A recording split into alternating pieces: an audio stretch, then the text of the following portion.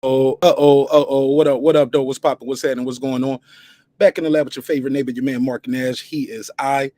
I am here. Another great episode of Breaking Beats. You already know what we're gonna do. Gonna break down the business, entertainment, art, technology, sports, and anything else you and I feel like talking about. It's a hip hop political sports show with a comedy twist. We're gonna let the jokes fly. You know why? Because life is serious enough, man. We got a couple good topics on the docket. We're gonna talk about this Ortiz versus McKinson fight that's going down this weekend. And you know what? The craziest part about this fight is nobody's even really talking about this fight. This fight is, last time I heard Virgil Ortiz is supposed to be that next guy coming up. But nobody's talking about it. When I ask people, hey, what y'all think about McKinson? You know what they tell me? Never heard of it. Yep, most people don't even know who this guy is. Never heard of it. Exactly. So we're gonna talk about that. I think his record is 21-0 with 2 knockouts. So he's not no power hitter. So we're gonna talk about that, as well as Jake Paul is offering Pete Davidson and Kanye West $30 million to get into the ring. $30 million a piece cash. We'll play the audio. We'll have some fun with that. Also, what is taking George KAMBOSOS so long to make a decision of who he's gonna fight? It's clear who the fans want to see. We want to see him face Devin Haney. I got a survey in the chat. We're going to talk about that as well. So we're going to chop it up on that. So we're definitely going to have a good time on this topic. Shout out to my guy, that guy Eclipse. What up, homie? And the last topic I got on the docket, we're going to talk about this right here. If these guys were to retire today, and we got some other options as well, we're going to put that up on the board. If they were to retire today, are they going in the Hall of Fame? Who's a Hall of Famer already? Who is already going into the Hall of Fame? So we'll have fun. We'll have fun with that topic. The link is out there. Pull up clips. Chop it up with your man Marq Nash. Let's get into some boxing talk. Let's run this 30-second intro. I'm going to run the short intro. Nope, I'm not doing the long 5-minute intro today. I'm going to do the 30-second intro, and we'll be right back, and we're going to start the show. Let's get it. Breaking Beats, your man Marq Nash. Let's go. This that squad sound.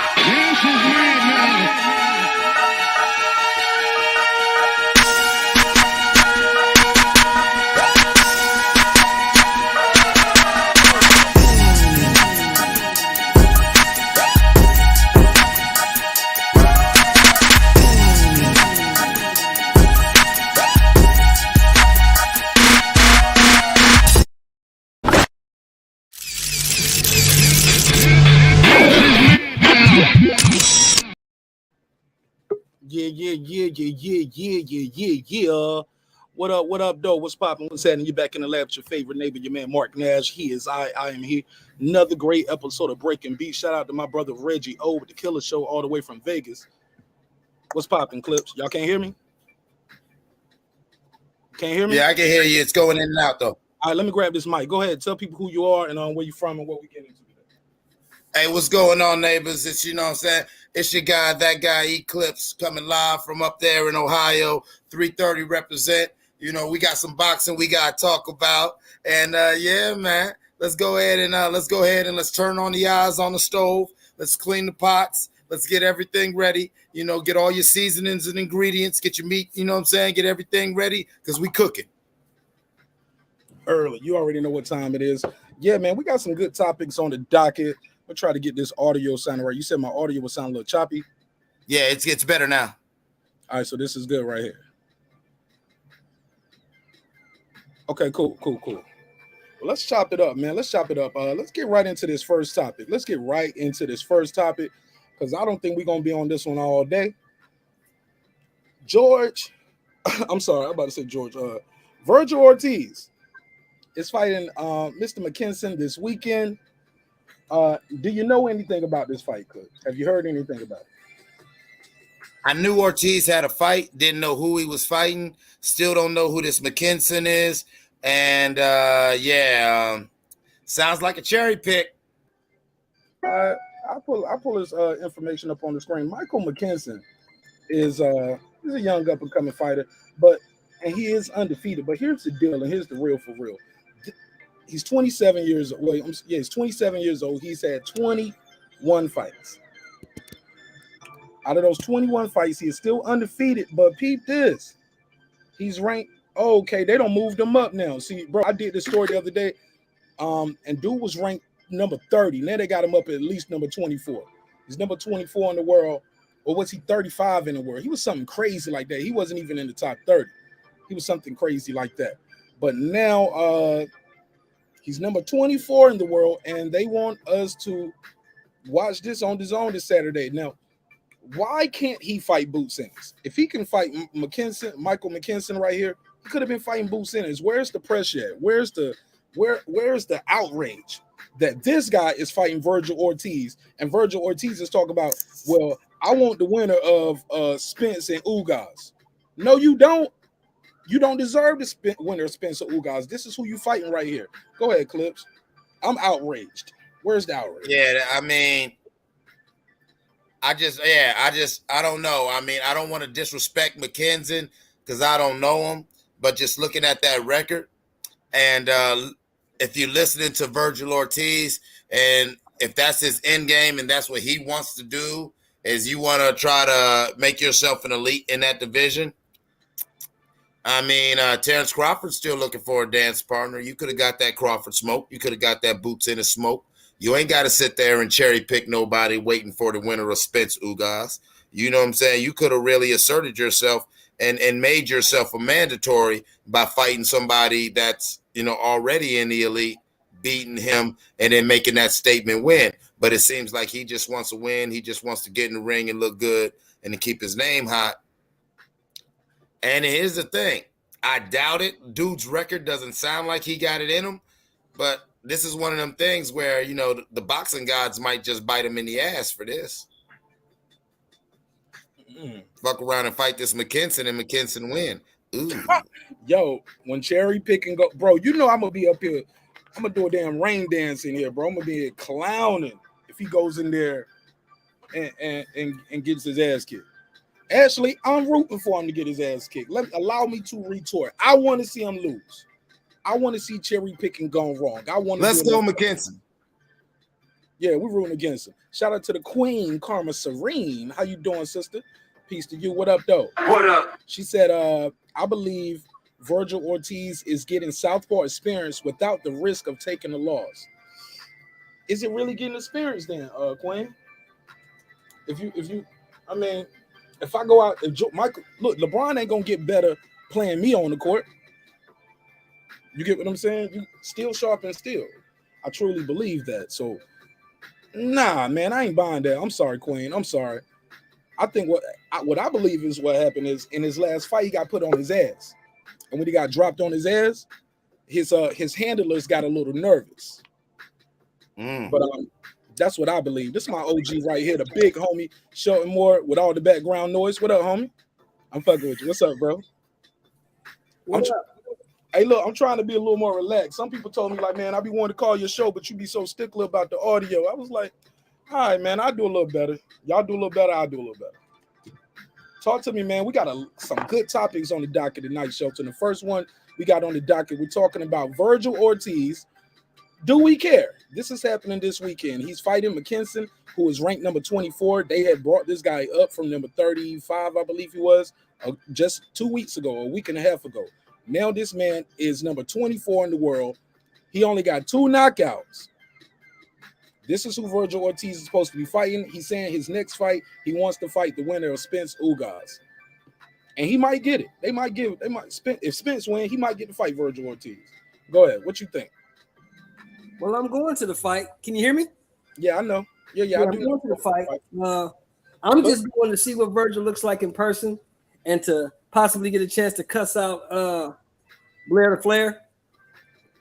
Tell him what a piece of shit he is after he gets beat. But Virgil is doing why he a piece of shit? Oh, because he's talking a whole bunch of shit about who he wants to fight and who's afraid, this, that, and the other. And dude, you're a 33-year-old prospect, so stay in your place. But back to what I was saying. What he's a 33-year-old prospect. No, I'm saying, but he's supposed to be calling these guys out there. He has no standing to fight any of these guys. Worry about the guy you got in front of you. Beat him.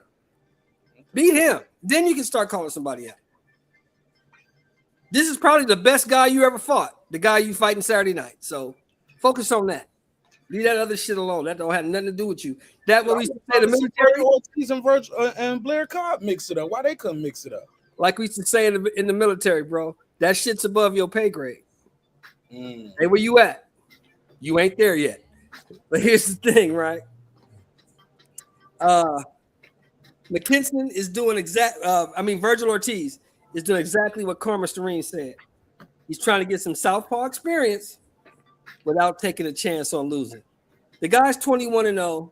The guy's the European champion, but the guy has 2 knockouts in 21 fights. Very safe fight for Virgil Ortiz. That's Virgil there. Can he get that same experience in sparring? Rounds, easy. Yeah. Can he get that same experience in sparring, though, Shelton Moore? No. Without putting this on the sparring is not live fire, bro.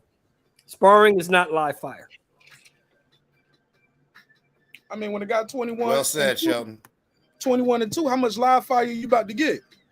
Anybody can be knocked out at any time they get hit right. So there's always a chance. What's the word I usually use? McKinson knocking out Virgil is probable, but it's highly unlikely. Hell yeah. I don't know about that. Shout out to this dude right here. This is my guy right here. I like this kid, man. 150 to Drain 10. Like what you're doing on your channel, bro. Been watching what you're doing. Really like what you're doing. Stay inspired, bro. Stay motivated. Some days you're gonna do good numbers, some days they're gonna be down, but as long as you stay the same, it all come back around, bro. So keep doing your thing, bro. Let me say this, yo. So Shelton Moore. So basically, it sounds like you just want to not feel bad about this ticket that you bought for this bullshit fight. Respect. Dude, I only paid $90 for this ticket. I wouldn't feel bad no kind of way, and it's a good seat. So how much? 30? 90. Only paid $90 for this ticket, so don't matter to me. Damn, they treated you out about $70, bro. Nah, bro. It's a 12-fight card, and the homie YB is coming down from Dallas, so it works out. Fair enough. Plus, it ain't like you got to travel for this. It's across the street for you, basically, right? 15 minutes from the house, homeboy. Yeah. Now, would you advise boxing fans all over the globe to buy tickets and buy plane tickets and hotels and travel? No, hell no. Okay. The Gaming Center only holds 10,000 people anyway, so no. Bro, they put this shit together last minute. Man, I ain't feeling this fight, though. I ain't gonna lie. I ain't feeling this fight. I got I'm sorry. I just don't. I get what Karma Serene is saying, and she's probably right. I agree with you and her on that, but I don't rock with that. Get that in sparring, my G. Like, for me, it's the same. 12 and 2. Not the same, bro. No. It's not live fire. In sparring, I heard what you said. When you bring people in the spar, right? You can get knocked out in sparring just like you can get knocked out in the fight, somewhere, right? No, this is what you tell sparring partners. You tell them, give him some good work. You know what I'm saying? Be aggressive. Don't hurt the champ. We ain't trying to hurt him now. So dudes who come in to spar you are going 70, maybe 80% on a good day. But 70, 60% is what they're going. They're not going hard at you. They're not trying to hurt you because you're paying them. You understand? Okay. When you in there with McKinson, he's trying to beat you. Even though he probably has a very small chance of beating you, he's still trying to beat you. You cannot simulate that. Oh, yeah, you can. Just tell him, look, let me say this. When you got a guy that's 12, 21-0 with 2 knockouts, yeah, tell him go as hard as he wants to in sparring. How about that? Hire him as the sparring partner. Get that southpaw experience. How could you hire him as the sparring partner then pay to fight him? It makes no sense. No, that's what I'm saying. Don't fight him. I wouldn't even fault this dude. You could have just sparred with him. Shit. But you have to fight him because you don't fight southpaws regularly. The guy's a southpaw. You don't care about his power. You're trying to work on fighting a southpaw. That's all you want to do is get some southpaw experience. Because the fights that you want, that you say you want in the division are Errol Spence, who's a southpaw, and Terrence Crawford, who could switch on you southpaw at any time. So you want to get yourself acclimated to the southpaw stance, to the southpaw fighting style. You see what I'm saying? I understand. I keep telling you, I understand what you're saying. But all I'm saying is this is not preparing him for Bud, Spence, or Boots. Not McKinson. What I'm saying is Virgil. Watch him go in there and knock him out in like 4 rounds, bro. Watch this shit. Virgil physically is already prepared for those guys. Mentally is what he's trying to get prepared. That's where they beat him. Spence beats him because his mental game is stronger. Bud beats him because he's smarter, sharper. His mental game is stronger. Physically, Virgil is there physically. It's mentally he's trying to prepare. That's what he's trying to do. Okay, now we agree. Now I agree with you on that 100%. It ain't about me just getting that southpaw look. I felt like it was about his confidence because he got put on his ass when he was in there with Kavalauskas. Same thing with Ron Garcia. Ron Garcia is a confidence. Go for it. Go ahead, man. Go ahead.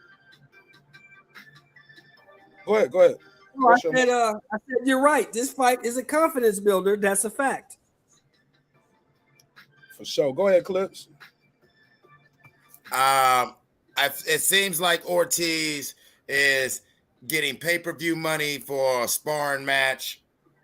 I think that this could definitely work against him because if what you're saying, Shelton, and I understand what you're saying, Karma Serene, but that's not the way you go to get your mind right. I liked your quote earlier, all right? Sparring isn't live fire. You know, you can do all the training you want, but that's not live fire exercises. You feel what I'm saying? So he could go in there and get a good fight against McKinson and think, okay, I'm comfortable. I think I'm ready. And then go in there against Spence, Crawford, or Boots Ennis and get that ass motherfucking fricasseed, you know what I'm saying? Because he thinks that McKinson is a good litmus test or a good metric to get him ready for the elites of that division. And 21-2, I don't give a damn what belt he got. He could have a European belt. He could have a rhinestone belt.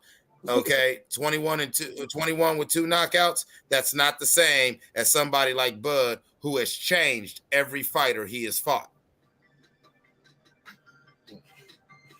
All right, go ahead, I'm not saying it's gonna get him ready because I don't care who he fights, what left-handers he fights, and what he does. If he fights Bud now, within the next 2 years, he's gonna get smoked. If he fights, I don't know what Spence is gonna show up. I gotta see what Spence shows up to fight Ugas because I don't know what Spence we're gonna get. But what I do know, if he fights Crawford within the next 2 years, he's gonna get beat up. All right. Yeah, I had him lose it anyway before the Kavalauskas fight. After the Kavalauskas fight, I was like, yeah, he is not ready.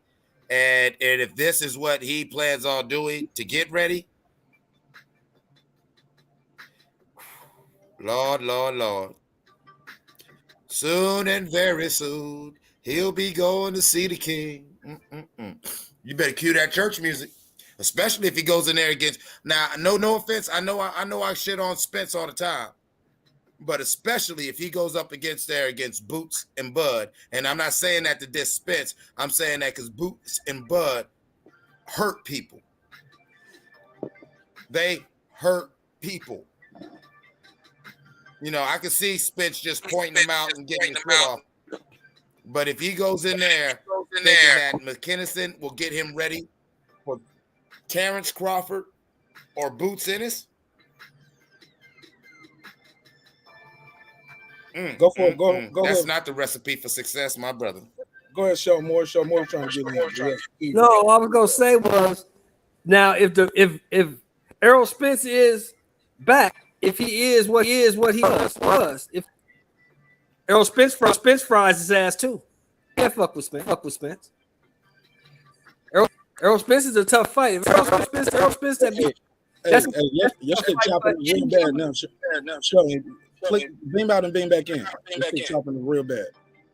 That shit chopping it real bad. You heard that too, or is it just me? No, I heard it. I didn't know who it was. I was like, man, that's why I even have my mic muted.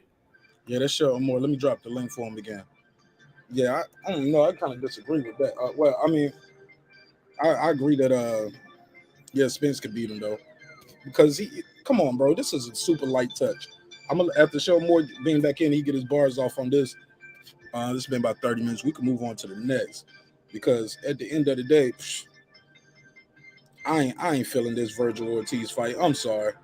I'm so sorry, and I get it. It's a fight. We get to see a fight this weekend. It's on DAZN. So what? This is the $29. You know what I'm saying? You're paying $29 a month for this. I got DAZN, so at least I'm getting a fight, right? But come on, bro. I don't know if people really care about this fight, and I feel like he's gonna blow this dude out the water in about 4 to 6 rounds. So he ain't even getting all that work in that y'all talking about. He ain't even gonna getting all that work. Let me see what everybody else talking about. But go ahead. Go ahead, Sean. Go ahead. You good now? Go ahead. I said, don't write Spence Smith just yet. If Spence is the Spence that beat Kell Brook when we see him on the 16th, that's a tough fight for anybody, including Crawford. That's a hell of a fight. So we got to see what Spence shows up. We don't know what Spence that we're going to get. We won't know until April 16th. Hey, speaking about that, did you see how skinny Spence is looking recently? Yeah, it looked like he cutting down. Got to cut that weight. When he was at that press conference, he was about 160. He cutting his weight now. But my brother, let me ask you this. Let me see. How old is Errol Spence right now? Let me see. How old is Errol Spence? 31. Okay. 31. So when he beat Kell Brook, that was what, 5 years ago? Yes. So more, you been 26 and you been 31. Were you the same at 31 as you was at 26? Come on, man. Hell no.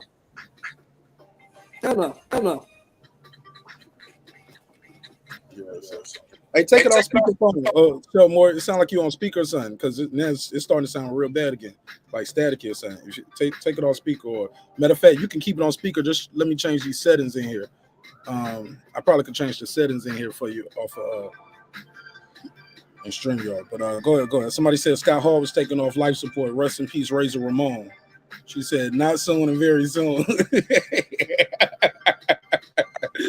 Yeah, she laughed. The Razor died? Yeah, they said they took him off life support. I heard yesterday that he had like 3 heart attacks and they threw him in the hospital. And they said that Razor gone, man. So, I need my toothpick so I could go ahead and time for Scott Hall. Yeah.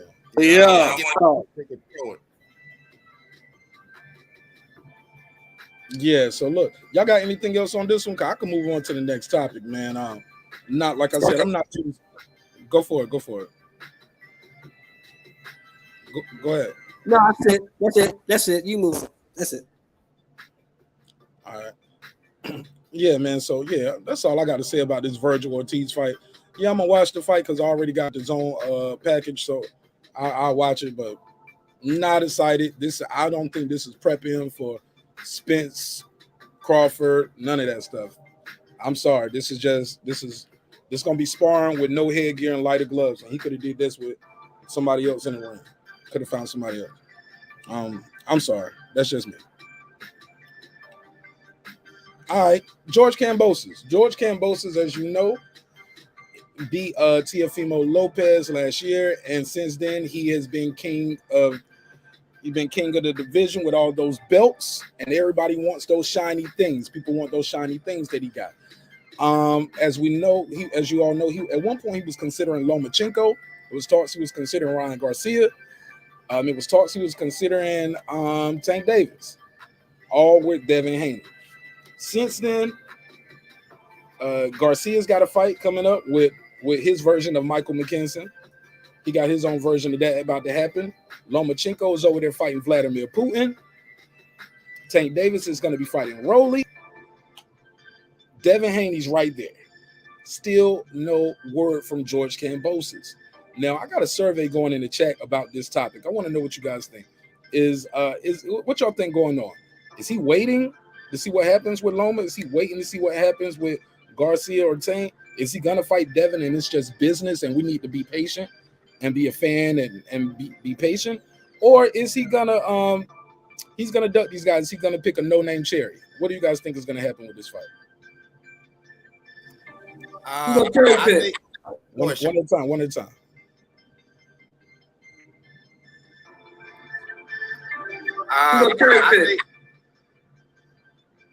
Go ahead, Clips. Go ahead. What you think is gonna happen? I think that he will eventually fight Devin Haney, only because Lomachenko will be in the theater of combat. Fortunately, for a while, I don't see the thing in Ukraine de-escalating anytime soon. And with all the flack that Lomachenko caught, I think Lomachenko, he doesn't want Reggie to get on his ass if he leaves the front lines and says, "Oh yeah, I'm gonna go fight George Kambosos." You know what I'm saying? I don't think Reggie gonna let him live, and he don't want that smoke. Nobody wants that Reggie Owens smoke right now. Reggie will dedicate a whole week to his ass. You know what I'm saying? I'm just teasing. But yeah, I think it'll eventually happen. But I really do think before he finally commits to Devin Haney, he will look for a cherry to pick. Go ahead, Sean Moore. What you think? He gonna cherry.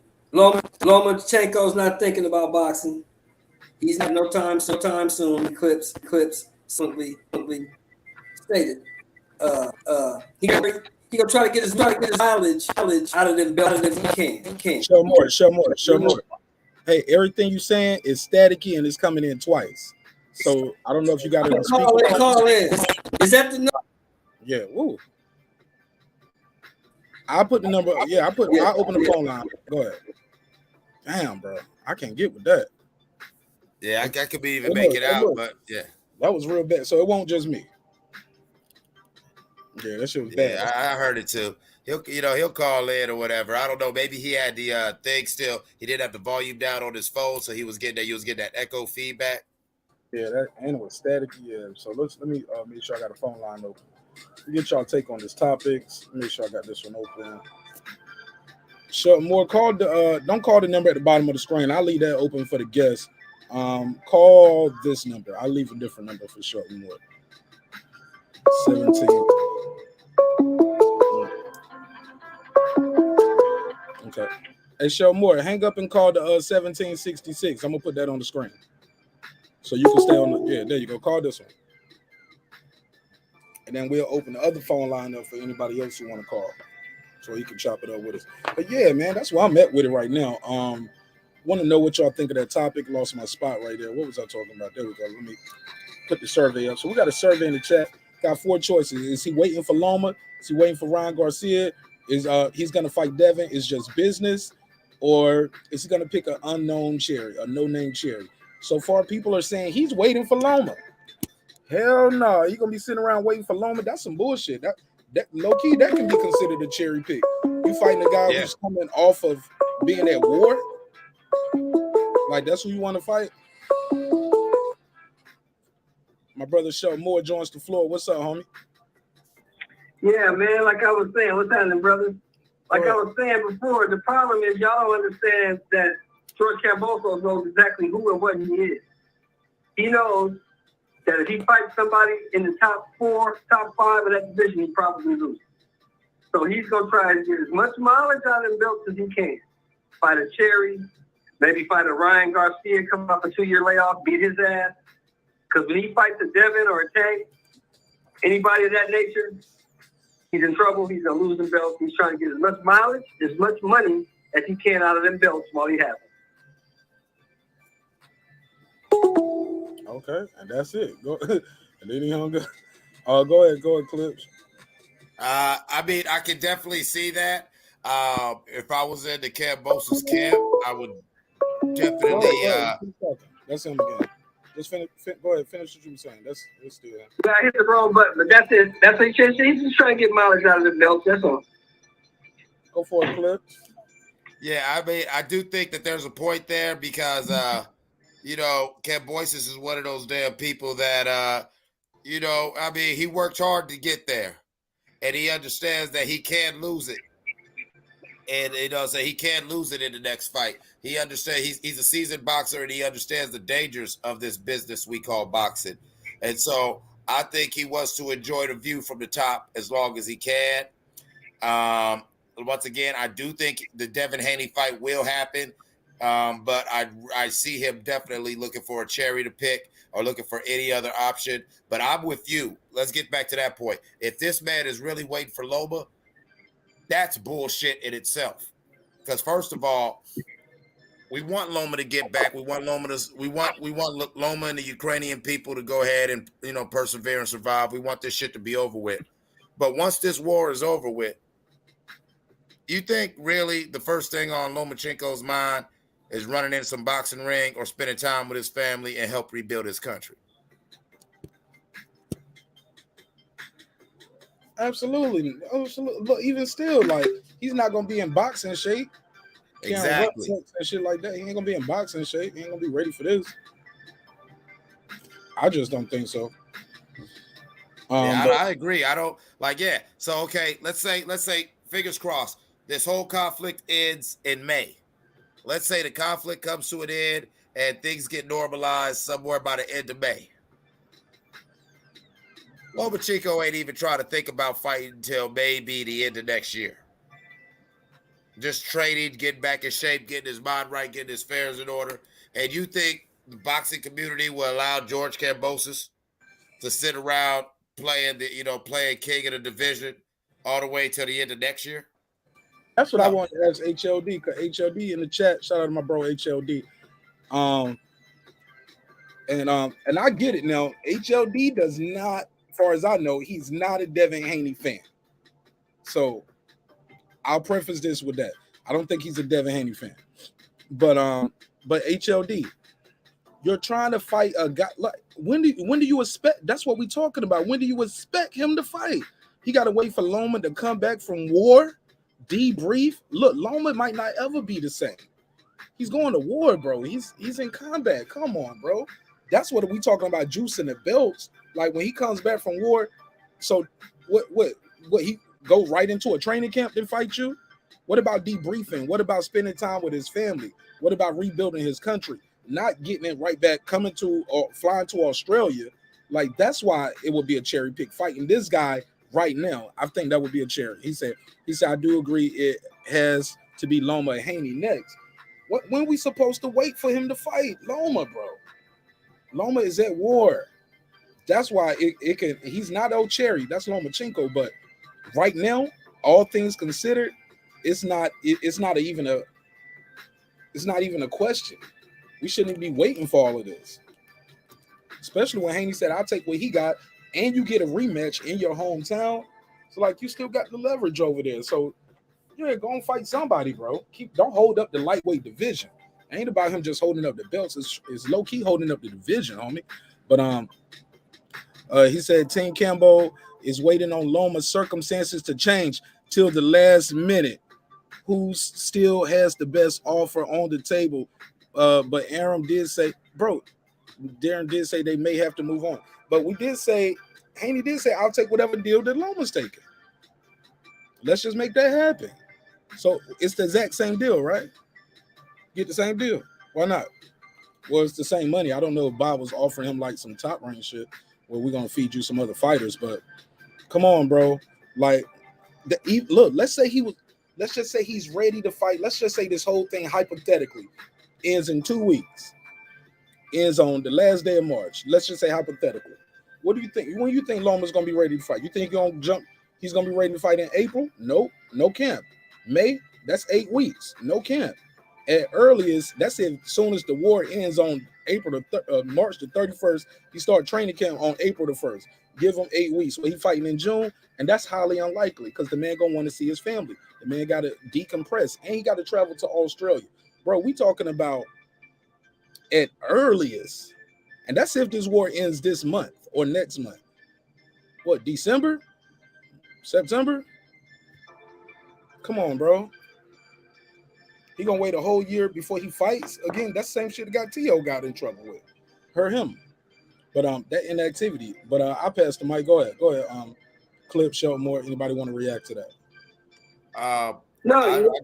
Go ahead, Clip. I just also think we got some combat veterans in this neighborhood. So let's talk about the after effects of war when you return to the world from the theater of combat. Let's talk about the things you see and experience, the smells and all the little different sensory things and how it affects somebody. You think that man is really worth? And then you also remember Lomachenko, Usyk, and a lot of these guys from the Ukraine and whatever like that. These are darlings of their nation. Their nation is going to need them to help rebuild.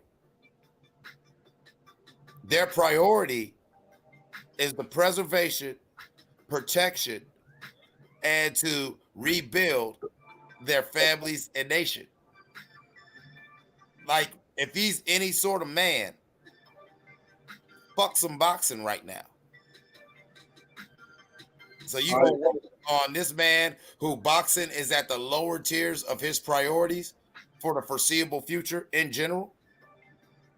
Right. Let me let Shelton Moore reply, then we'll go to HLD. Go ahead, Shelton Moore. Yeah, like my man Cliff said, I'm a combat veteran, so I know what it takes, what it's like to come back after being in combat. You ain't right. I'll speak for myself. I wasn't right for about 9 months to a year. So boxing right now is the last thing he's thinking about. He's thinking about the guy on his left and the guy on his right and how we can make it through this. That's what he's thinking about right now. He's not thinking about no goddamn KAMBOSOS, no titles, none of that shit. He's trying to make it through the night.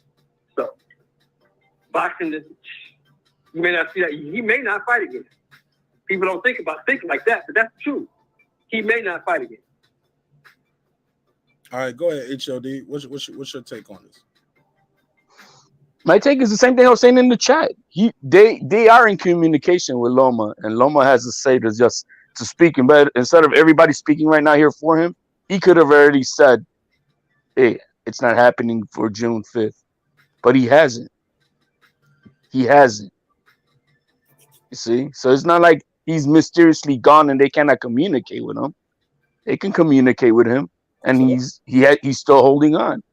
So he hasn't said, "Look, I cannot make June 5th happen." And so that's what I'm saying. They are holding on to the last minute. So hopefully his circumstances change that he can say yay or nay. And I bet you they have a deadline. There's a deadline sometime this month probably that they're gonna have to do that. Did he say that, or are you guessing like we guessing? No, they are in Bob Arum are in communication with Loma. So but that's why Bob Arum did say, but they may have to move on. We have a signed guys ready to go. KAMBOSOS is fighting on June 4th or 5th, whatever that date is. That's the date. So he's going to fight somebody. Whether it's going to be Loma or Haney or somebody else, we'll see. Now, I do agree it has to be one of those two guys. Regardless in whatever order it is, it's got to be one of those two guys. Okay, well, we just got to be patient. Let's play that game from there then, HLD. I'll play with you. And keep in mind, take out the fact that you're not a Haney fan and you said Haney's cap on whatever he said. When he says, yeah, whatever I take, he could have had this deal done back in December. He was the first man in line. My brother, take all of that out of it. I'll take all of that out of it. Whatever you might feel for Haney, take out he cap, all of that stuff, right? What I want you to think of is who would be the better opponent for George KAMBOSOS in June? The guy who's in America, just walking around, just living his life in Vegas, or the guy who's been at war? That's a subjective question because we're thinking that me knowing these hardcore people from Ukraine, like Postal who fought get Antoine Russell that night, and still with his family in a bunker in Ukraine and still fought. I still say Lomachenko's the most dangerous man in the division. Okay, now Postal got stopped, and to be fair, he didn't go with an assist. He didn't go to war and then come back to fight. No, he fought in a boxing match and then went to war with his family in a bunker in war. So you tell me how that would feel. That would be worse than himself being at war because it's his wife and his kids. Say that again. It would be worse for me. It would be worse knowing that my wife and kids are in immediate danger in a bunker in Ukraine than me being on the front line. That's my life, but I protect my wife and my kids first. You can imagine where his mental state was, but he still fought. Right. I mean, his mental state. I mean, whatever it was, he chose to fight, though. Well, yeah, but I'm just saying. Yeah, right. So I'm telling you, so the guy who's coming back from war, who's seen the devastation, family, he don't put his family up in Greece in a monastery. He's been at the front line. He's going to go from that straight into a fight. You think that's going to be? You think that's the better fight than a guy who's not at war, who don't have no wife and kids to worry about? If he says he's go, I'm going to take that man's word for it because those people have they got a different DNA. They're very hardcore. It's very different than the kid who's walking around in the mall. Yeah. The kid walking around the mall is worry free. The other guy just left war. And like, look, even the way he's training over there is it's changing his body. The things he's probably doing versus changing your body, like training for a fight. I just don't even think it's fair to Loma to ask him to do that in June. No, it's not asking him. He can just say, "Yo, man, it's not happening," and that's what they're waiting on. All I'm saying is, it's his choice. He could have already told, this is not happening. Technically, it's Kambosos' choice because Kambosos can move on, right? Well, he could, but if the best offer on the table is Loma, he's gonna wait it out until he can. Okay. Somebody said Ukraine folks hardcore. Yikes. Niggas been fighting since birth. Get the fuck out of here. Somebody else said you kind of hating HLD, and they said you're not really making no sense, my brother. Because you guys are from the perspective of where we're sitting on our couches or something like that. HLD, let me talk to the chat. Let me say this. Hey, Big Dog Willie, what part that is he not making sense on? Elaborate on that. What part exactly is he not making sense? Shout out to 1010. He said Loma's next fight after Tio was supposed to be Tio, in my opinion. But Tio chose not to. I don't care. Kambosos and Haney makes a little more sense to me, although Kambosos versus Loma is not out of the question. Look, I was all online, bro. I don't know if you remember this, and I'll pass right back to you, HOD, and I'll let the panel react to your statement as well. HOD, I was always on board with, if he fight Loma, that ain't no damn cherry pick. Loma's hungry. He out here kicking ass. He could have stopped Comey if he didn't take his foot off the gas. You know what I'm saying? He looked good the last few rounds against Tio. Except for round 12, but like 8, 9, 10, he was looking good. But my brother, going to war and then going to fight in June, I just think that's asking a lot. But go ahead, HOD, you can reply to anything, and then we'll let the panel reply to you. I'm just saying that it's still the man's choice to have just said, look, I cannot make this happen. I won't be able to be ready, even if, so they know there's a deadline. I'm just saying they're waiting out this timeline for him to say yeah or nay. What's the deadline? Because I've heard you keep it's going to be sometime this month. It's got to be. But it's got to be sometime by the end of the month because 8 weeks training camp starts, right after the end of March. Unless Loma thinks he don't need 8 weeks to fight Kambosos. Who knows? HLD, I'm not asking you this question to be facetious or rude or anything. No, good on it, Cliff, man. No, I'm not fucking with you. I'm trying to be serious. Do you personally have any combat or experience of dealing with the extreme forms of violence and everything? Do you have any reference to what it does to a man? I respect and say no. I have not been in military combat. That I can say. Raised in the ghetto in the streets of Puerto Rico teaches you a lot. Seeing death right in front of you for nothing, like nothing, that happens at a very young age. Oh, so I already know. Depending on where you're from in Puerto Rico, it was fucked up. My point is what Marq touched on. All right, you understand when you're boxing and training for boxing, you're working on certain muscles, you're working on certain things on your body. If Lomachenko is anywhere near the front lines, he's running around with that rucksack. He's running around with whatever. His body is changing. If he is really on the front lines, he's in tip-top shape, but that's not boxing shape. No, we agree to that, but it's still his choice. What I'm saying is, who are we to take away his decision because we feel bad for him because he was in the front lines? That would be his decision. That's all I'm saying. It's his choice to say yay or nay. I'm going to be ready, regardless of what condition that is. I'm going to be ready June 5th, Kambosos. You know what I mean? That's his choice. The one thing HOD you missing is this. You're assuming that since he volunteered and joined the Ukrainian army, that they're going to be okay with him just up and leaving, talking about, I'm going to go fight. That's not how the military works. Oh, we understand that. When you're in the military, you here for the duration of your enlistment. We don't give a fuck what you got going on. You're here. That's why they're You waiting for the here. circumstances You to change, enlisted. You Shelton. signed the paperwork. You're here. Now I don't know about the Ukrainian army because I've never been in it, but I know about the United States army. No, you're property. You become property. You here. Fuck that fight. You're here. So I don't know if it works like that, bro. I don't know if he can just up and go to training Well, camp. that's what I'm saying. They're waiting on to see if his circumstances can change, and Yeah, they're waiting. They got a deadline. That's all. I mean, just because I agree that they have a deadline, that's it. That's not what I'm saying. From the reports I've been seeing on the news, this shit's not going to end anytime soon. So I doubt he'll be ready to fight. Oh, I doubt it too. That's why Bob Arum himself said that they may have to move on. Hey, what I'm trying to say is this: even if it was to end right now in 30 seconds, Putin says, "Hey, let's start bringing troops out."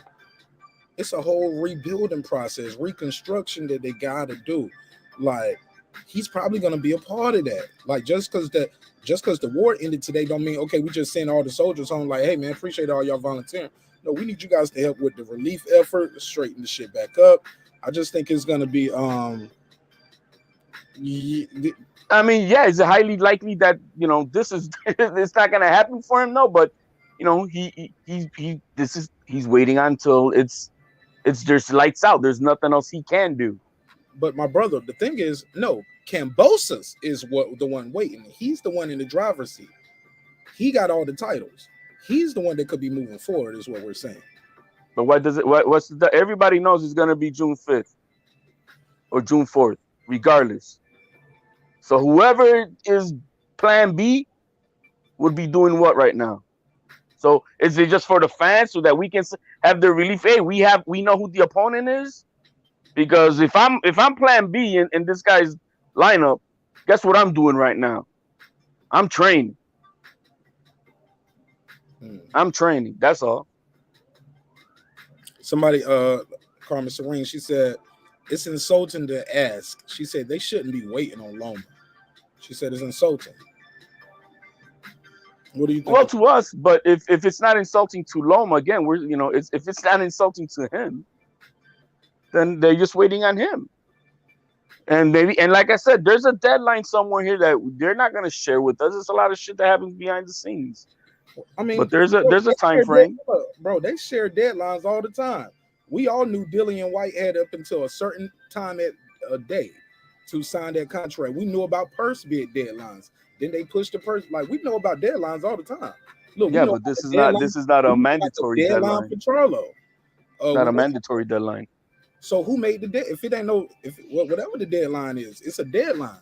Somebody put something in writing and say it's a deadline. That means something has been ordered and sanctioned, right? No, not per se that has to be written. It's just that they're like, we're still waiting to see what my circuit. It's like you ask me, hey, are you gonna be able to make it to work? And I'm like, man, they're still fixing my car. I'm trying to see if I could get it fixed. So I could get out of here, but I don't know. I don't want to say no. I'm not gonna make it. I'm waiting to see if my car gets fixed, so I could get out of here and get to work. And that's where Loma's at. He's waiting on seeing if this BS could probably get out, and that's that. This brother just compared being at war to getting your car fixed. No, I didn't compare it. Making it simplistic to be understanding of it. Okay. No, bro. Oh no, man. I don't know, HLD. So we're supposed to. So we're supposed to take his choice away. No, you fuck that war. We're gonna whatever, my man. No, man. I mean, they're working with them. So he already did that, though, HLD. That's the part you keep missing. Loma already gave up his choice. He chose to fight. So he's committed to the soldier on his left and the soldier on his right. He doesn't give a fuck if he's got the mindset that I had when I was in combat. He doesn't give a fuck about a title or a belt or any of that shit right now. You would have said that. He's trying to survive because he's in combat. At this very moment, absolutely. Yeah, he doesn't give a fuck about that. He doesn't give a fuck about Bob Arum. Said that. His action said that. None of that shit. He doesn't care. He's busy right now. His action said that, though, HLD. So why do you think Bob Arum said they may have to move on? Because there's a point in time where they're going to have to. Absolutely. Bob already knows he's going to have to move on. Bob's just talking. Bob knows that man is not fighting. No time this year. He's not fighting anyone. The man is busy. That would be logical. I mean, I agree with that. That would be logical, but it still demands. If he has his choice that if something can happen that he can get out of there to do so, then that's his choice. Yeah, but what our whole thing is, we're talking about KAMBOSOS is the one who's doing this. It's not Loma. KAMBOSOS can move on. He can say, hey, look, we need to go on, get this shit done so we can start promoting it and getting the word out, blah, blah, blah. I agree with Karma Serene. It's insulting. Y'all should have been moved forward. It only takes it's gonna take 2 months just to promote this fight, so it'll be by the end of this month. It would have to be. I mean, the date is already done. He's gonna fight June 4th or June 5th, one of those 2 dates. So it's already done. It's like we don't know. They said the Loma name is being carried with more weight than the actual undisputed fight. What do you say to that? It's an undisputed fight regardless, so I don't know what the point is. No. Devin Haney got the other belt. We're not gonna go into that. What you mean? Because that's not he doesn't have no other belt to unify. You don't unify with a B belt. Well, look, I don't even understand why we calling this an undisputed fight. Because the only people calling this the undisputed championship is the WBC. The WBC doesn't speak for the IBF, the WBA, or the WBO. The WBC says he's undisputed. So he can be the undisputed WBC lightweight champion, but he's not the undisputed champion because the other guy still got the belt. That's not that the other guys don't. None of them have to say anything about who's undisputed or not. But they do though. They have spoken. No, they don't. Yes, they have. They do not recognize him as. That's not true again. I can show you, bro. It's on certain You can go to the rules in each one of the sanctioning bodies. All they have to recognize is each other as a sanctioning body to unify belts. It doesn't say to what specific belt or anything of the such. What HOD? If it's that real, why they don't have a franchise for every weight division? How was Josh Taylor able to be undisputed without having a franchise belt? Is there a super in every division? I'm sorry? Is there a WBA super in every division? I'm asking you about the WBC because they. Yeah, but I mean, it's to the point. Is there a WBO super in every division? I'm asking you specifically about this WBC franchise belt that you say you recognize, right? As George KAMBOSOS is the undisputed. How was Josh Taylor undisputed without having a franchise belt? They didn't make one for every division. How is that even possible? Just like there's not a WBA super in every division, and there's still, you could still be undisputed champion. I mean, I'm still trying to understand. If you want to recognize what a champion is somebody who beats somebody to be a champion, not gifted a belt to be a champion. If you want to go by the definition, you got to beat somebody who's a champion to be a champion. But if they drop the belt, no, they didn't drop the belt. But we got vacant belts everywhere, bro. People fight for vacant titles all the time. You do what know happened that, when Mayweather was given the WBA super, and they gave Thurman the regular WBA. What was that? Same thing. They elevated somebody, right? They elevated Mayweather. He became the super, and Thurman became the regular. They created that around that time. Same thing, right? But the thing is, okay, here we go. So let me ask you this, HOD. And matter of fact, Shell Moore, you got anything you want to add? Because I don't want to seem like I'm hogging the mic. No. I mean, I said what I had to say. So it don't need to be repeated. Now let me make this emphasis real quick on Loma. I do agree. Is it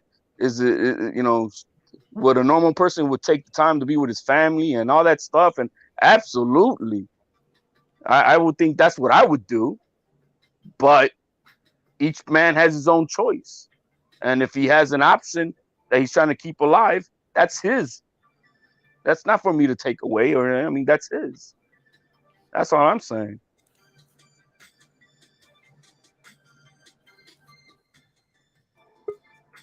Okay.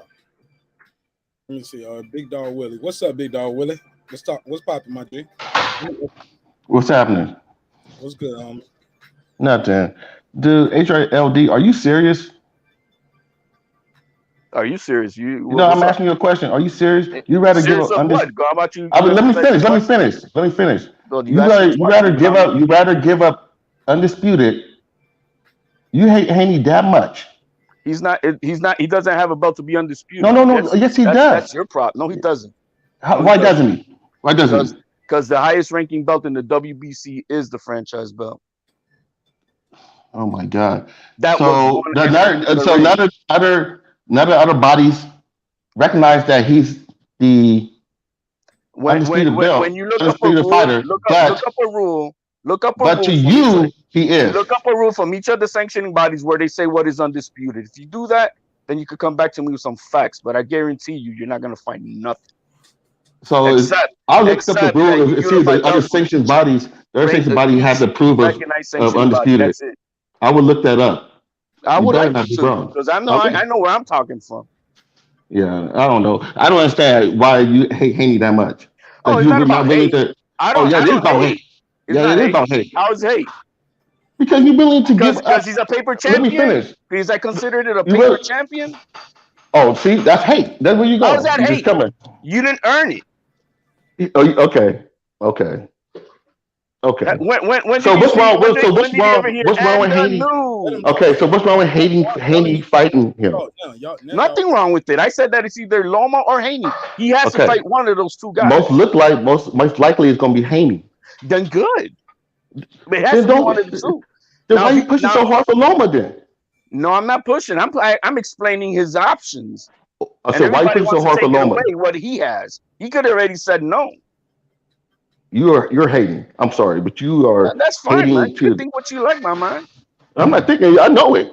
No, you have in your voice. It's in your soul that you hate Haney. Oh, it's in my I just want to see the fight. I want to see a fight with Loma is fighting in war right now. He's fighting in a war. Yeah. And so what? You're gonna make the choice for him? Okay. Yeah, I stand on my square, my man. I don't follow the. I'm just saying he has his right. It's actually KAMBOSOS' choice, actually. Hey, and he has a signed contract with Loma, so they're like waiting it out. What's the big deal? Regardless, there's gonna be a fight June 5th. Now, if it ain't Loma, it better be Haney. That's all. Okay. That's all. So where's the hate? Okay.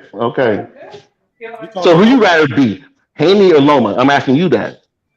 I have no dog in that race with that. I'm just saying, don't take away the man's. No, I don't. I don't. Listen, if you're gonna ask him, Big Dog Willie, you at least gotta let him answer. Okay. I want to get out of here. You're cutting him right off as soon as he talks. So, like, if you're gonna ask him, at least let him answer. Go ahead. Do I have a dog in this fight? No, I don't have a dog in this fight. I'm just saying that as far as what Loma has, he still has his options. And I know that the man did whatever it took possible to have a contract signed, unlike Team Haney. And I'm not saying Devin Haney himself, because he don't run his career. Team Haney, who were the front runners from the get, and they fumbled. There shouldn't have been an opportunity for Loma to land this deal. It should have been done, and they fumbled it. Because whether you think about it or not, Loma is the more dangerous fight between those two guys. Regardless of undisputed how you feel about it, Loma is the more dangerous man to face. So why did they fumble it? Just look at the path of how they moved in their entire career. They don't step up to those big challenges. It's always complaining about nobody wants to fight me, when it's more like, hey, I either overpriced myself or I don't submit the real deal or lowball a fighter. I mean, they got to make it happen. But regardless of the fact, it needs to be one of those two guys. Now, if KAMBOSOS chooses a cherry pick, like a Maxie Hughes, which is what Devin Haney was looking for before they fought JoJo. If he was to pick a Maxie Hughes instead of Haney, I'll be all on board with everybody else. That's BS. That's all. Go ahead, homie. To me? Yeah. Go ahead. Okay. I don't know what to say to that, man. It just sounds like he just don't like Haney. That's what it sounds like to me. You're just gonna whitewash it with that. You can't explain. Yeah, I don't know. No, it's not about explaining yourself. I explain myself as articulate as possible. HOD, I asked him to be quiet while you was talking. Now it's his turn to talk. Please don't let him speak, bro. Same way I asked him to let you talk. Go ahead, bro. Yeah, I just don't see what his point is. Like this guy's marching around with an AK-47. Loma is, and you want him to come out and try to fight by June something because you don't want Haney to fight him, fight Kambosos, and he has the other belt that make it officially undisputed. And that's a question to you. Oh, go ahead.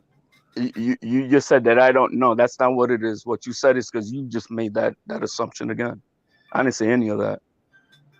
You heard exactly what I said.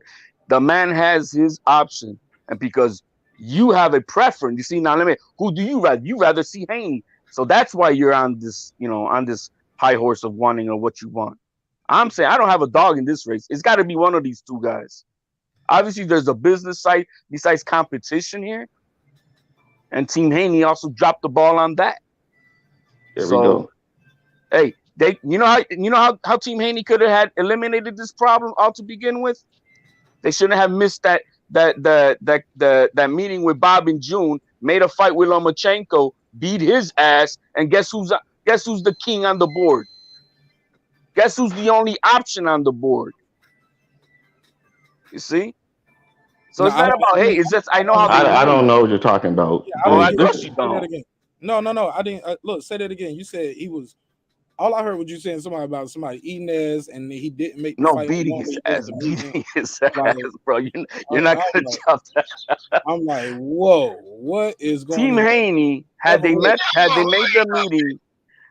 the meeting with instead of having a no-show meeting with Bob Arum last year in June. They should have showed up, made a contract fight to fight Lomachenko, who did not have an opponent for later that year. Take Loma out, and guess who's the only king on the board?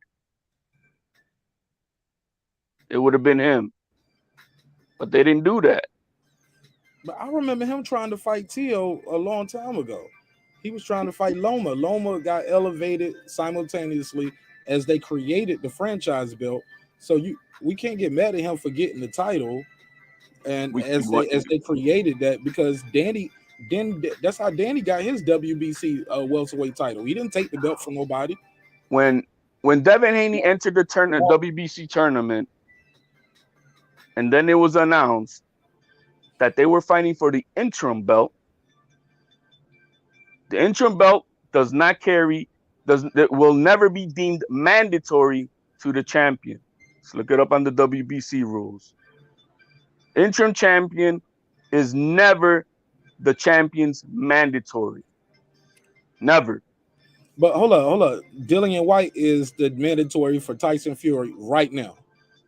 And he got the interim title. Because he also was in an eliminator for a few years back for that position. That's something different, but he was in eliminator to be the interim. The same shit. You have to earn it. You have to be in an eliminator. Okay. Devin Haney was never in a title eliminator.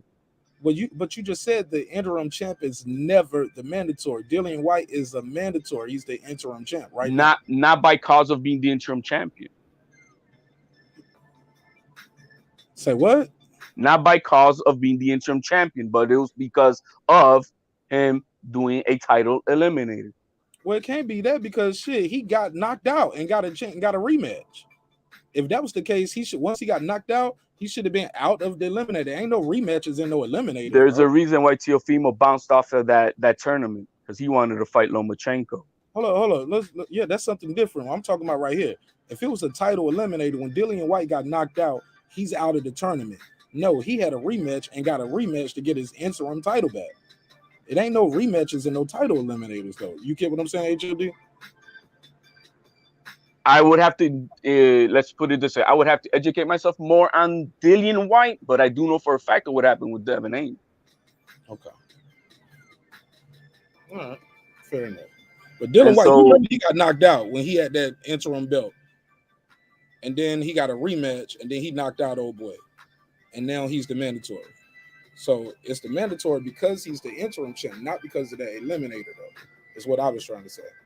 Because if it was the eliminator, like I stated, once you get eliminated, you out. You get knocked out, nigga. It ain't no, let's run it back to get for this eliminator slot again. No, you got eliminated. Was that in the process of holding out to see if he was going to get his position with the champion, and that's why he took on another fight where he got knocked out? If that's the case, it's not no eliminator no more. It's over. No, but I'm saying previous to once you get that. the top spot, you the eliminator. You can either Well, hold. like I said, I'm not well informed, but I couldn't be on the next time around. But I can tell you for a fact when with Devin Haney, he was not fighting a title eliminator. He was fighting for an interim belt, which does not. Keep calling you a troll, HLD. You be out here wilding when I ain't around. What's that? Why they keep calling you a troll and shit in the chat? You be out here trolling sometimes. Hey man, when you stand on your own square, people don't like it. No, yeah, he trolls. I stand on my square all the time, but nigga, I don't be troll. I don't know. But you know what? Somebody called me a troll before too. But HLD, to be clear, I don't have a dog in this fight neither. I wasn't team TO, team Haney. I was just always thought they were two of the best of that weight division. I wanted to see it, but I do see. It does seem like the people who were calling TO undisputed. Like I get it. They're not really Haney fans. You get what I'm saying? But that's neither here nor there. Somebody told me to ask you, they said, do you consider Jamal a champion? And I gotta mute your mic while I'm talking Big Dog Willie because you got some background noise, sound like you're at work.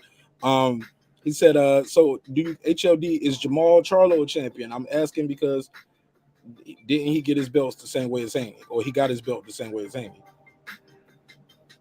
He got his belt, I think, similar to Haney, which was a given belt. It wasn't earned. It wasn't earned. What if you're the number? Let me ask you this: if I'm the number one and I'm supposed to fight the champion, they create a franchise belt, elevate him, and tell me I can fight for the vacant, but I gotta have fight 2 mandatories. You know what I'm saying? You fight right now tonight, you win, you're gonna be the champion. If you lose, the other guy gonna be a champion. Technically, he did fight for it. He just didn't beat the old champion because he was elevated. That's like saying, by that logic, that's saying we never considered Keith Thurman a real WBO champion because they elevated Mayweather and made him, the WBA champion because they elevated Mayweather. I respected Keith Thurman as a champ. Well, that would be the same as me saying that if I respected Tank's belt at 140 when we have a super champion, which was Taylor. But it count though. No, not in my book. It count. Not in my book. But in the book of them bylaws that you was talking about, it count though, right? It's not. He's not the highest ranked champion, and he's a champion, but he is not the highest ranked champion. Okay. So who's the highest ranked champion at middleweight in WBC right now? In the WBC, that would be Charlo. But Canelo, Because he never fought and beat nobody for the belt. How was that? By having the belt, he's the champion. Did he earn that belt to be a champion? That's a different conversation. It's like, Devin Haney's a champion because he has a belt, but did he earn it? I don't understand. I just don't understand your logic because Haney has the same belt at lightweight, gotten the same way. So I don't understand how Marq's a champion, but Haney ain't. I just don't get it. No. Well, hey, he has a belt that makes him the WBC champion at that division. But did he earn it to be a champion? That's a paper champion, right? He's hating. That's what it is. No, that's for anybody who gets a free belt. We can talk without making personal attacks. Let me say this, but HOD, because here's the thing. Because by that same logic, the only way they can unify what be a real undisputed at 160 is Canelo has to come back down and fight somebody at 160 after they got all the belts. You don't believe Canelo is holding up the 160 division though, right? No, because he left it. No. He's franchised. He's still the franchise champ. Oh, he's a franchise through any division he wants to go to. No. I'm telling you right now, he's officially the franchise champ at 160. So that means nobody can be undisputed at 160 unless they fight Canelo, is what you're saying. No, he left as 160, so he's no longer the 160 franchise champion, only in that division. He's still the 160. So nobody can be undisputed at 160 until they get the franchise belt as well. Because Canelo, like I'm telling you, he just still got it, bro. Look up when I just want you to be able to tell me when I know he has the belt. The belt gives you, once you become franchise champion, it allows you to go into any of the other weight classes as a franchise champion. To become the mandatory. No. At that 160, he's not automatically That means you can go up, go down, and wait and come back, right? If you need to. Remember, it was supposed to be a destination, like a trophy. Now we trying to say it's a real belt, bro. It is a real belt. Okay, but if it's a real belt, nobody can be undisputed at 160 until they get that franchise that KAMBOSOS got at 135. No, because the designation part of him being able to go up and down in whatever division. But that changed. That changed once they let T.O. get it from Loma. Remember, they said it couldn't be won or lost. You get what I'm saying? And then then they gave it. Loma lost it. T.O. petitioned for it. Remember, he had to petition to get it. Well, you had to beat him first to get it. But you had to petition, so this is on the line. The petition comes before the fight. All the belts have to be petitioned for. That's what I'm. Okay, that's paper. That's the email. You put it on paper or you put it on the email. So, but what I'm saying is this, my brother. If what you're saying is true, that franchise belt makes you the undisputed. If they got one in your weight division, if you don't got that, you're not the real undisputed. So how can Canelo not be holding up the weight division? Because he's the only one that got it. He never dropped it. They never awarded it to nobody else, but it still exists for that division. Make that make sense, bro? Because it's no longer in that division. The status of franchise, he is not using it. He is not using right now the status of franchise, which is the accolades that it lets you do with it. Where is that at? In the WBC. You just got to look it up. Okay, so so he's not using the status. So he's using the status of the 160 undisputed at any division he goes to, is what you're saying? No, he's using the status like when he challenged Makabu for the cruiserweight championship. He was using the franchise title to become his immediate mandatory. Okay, that's what he was. That's how he's using his franchise. Okay, so, but in the meantime, so these guys can be undisputed at 160, is what you're telling me, without fighting Canelo. That's at this current time. Yeah, he's not fighting at the 160 division. Okay. The moment that Canelo, which Canelo's not going to come back to 160, but if he was to come back down to 160, that would be different. But he's not. Okay, DJ said that's because the franchise belt is a destination. It's not a real championship. You can't lose it after you win it. Shaking my head. I say that too, but you can't lose it because Loma lost it. Tio lost it, and then Tio lost it. Yeah, they changed that part. That was the first thing they said. DJ WBC went back and changed that. Said, "Ask Willie, man, I'm about to get into that shit with you and Willie Deuce. Man, I ain't on none of that trolling shit, yo. We talking about boxing. Fuck that. I'll let y'all talk that out somewhere else." I don't read the chat, so I don't know what you're saying. I got to. Pacquiao got stripped for inactivity, and Canelo gets to run amok like he's not inactive though. That's different though too. He's not inactive. The franchise belt was not supposed to be transferred. Yep, they changed it. It's like I always tell y'all. They always say our champion. This is their champion. This is their belt. This is their commission. These are their rules, and they will change the rules the same day. Y'all say, "Hey, this ain't right." I will change it today. It's like Taylor. Right before the fight, they gave him the WBO Super. Right before the fight with Catterhall, they made him now the WBO Super. WBO got a super champ now too? Yeah. The WBO, not the WBA. No, WBO when right before super champs. I need to look that up. Yeah, right before the I don't know if it was at the weigh-ins, I think it's what it was. They gave him the belt, if I'm not mistaken. What the fuck is why are they doing the super champ? That's what I liked about them. They just kept them in the IBF, they just kept it a buck. WBO super champ. Let me type this in. They said because he became undisputed. I think is what they said when they presented it to him. Go to WBO boxing. Here we go. Super champions. It's a policy of the WBO to encourage champions. Blah blah blah blah. As a champion. Blah, blah, blah, blah. Here we go though. You must unify the championships of 4 major and sanctioned bodies. They do, and they see okay. WBO, the WBA, WC, IBF. I don't see the WBC franchise up here though. They didn't recognize that. A world champion who has achieved Okay, permanent status and required entitled blah blah blah scheduled blah blah blah. About when did they do this shit?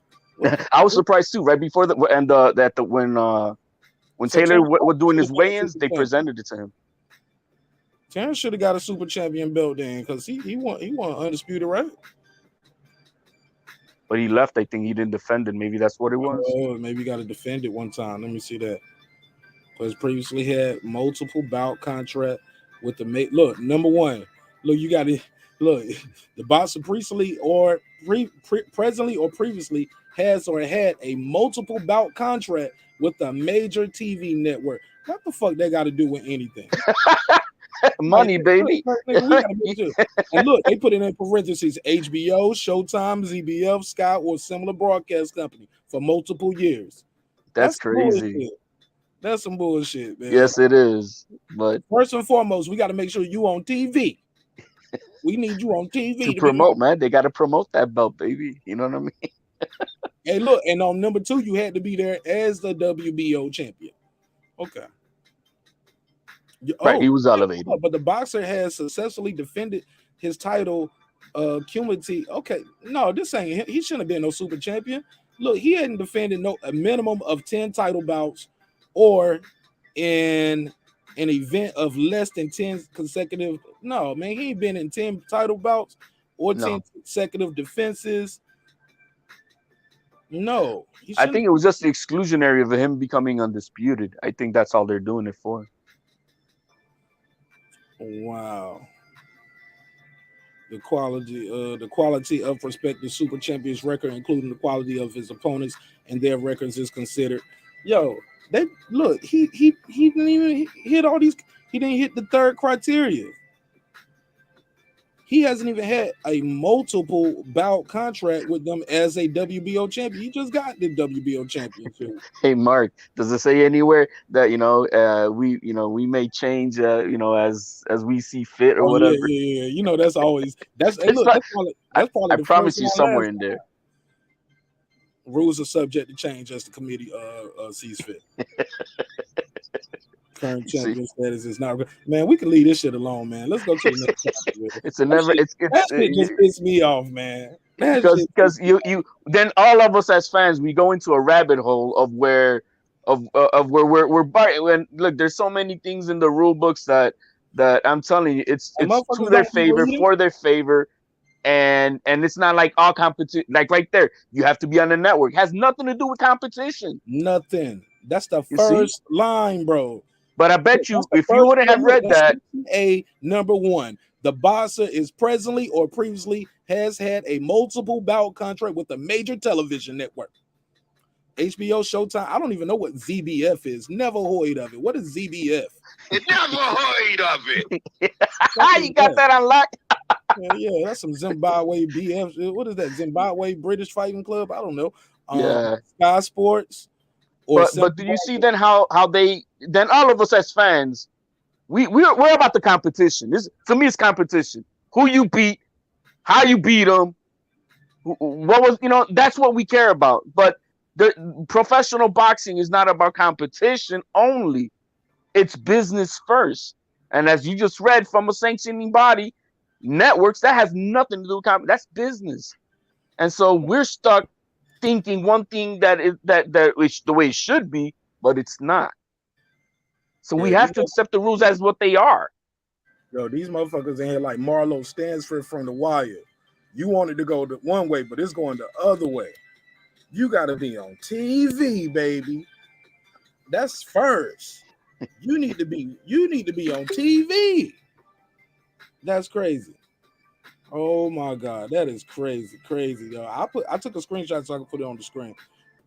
Shout out to Big Dog Willie, for pulling up. Like I said, we ain't gotta agree, but we gotta let each other talk though. But look right here, you see it right here, Super Champions. Look at that section A. Look at number 1 of section A.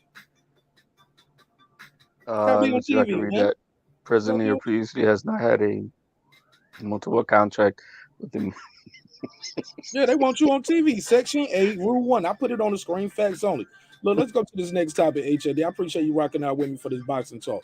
look, man, this next thing right here is gonna be, is he a Hall of Famer now? All right.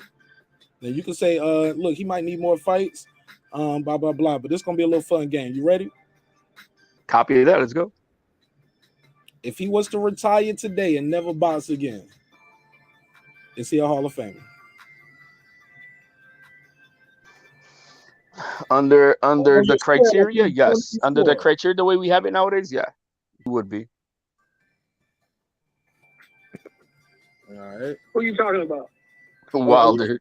You can't see the screenshot more. Deontay Wilder. Oh, it was Shelton Zine. I didn't know that. Yeah, he on the phone because his he got to call in on one. I want to hear this, Shelton. Is Wilder is he a Hall of Famer? Yeah, Hall of Famer. Is Wilder a Hall of Famer? Right now, if he was to Deontay retire. Wilder. In my opinion, no. But I'll say this. Fucking Arturo Gotti got in. That's Arturo Gotti exactly. is a Hall of Famer. Yeah. Deontay Wilder will be a Hall of Famer with those 10 title defenses. Right. Notwithstanding the fact he Gotti never was an fought Italian nobody. dude. Yeah. Yeah, the one that Mayweather beat the brakes off of. Mm-hmm. And that's what I was trying to say, Mark. Under the criteria nowadays, yeah, he's gonna be a Hall of Famer. But 40 years ago, no. No, he wouldn't even be a contender. He'd already got knocked out.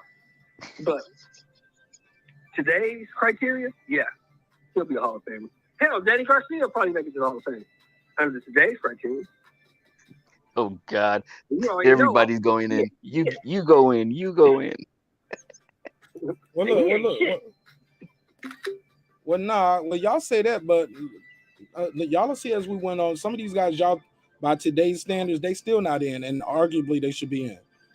I'm about to get to it. I'm gonna pull the picture up. I'm gonna pull the picture up because he keep getting overlooked. Shit, let's keep it a buck. Look, I thought y'all want to make the game more interesting and say first ballot Hall of Famer. Yeah, I want to say Hall of Famer. Period. Not first ballot. Period. Okay. Let's do it like that. Period. So where y'all at on Wilder? Let me ask the chat. Is right now Wilder a Hall of Famer?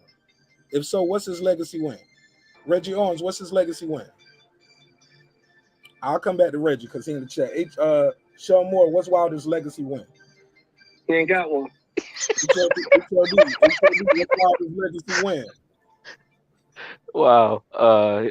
I'm with Shelton. He doesn't have a legacy win. Y'all ain't shit. All right. Hall of Famer though. All right. Respect. But under the current criteria, he's a Hall of Famer. Y'all, I don't want to hear that current criteria shit, man. I don't want to hear none of that current criteria shit. Y'all better keep the buck with me, man. That's the only way he makes it in, Y'all better bro. stop playing with me, man. Stop playing with me on the other criteria, bro. Hey, look, Miguel Cotto didn't get in on his first time. If you put him in the category with the Alis, the Foremans, the Nortons, the Frasers, the Holmes, he doesn't make it. Okay, but y'all put Sylvester Stallone in there too, though. So stop all of that. No, I didn't. That's an honorary, man. That nigga's in there. Well, you put that on me. I is had immortalized. He is immortalized. Shelton, that's your fault, man. Yeah, I know, right? And why they snubbing Apollo Creed? If Rocky in there, how come Apollo Creed ain't in there? He never lost. And Rocky said he was the best. Man, because he died. He let Vladimir Putin boy beat his ass to death. Throw the damn towel. Throw the damn. Remember that shit? No, Arturo Gotti was dead when he got in. How does that stop you, bro? Oh, okay, we all know that bitch set him up. He was a real nigga, man. That bitch set him up, man. That bitch got that nigga killed, man. Respectfully. Okay, all right. In my humble opinion.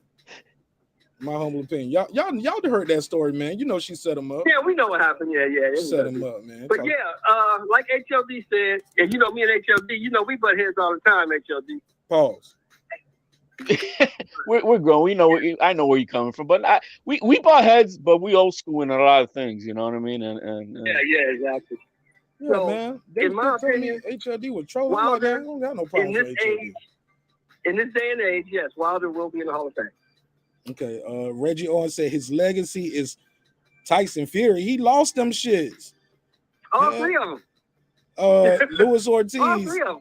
Luis Ortiz, who never won a title, Oh my God. 40 plus knockouts, and a list of duckers. He said himself in the tweet, I could have fought you, AJ, Tyson Fury. Well, he said, Tyson Fury, you know, I blessed you. You know, I was offered more money to fight AJ. He turned down all that money for an undisputed to fight Fury. So who was ducking like that undisputed? Ducking is Tyson Fury, 10 defenses, plus 40, plus knockouts, and a list of, man, get out of here, Red. Red's tripping, Red, man. you my guy. I love you, Red. Reggie don't ate too much candy over there. He had a little sugar rush. Yeah, That's my Reggie, brother. you doing too much with that bullshit. But anyway, let's go Hey, to the next fight. look, Reggie gonna pull up. Reggie gonna pull up. See, y'all be on that pussy-fied shit. Look, nigga. Like, I was like, damn, he always start off with the smoke. Like, look, man, y'all be on that pussy-fied shit. Yo, Reggie, man, you got to get on the panel, Reggie. Yo, Reggie, pull up. Y'all stop all this His pussy. legacy is Tyson Fury. Getting your ass kicked is a legacy? Sound like my uncle, old uncle, talk about pussy-fied. Like, my mama used to say that when she was cussing back in the day. Wait a minute, Mark. How you gonna have a legacy of getting your ass handed to you? How is that your legacy? It's a moral victory, Shelton. Don't you believe it? That's how it is nowadays. Moral victories. You get a trophy. You get a trophy. That's minor league, bro. That's minor league coaches. Like Hove said, moral victories is for minor league coaches. Hey, look, Tim Bradley, is he a Hall of Famer, y'all? Tim Bradley. That's a good He's question. 3-division champion, though, right? Isn't he? 3-division champion. And this might be his third year getting snubbed in a row. 2 divisions, 40 and 47, right? Is it 40 and 47 HOD? 40 and 47. I can look it up. Let me pull it up real quick. So that means he wasn't 35? Tim Bradley was... I don't think he was champion. I don't think he fought at 35, did he? I don't think he... 2 weight classes. Yeah, champion. I say no. Victory over Manny Pacquiao. Victory over Marquez. Right after that. Yeah. He does have legacy fights. At 40, right? Huh? He was unified champion at 40, right? Or was he ever undisputed? I think he was unified at 40. He was never undisputed. Okay, he's unified at 40 and WBO champion at 47, correct? Yeah. By today's criteria, yeah, he'll get in. He won't get in first ballot, but he he'll didn't get in first, second. I think this is gonna be his third year. Tim Bradley. So all of this, he'll get in eventually. He does have some good names on his resume though. Nigga, look, they gonna let Nestor Gibbs in eventually. Shit, right beside Harold Letterman. They ain't letting that nigga in. That nigga's not getting in ever. They gonna let him in right beside Harold Letterman. And Max. Look, they gonna let Max Kellerman in eventually. You get what I'm saying? Come on, Stephen A. Look, Stephen A. talk about boxing enough. They'll let his ass in there. If I make a good enough movie, nigga, they gonna look. The only way Stephen A. gets in is if he buys the ticket. Man, he cut my joke off. Never mind. Fuck it. I knew where you were going. Hey, look, you already know what I was going. All right, so look, so Tim Bradley. Let me see what the chat's saying. Peace to the chef, to the chief, Mark. Appreciate you, Brown brother. Thanks for pulling up, Brownsburg, great point, Concerner. I missed it. What'd he say though? What'd he say? He said, Reggie, I gave you history is the rebuttal. Reggie, I gave you your rebuttal. Read my point about history. What Marciano does not have a legacy win either. His more defining. He said Marciano doesn't have a legacy win either. His more defining wins. He does. He's got 2 legacy wins, I think, that I know. Most defining wins were made up of guys who were aged over 40. Bro, Rocky Marciano. He had 2 legacy wins. He beat Joe Louis when he was 38. He beat Jersey Joe Walcott when he was the heavyweight champion of the world. So, what's he talking about? Joe Louis was 108 years old. Joe Louis was 38 years old. Rocky Marciano, that's day one. You know what? Hey, look, you know that was from Coming to America when he said he beat Joe Lewis's ass. Joe Louis was 137 years old. Joe Louis was 137 years old when he fought right here. Rocky Marciano, that's day one. Yeah, Rocky Marciano was my. Y'all know what I'm talking about? Coming to America? I know exactly. You know who's there. What is that? We was at the movie theater when it first came out, Mark. Oh yeah, not me. Yeah, my mom wouldn't even let me go see Lean on Me. She said it's too much cussing in this movie. You can't go see this. Plus, I was already fucking up in school. She thought I'll be in there getting ideas. Right. All right, but all right, let's keep it moving. So we playing this little round right here. Is he a Hall of Famer? Is he a Hall of Famer? Y'all let me know what y'all think in the chat. Next person on the docket. And look, let's just say first ballot, man. Fuck that. Because by y'all logic, well, he'll get in eventually. Man, they ain't let Tim Bradley in yet. And that's it's crazy. been 10 years, bro. Huh? Man, I can tell you this, Marq. But 20 years to get in. Bro, they didn't let Cotto in. Okay. I'm gonna tell you this, Marq. by Shelton, my logic that none of these guys he's probably gonna mention should be. So when we say yes, it's under the current criteria. Damn, man. All right, man. Fuck it. I gotta let y'all have it then. Go ahead. Anthony Joshua, is he a Hall of Famer? No, but he probably get in. He'll probably get in, though, because he's a 2-time unified heavyweight champion of the world. So, yeah. And a gold medalist. They count all of that. Yeah, he'll get in. The gold medal, it carries I don't think weight. he deserves it, but he'll get in. Probably. Okay. HLD, talk to me. Same question. Oh yeah, he'll get in. He'll get in because it is what it is nowadays. He'll get in, and I think the gold medal does carry some weight too, so he'll get in. All right. Next one on the docket. If you retire right now, is he a Hall of Famer? Let me see what they're saying in the chat real quick. Is AJ a Hall of Famer? Carmen Serene said, yes, all caps. She should have had that long S all the way through. He said, yes, I do. Philip H said, not yet. Casual Base guy said, once they all fight each other, man, I ain't got time for that. I don't know if I don't think they're gonna all fight each other. I don't even think we don't even know Wilder gonna come back. We don't know if Usyk how he's gonna be when he come back.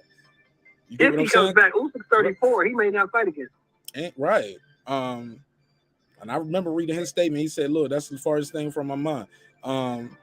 If somebody said if Wilder fought 4 over the hill 40-year-olds, you'll rank them below Ortiz. I don't get it.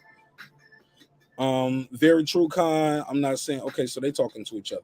All right, let me bring up the next box. If he was to retire today, is he a Hall of Famer? Tyson Fury. Go ahead, HOD. Yeah, he'll get in. He'll get in.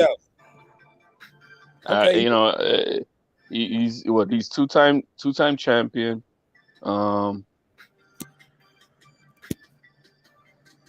His legacy fights is what? Klitschko, Wilder, I guess. I don't. Yeah, that third. I think this legacy fight is that third Wilder fight, bro, or that Wilder trilogy.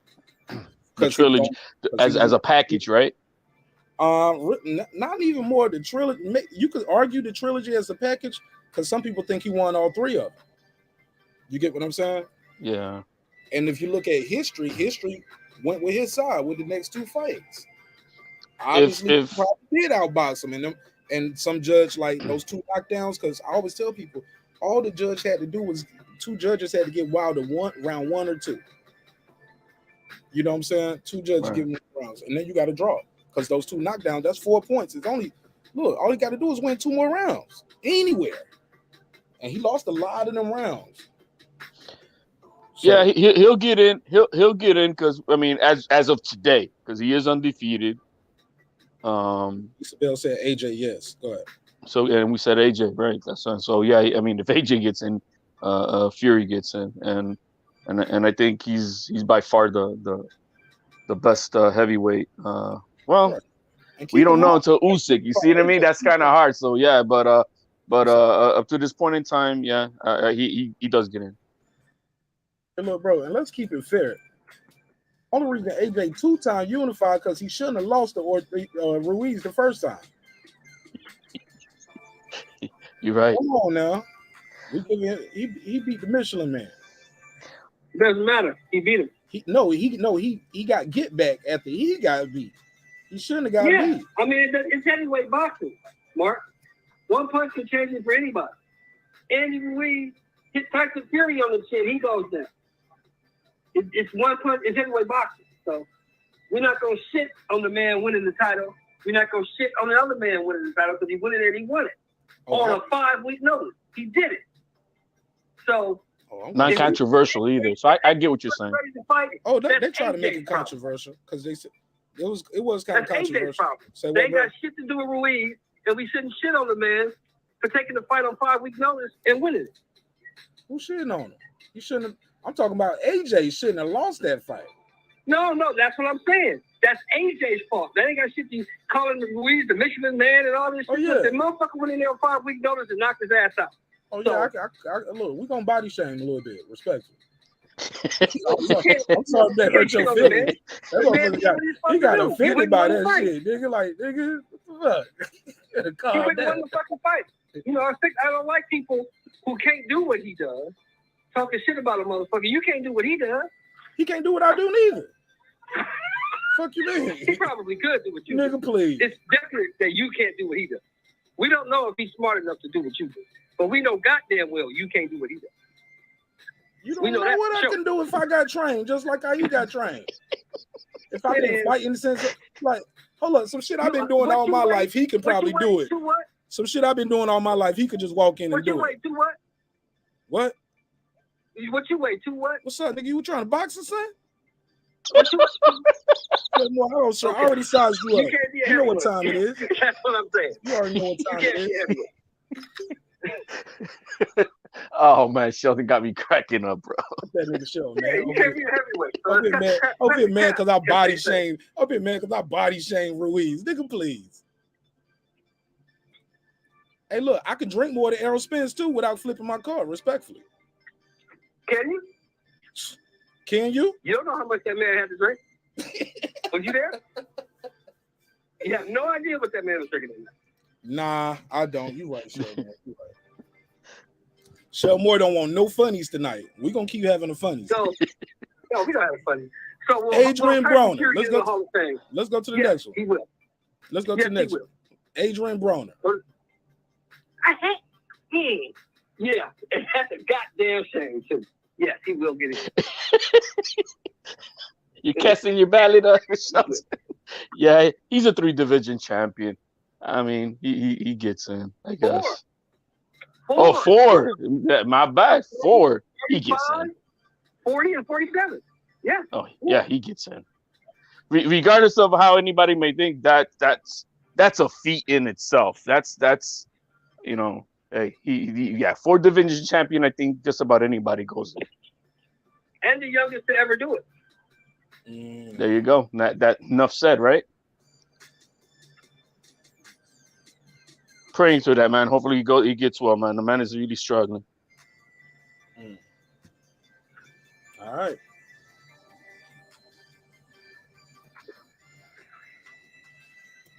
Oh, Terrence Crawford. Oh yeah. He's in already. Yeah. He's talking Hall of Famer right now. Yeah. Three-division world champion, former undisputed 2-time lineal, 2-time fighter of the year. Yeah, he's in. No, that's first ballot. That we can say first ballot. But first ballot.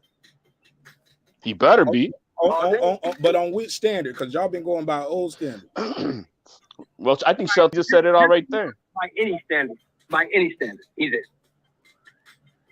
That's old school standard right there. Yeah. All right, let me bring up a couple more fighters. Let's bring them up.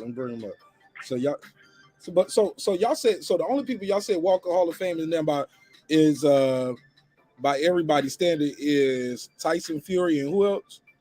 We said Broner. Broner. Crawford. Broner, Crawford, and Tyson Fury. Yeah. So no matter what, so even if Broner could retire tomorrow, he could keep losing.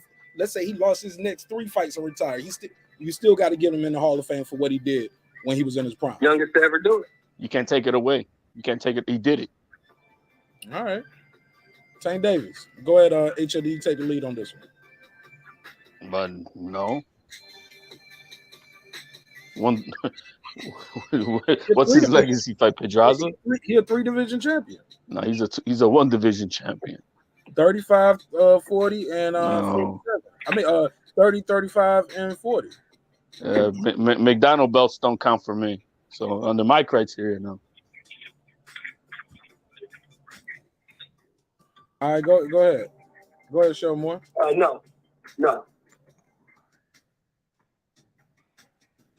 Can he work to get there? Absolutely. He's still young enough. Hopefully, his team puts things in gear for him because, it's a shame to have that we can see the talent, but there's nothing in his resume to say that we can, hey, he did it against this guy, that guy, this guy.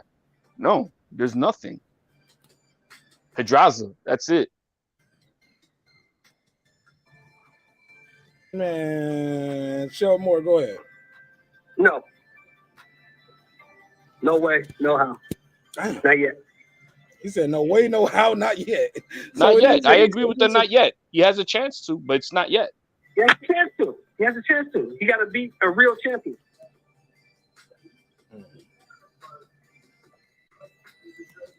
The only real champion he beat was Pedraza.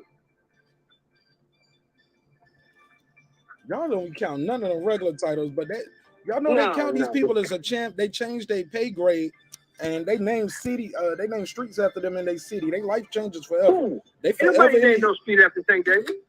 What street in Baltimore named after Tank Davis? You're missing my point, bro. I said they will name streets after you. They will not. Not if we keep rid of these type of titles. No, they won't. Okay. I'm telling you, bro. What's the kid name? Who had the regular belt? What was the kid name? Mario Barrios? Man, he ain't got no street named after him. Not yet, but I'm telling you, bro, because he's still fighting. But by the time it's all said and done, if he never win no other title, they're going to remember him as a world champion. Matter of fact, we look it up. They might have a Mario Barrios Boulevard. Or they probably don't gave him a day in San Antonio. Mario Barrios. Man, there's no calle barrios anywhere, bro. There's no calle barrios. Calle means street in Spanish, just in case. Calle barrios does not exist. Let me look at a street named after him. They be doing that shit, bro. But I know they do that honorary stuff where somebody could donate and they could put your name underneath the real name. Yeah, they'll do it in a couple more years, man. They're going to give it to him. All right, let's go to the next one. Josh Taylor. No. Oh, wow. Undisputed alone? No. I think he'll get in. I think he'll get in. Yeah. I think he'll get in. Undisputed alone, and then he won the Super 6, right? And then the competition that he had to fight to become undisputed. I think it was his how you call it his path to become undisputed was no cakewalk. So I think he does. What you think, Shelton? Not first ballot. So not yet. Not first ballot. He's one of the 6 guys in the history of the sport to become undisputed. What look, 7 and 8 if you count T.O. and KAMBOSOS, according to HL. No, they're not undisputed. You can't count them because if you go down Google, Loma too. You got to count Loma. So no. Count according to them. Loma, T.O. and KAMBOSOS. Loma's not on the list. Loma's not on the list. Google it right now. You're gonna see 6 names. HLD said he on the list. I could Google this, and I could Google that the Earth is flat too. That's not the criteria. You can Wikipedia it. You can look in the Encyclopedia Britannica, and you're still gonna see. I'm gonna go on Wikipedia tonight, and I'm gonna put it in that Teofimo Lopez is the undisputed, and then tomorrow you're gonna see it on Wikipedia. Right, that was bad. That was a bad example with Wikipedia because people can't add what they want to. But what you will see though is probably this pop-up HLD beside your TO Google. It's gonna say, we have flagged this for misinformation, along with the COVID scams. Like, yeah, they're gonna flag that shit. They're gonna flag that undisputed for misinformation. Respect. Canelo, you'll see his name, and who's the other guy? It's Taylor, B-Hop, Usyk, Crawford, Canelo, and the dude, the dude, man, who used to move his arms like a bull. What's his name? What's his name? He was from Alabama, middleweight. Bald head. Pavlik knocked him out. Jermaine Taylor. Jermaine Taylor. There you go. Yeah. So it's 2 Jermaine Taylors. Taylor, yeah. Yeah, Jermaine Yeah, Taylor. 2 Taylors. Usyk Crawford. I don't know if they don't count the women's. You know what I mean? On the women's And side, B-Hop, yeah. you got Katie Taylor. Crawford, Canelo and B-Hop. That's it. And soon to be Serrano. Well, we count them in. But yeah, Serrano probably. I got Serrano one of that. Well, I'm rooting for Serrano. I like Serrano. Well, if you put Serrano on there, you got to put Clarissa on there. She's 2-time undisputed. Exactly. Clarissa is the first 2-time. No. Yeah, It was somebody else who's been 2-time undisputed, but she was the first person to go in reverse and weight. Most people, I think somebody else came up 2-time undisputed, but they went up in weight. But she was the first to do it in the 4-belt era. Right, there you go. 4-belt era. She's the first to do the 4-belt. Yeah. So, yeah. Okay, let's go to the next one. Go to the next one. And let me see how much time we got. I got one more topic we can get into after this one. Okay. This is a little fun game right here. The other one be some other shit. Shawn Porter. Two-time champion. I got mad love for Porter, but I don't think so. One at a time. I'm saying I got mad love for Porter, but I don't think so. He's what, 2-time champion at one division only, right? Yes, sir. Lisa Bell said Holyfield's a 2-time undisputed. Yes, he was. Cruiser, yes, he was. Cruiser and heavy, right? Yep, cruiser and heavyweight. Did they have 4 belts? That was in the 3-belt era. That was 3 belts, right? Okay. But go ahead. Shawn Porter. Is Shawn Porter a Hall of Famer? You know what? By today's criteria, yes. Because he fought everybody. He lost to everybody, but he fought everybody. He didn't lose to everybody. He beat Adrian Broner. He beat Adrian Broner, who's another Hall of Famer, like y'all said. True. He got a win over Broner. That's big. He got a win over Danny. Got a win over Paulie, who's a 2-division champion. But Paulie ain't in now, and he ain't gonna get in. Paulie ain't getting in. They're gonna get Paulie. Paulie's not getting in, bro. Paulie Malignaggi is not getting into no boxing Hall of Fame. That's what he's not getting. I concur. But you know what? I don't think that he is. But if he does get in, he's probably biased and out, whatever, man. It couldn't happen. It couldn't happen to a nicer dude. So I don't. He hadn't still getting snubbed. So when y'all keep saying about these days criteria, shit. Look, Tim Bradley ain't in there. He got a win over Manny Pacquiao, who's a first ballot Hall of Famer. He got a win over Marquez, who's going to be a first ballot Hall of Famer. But he's like on trying to get his 3rd shot right now. Come on, man. They playing with Tim Bradley because they don't like his commentary. But now look, because the people who do this is the boxing. I know you was alive, and I know you was watching boxing at this time. You saw that first Bradley Pacquiao fight, did you not? I bet Bradley, bro. Don't even play with me like that. I used to argue with my college roommate about this shit up and down. I watched that shit 80 times, bro. 80 times. Pacquiao was fighting in the spurts at the last bit of the fight, the last bit of the rounds. Bradley was doing good work throughout the whole round. I won't gonna give Pacquiao the round because of his 30-second flurry at the end or his 10-second flurry. Nope. Let me stop you right there. But you gave Sugar Ray Leonard the win over Marvin Hagler for doing the same thing. Sugar Ray was more active too, and that's a different fight, man. Stop that. And I didn't look, and don't say I gave Sugar Ray that win. I remember when Marvin Hagler kept saying that man didn't beat me. That man didn't beat me. I won a round for that one. I had to go back and watch that. So to be fair, I watched that with revisionist history, knowing what they was trying to do. But that fight still could have went either way. I didn't respect that shit though, knowing what we know now. But this Pacquiao Bradley fight, I watched it in real time, and I was proud of myself because I was calling the fight. I said, another round for Bradley. Niggas was like, nigga, what? Another round for Bradley. You heard me. You heard me. And I was writing down my score. And when Bradley won that fight, I was like, give me my fucking money. I told y'all. They was like, man, I shouldn't have to pay you on no fixed fight. This was fixed. Like, all right, whatever, nigga. Okay. Let me ask the chat a question. Karma, if you still there, does Shawn Porter get in? Because, that's her guy. She loves Shawn Porter. She must not be here because she ain't said nothing. Shout out to the Queen Yeah. Karma Serene. Reggie O said Porter's definitely a Hall of Famer, man. This panel was tripping. Reggie O's account lost it too. Do y'all count the fight if the fight is like a competitive match, or do like if you go in there and get knocked out, does that count still too? Just because you fought the guy? Because what I give Sean Porter credit for is a lot of his fights his losses, other than Terrence Crawford, could have went either way. Some of his that win with Ugas could have went either way. But that Spence fight, even with him getting knocked down, I think that was a close fight. And it was still a split decision with the knockdown. Keith Thurman, split decision. Ugas, split decision. Danny Garcia, split. He has close fights, man. I understand that, but let me ask you this: where is split decision on BoxRec? Oh no, you're right. I get you on that. I'm going by what he's saying. Like the fight could have went either way. Like because the BoxRec is one thing, but the person who puts you in the Hall of Fame, this is the Boxing Writers Association.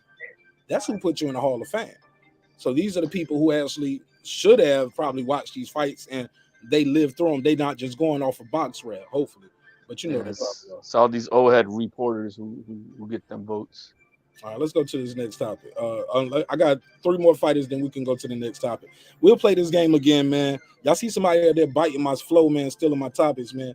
Make sure y'all go in the chat and be like, yo, stop biting, man. Be original. Marqnash did this already. Like, man, they be out there stealing my topics. Will do, man. I since they say I'm a troll, I'll troll them, whoever it is. Man. Yeah, and send me a screenshot. Send me a screenshot, and I'm gonna troll them too. Hey, look, Errol Spence Jr. Is he a Hall of Famer right now? Go ahead, HLD. He's a first ballot Hall of Famer, man. He's the best at the 147. I'm tripping, man. No, man. I think this next fight is big. Towards that. But I don't think he is just yet. No. I think if he beats Ugas, and I think that pushes him towards it. So I guess not just yet, because he's only fought at 147, right? So I'm gonna say no, not just yet. Somebody said Paulie gets nothing. Nada. Okay, Paulie, fuck nothing. Fuck Paulie. Mikey Garcia got a better resume than Gotti. Carlo, of course, I got Pacquiao beating Bradley the other 2 times, hands down. Beat him easy. Got several knockdowns and everything. Bradley was in there doing the baby tumble surprise when he got knocked down, like he did the Chris Algieri move. I'm like, Nick, I hate when people get hit and they do the whole little tuck and roll shit. I'm like, come on, bruh. You making it look worse. You make it look like the nigga hit you so hard, you start spinning around on the ring like you Sonic the Hedgehog and shit. Get your ass off the ground. You all right, nigga. You ain't got to do all them the Sonic the Hedgehog turn. You know what I'm talking about, HLD? What the fuck they be doing? But that's my take on Spence, man. I think this next fight pushes him towards it. He beats Ugas. I think he gets closer to it, but that's all he's done is at 147. So and becoming undisputed if he was to fight Crawford, then that changes everything. But as of right now, I don't think he's the first ballot.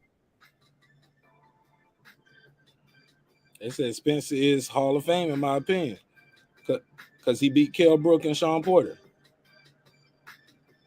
What's Shelton got to say? Go ahead, Shelton Moore. He beat Kell Brook and Sean Porter. Cause I know y'all ain't giving him credit for Danny Garcia or Ocampos or Lamont Peterson. Why he's the Hall of Fame? No, not yet. He hasn't done enough yet. Granted, those are because all those guys none of those guys were really natural welterweights. Mikey Garcia, Danny Garcia. He's only been in one division. He has to beat Crawford and move up and beat somebody to get into the Hall of Fame. He hasn't done enough yet. Hey, Shelton, you don't think him becoming undisputed alone at 147 puts him in? Oh, yeah. If he becomes undisputed at 147, he'll definitely get in. He got to beat Crawford first. Reggie said Errol Spence is the Hall of Fame, and he beat Kell Brook with a broken face, and he beat Sean Porter. That's not enough, bro. That's it. Technically, that's all he's done, bro. Respectfully, bro. Yeah, that's not enough.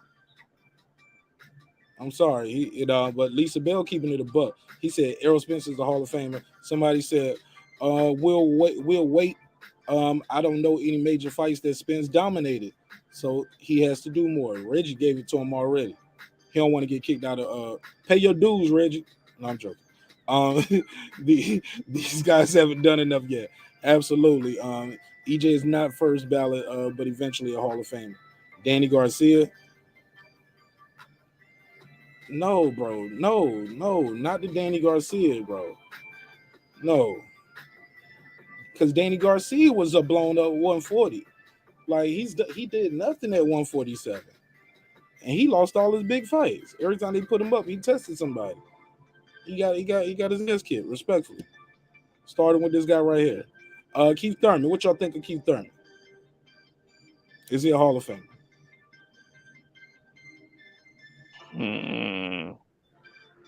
Hey, don't ever make that sound towards me, nigga. Don't you ever in your life go. Man, I gotta be careful, man. You did my boy. Don't you ever do that shit. You did my boy wrong. You'll put this up on a clip. Son, don't you ever do that. Thurman.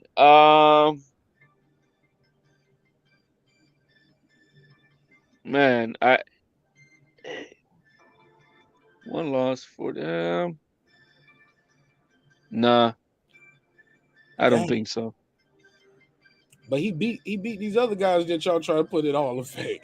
He beat, you know what I'm saying? He beat Daddy, beat Sean. His only loss is to an 8 division champion. An all-time great first ballot. That's you. Who? Keep in mind, a lot of these shits I ain't even gave my opinion on. So let's be fair. I'm just hosting and moderating. You ain't noticed that? No, you just said it. A lot of these guys y'all trying to put in there, Danny and Sean. Nobody trying to put Danny and Sean in the Hall of Fame. I'm talking to the chat. They are been putting them in the Hall of Fame. You can't see the chat showing? Oh, let me see if I could. Yeah, Reggie don't put them in there. Yeah, these motherfuckers putting all these people in the Hall of Fame. Helene Boston. What's good, homie? God Body News, he said, nope. Troy Graham said, Garcia, Thurman, Spence have accomplished enough to be considered for the Hall of Fame. Hey, look, think about it, though. The reason why I said, look, y'all want to keep it a buck, let's bring it back to Tim Bradley. Tim Bradley, 2-division champ, was unified. Beat Manny Pacquiao and Marquez. He still ain't got in. First ballot, second ballot, probably ain't about to make the third ballot. So by that criteria, how does a 1-division champion get in? I'm just asking the questions and telling y'all the history. Somebody say good morning, Sean, or good evening.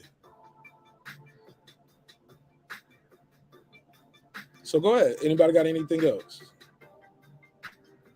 No, I was just looking at Lisa Bell's right now said it's the guys that she listed on there.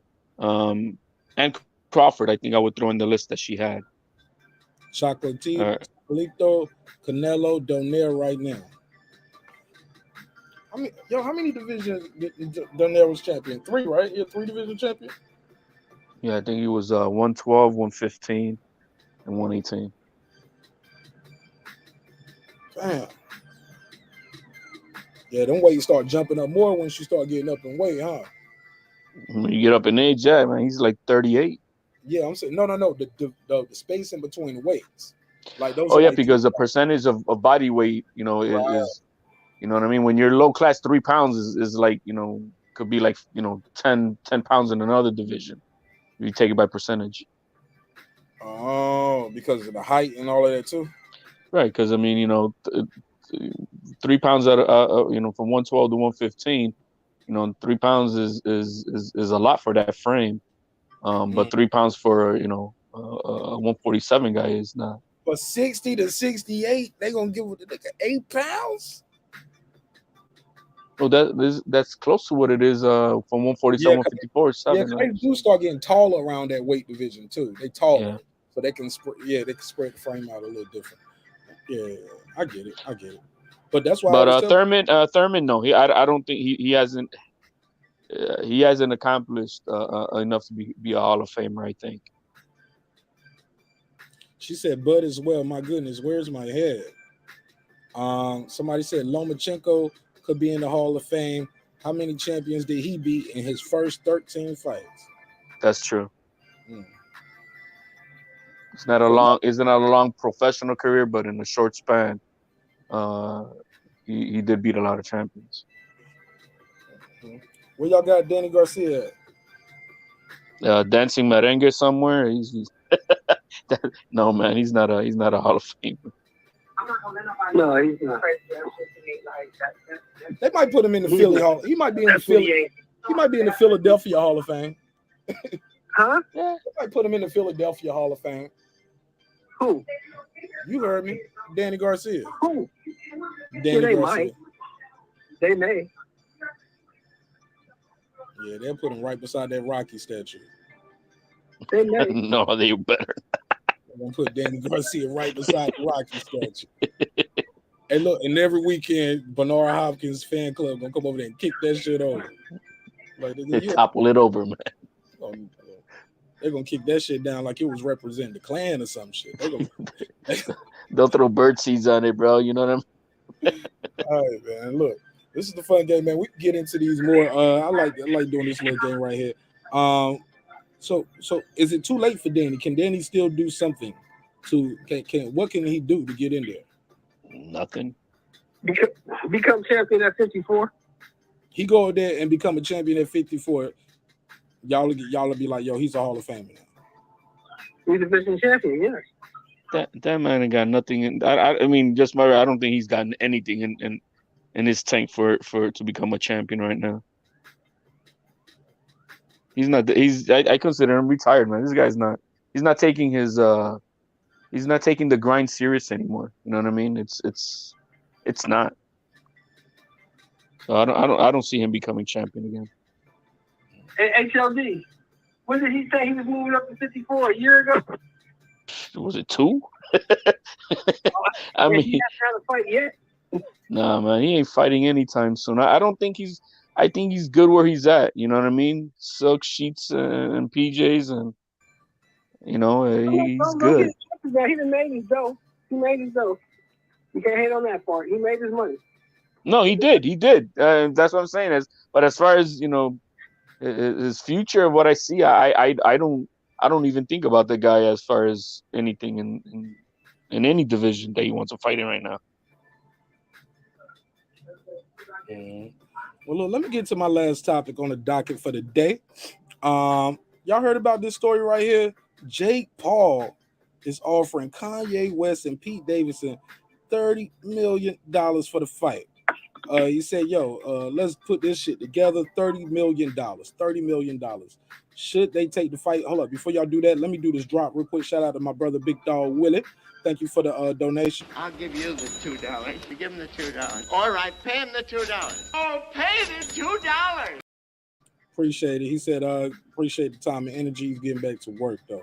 I was a little late on that. Sorry about that, Big Dog Willie. So, yeah, let me play the audio. Yeah, but Jay Paul is out saying, yo, let's make this fight happen. While I pull this audio up, HLD, have you heard anything about this? I'll be honest, this is the first time I've heard of this. So Jake Paul is offering Ye and this dude so they could fight each other? $30 million cash. He said his promotional company, MVP, wants to put it on. He said, yo, so we can, put this to the side and, let's y'all step in the ring, handle this like, man, my promotion company will put up $30 million. We know that's Jake. He's smart, man. He's just clout chasing the names and that's it. That's you don't need $30 million, bro. You don't need that. I'm just saying he's up there. He's about to be a billionaire, isn't he? Listen to it. Let me get the audio. Promotion certified. I got $30 million for each of you guaranteed, plus pay-per-view upside for a 6-round boxing match. Let's make it happen. Let's settle this beef like men before the children keep on getting impacted by all of y'all's antics. Let's get it done. Make it happen. I have an official offer for Kanye West and Pete Davidson, most valuable promotion certified. I got $30 million for each of you guaranteed, plus pay-per-view upside. What y'all think of it? What y'all think of it? I don't think he's trolling. I don't think he's joking. I look, I started taking Jake Paul serious a long time ago when everybody else was like, he's trolling. He trolling his ass all the way to the bank. He don't troll his ass into a boxing ring. He don't troll his ass into knocking out celebrities and professional people. So if they say, well, they ain't real boxers, well, he ain't no real boxer either. He put motherfuckers to sleep though. He ain't in there just hugging and looking sloppy like some of these dudes all night, putting boys to night. What they do wipes in the air.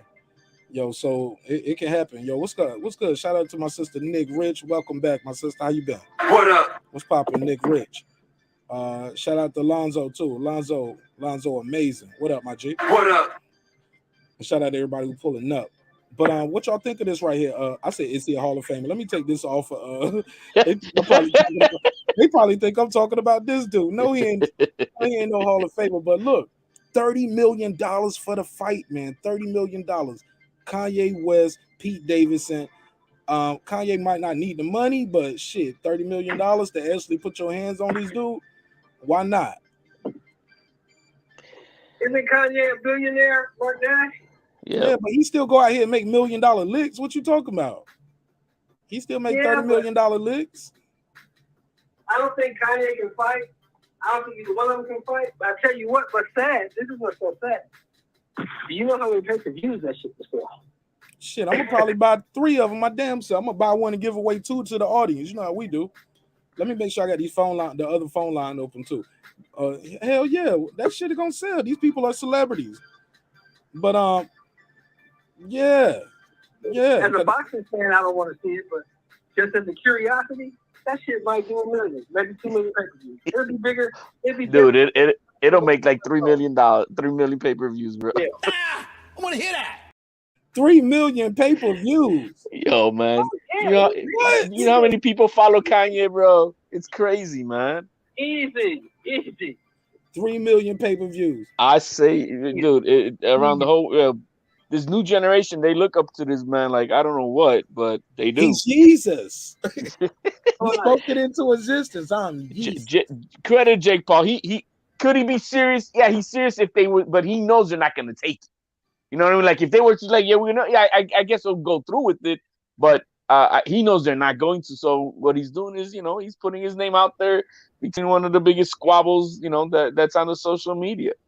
You know what I mean? It keeps his name relevant. So he's smart. The dude is smart. Hey, homeboy, you got to call the number on the show. You call my number. Call the show number on the screen. I'll put it on the screen. The one guy who does want to take it is that Davidson guy, bro. I bet he would, man. He's the lowest guy in the totem pole. You know what I mean? He's like, yeah, I bet he would take that $30 million. Hold on. Let me put his number on the screen. 470-705-9507. 470-705-9507. Call me now. You can get your bars off about this topic. What's up, Clips? I think Troy Graham trying to call in. While we doing that, what's up, Clips? Shout out to Tony Boswell. What up, homie? 10. Appreciate you. Let me see. But yeah, that's what's going on. If you're just pulling up, Jake Paul offers Kanye West and Pete Davidson $30 million for a 6-round fight put on by his MVP Promotions. I believe he's dead serious. I do not think he's trolling. I'm thinking he's saying, yo, let me jump out there. I'm gonna throw it out there. Who maybe 30 million a piece? Yeah, Ye might take that 30. Don't need it for the voice. Don't need everything. But why not? I was looking at what he made off the Forbes shit. Remember we was talking about that? He made like what 300 something million last year or 400 something million last year. Shit, add another 30 to it. Why not? But if you're just tuning in, Jake Paul has offered Kanye West and Pete Davidson $30 million to fight. Listen to what he's saying. Antics. Let's get it done. Make it happen. I have an official offer for Kanye West and Pete Davidson, most valuable promotion certified. I got $30 million for each of you, guaranteed, plus pay-per-view upside for a 6-round boxing match. Let's make it happen. Let's settle this beef like men before the children keep on getting impacted by all of y'all's antics. Let's get it done. Make it happen. I have an official offer. I love it. I love it. Go ahead, Clips. What you think it is?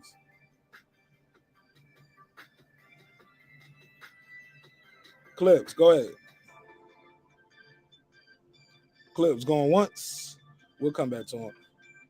Show more. Talk to me, man. You don't think they should do it? I mean, yeah. Why not? I mean, Kanye, like I said, Kanye is a billionaire, so he don't need the money. So that's not an issue. But you acting like all these posts and Instagram posts, you're going to beat this man up. Somebody going to give you $30 million and put your hands on this dude, and it's going to sell, like HLD says, $3 million easy. Easy. Why not? You're talking about maybe potentially $70, $80 million to each guy.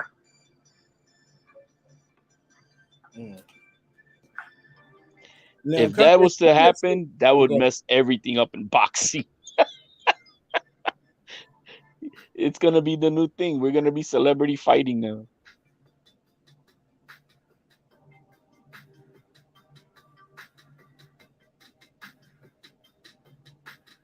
Yeah, so but But you gotta remember, Mark, it ain't gonna be us who's buying that shit, because I wouldn't pay for this bullshit. But these kids, they'll collect cans, bottles, cut grass, whatever they gotta do to pay for this shit. He'll make some limited shoes just for that fight, bro. Make another 100 million on the side. Now, let me ask y'all this. Now, I'm looking at this. Kanye put out something, and like he put out a tweet from Kim saying, hey, you're creating a dangerous and scary environment. Somebody will hurt Pete, and this will all be your fault.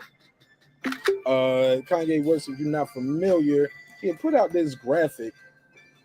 I'm going to see if I can pull it up on the screen so y'all can see what I mean. It's this little picture, like where he made it look like he was burying a head. Do y'all remember that? Did y'all see that? Like he was burying like a Pete Davidson head. Yeah, I don't pay attention to Kanye. Okay, well, it's a clay animation video, so it's an animation of somebody who looks like Kanye West, and it's an animation of somebody who looks like Pete Davidson. And I put the screenshot up where he looked like he burying his head. And he burying him alive while the song is going. I'll put it on the screen. Here you go. Not that. I didn't even know all the stuff he went through until I watched this little documentary. I didn't know all that shit. I don't follow him.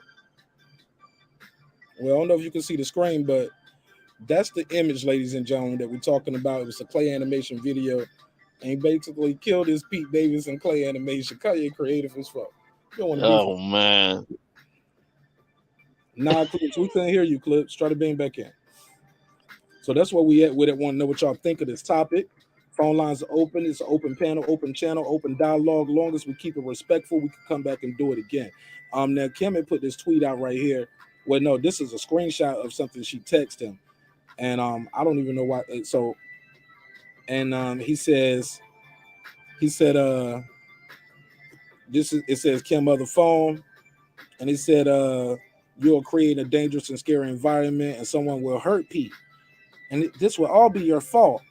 Kanye replied, he said, upon my wife's request, please nobody do anything physical to Skeet. I'm going to, let me see, what did he say? Did he say I'm going to handle this myself? Yeah. I'm going to handle this situation myself. Woo! 30 million. Let's go, Kanye. Go. Hey, you got to call the 470-705-9507 number, bro. All right, call the 470 number. All right. It really is such a toxic environment for their kids, man. All this bullshit. You know what I mean? What world are they growing up in? You know what I mean? It's crazy, man.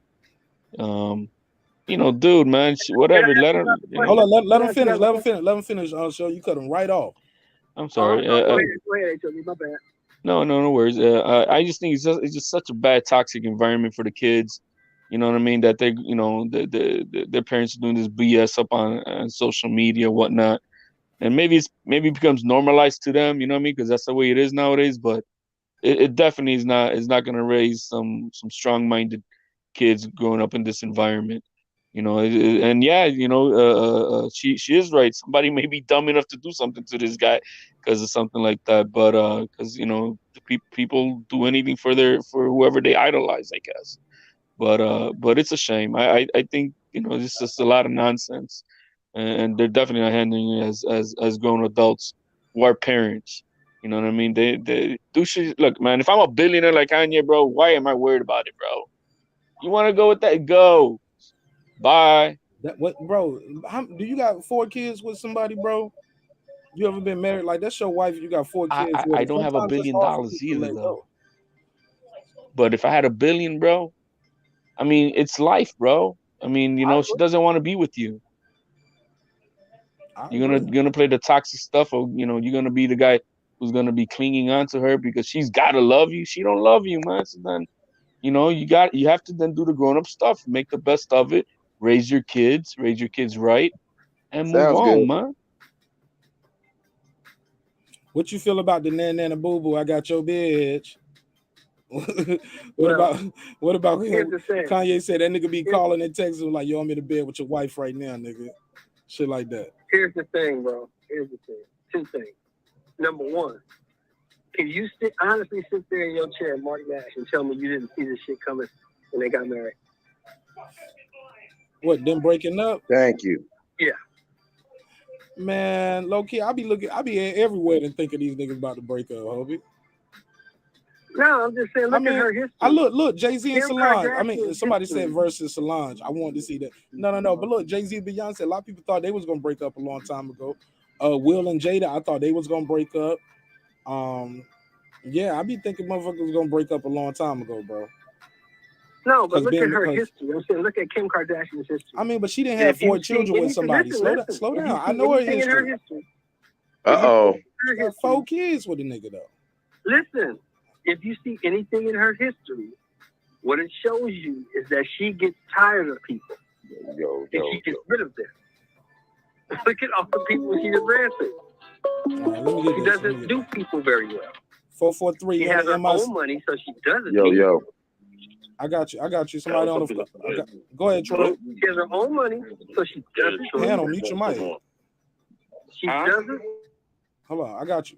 Hey, I got you. Go ahead, say that last part, and then we got to take this call. She has her own money. She doesn't need them. So I saw this coming, and he should just be a man, go through the court process, get the time with your kids, and move on. She doesn't want you, bro. There's nothing you can do to make her want you. The thing with Kanye is he just doesn't want to lose. That's what it is. Right. Go ahead, Troy Graham. What's up, man? Yeah. What's up? Nobody wants to see Kanye fight because nobody believes he could fight. If I'm Jake Paul, I'm taking that money and I'm giving it to Ray J and telling him to come fight Kanye. And we'll title the fight. You know, I hit it first, and then whoever wins that fight can fight our current man. Why are we talking Ray J? Yeah, why we? Huh? Just for the fun of it. You can't hear me? Hey, Troy, what up, baby? What's up, man? What's up? You know, just to irritate Kanye even more, because you know Ray J got a mouth on him, right? Right. And yes, he did it first. Just like Kanye said, slavery's a choice, marrying a hoe's a choice, and now you're finding that out. I don't feel sorry for him. All right. Well, I appreciate you calling in, Troy. How you been feeling, bro? Oh, you just hung up. Or maybe it's that's how you feel, nigga. Well, go ahead, Clips. Okay, you can't hear me. All right, yeah, that's weird. I had to get on my other phone. But I think this is funny as hell to me but it's also sad and also telling. Because here's the thing.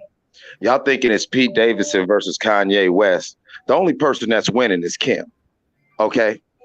Because these people were married. They got 4 kids, okay? You think they didn't have a conversation in private several times about not having their kids on social media? In fact, if you remember when they were together, them kids were only on social media if all of them were together and under controlled circumstances.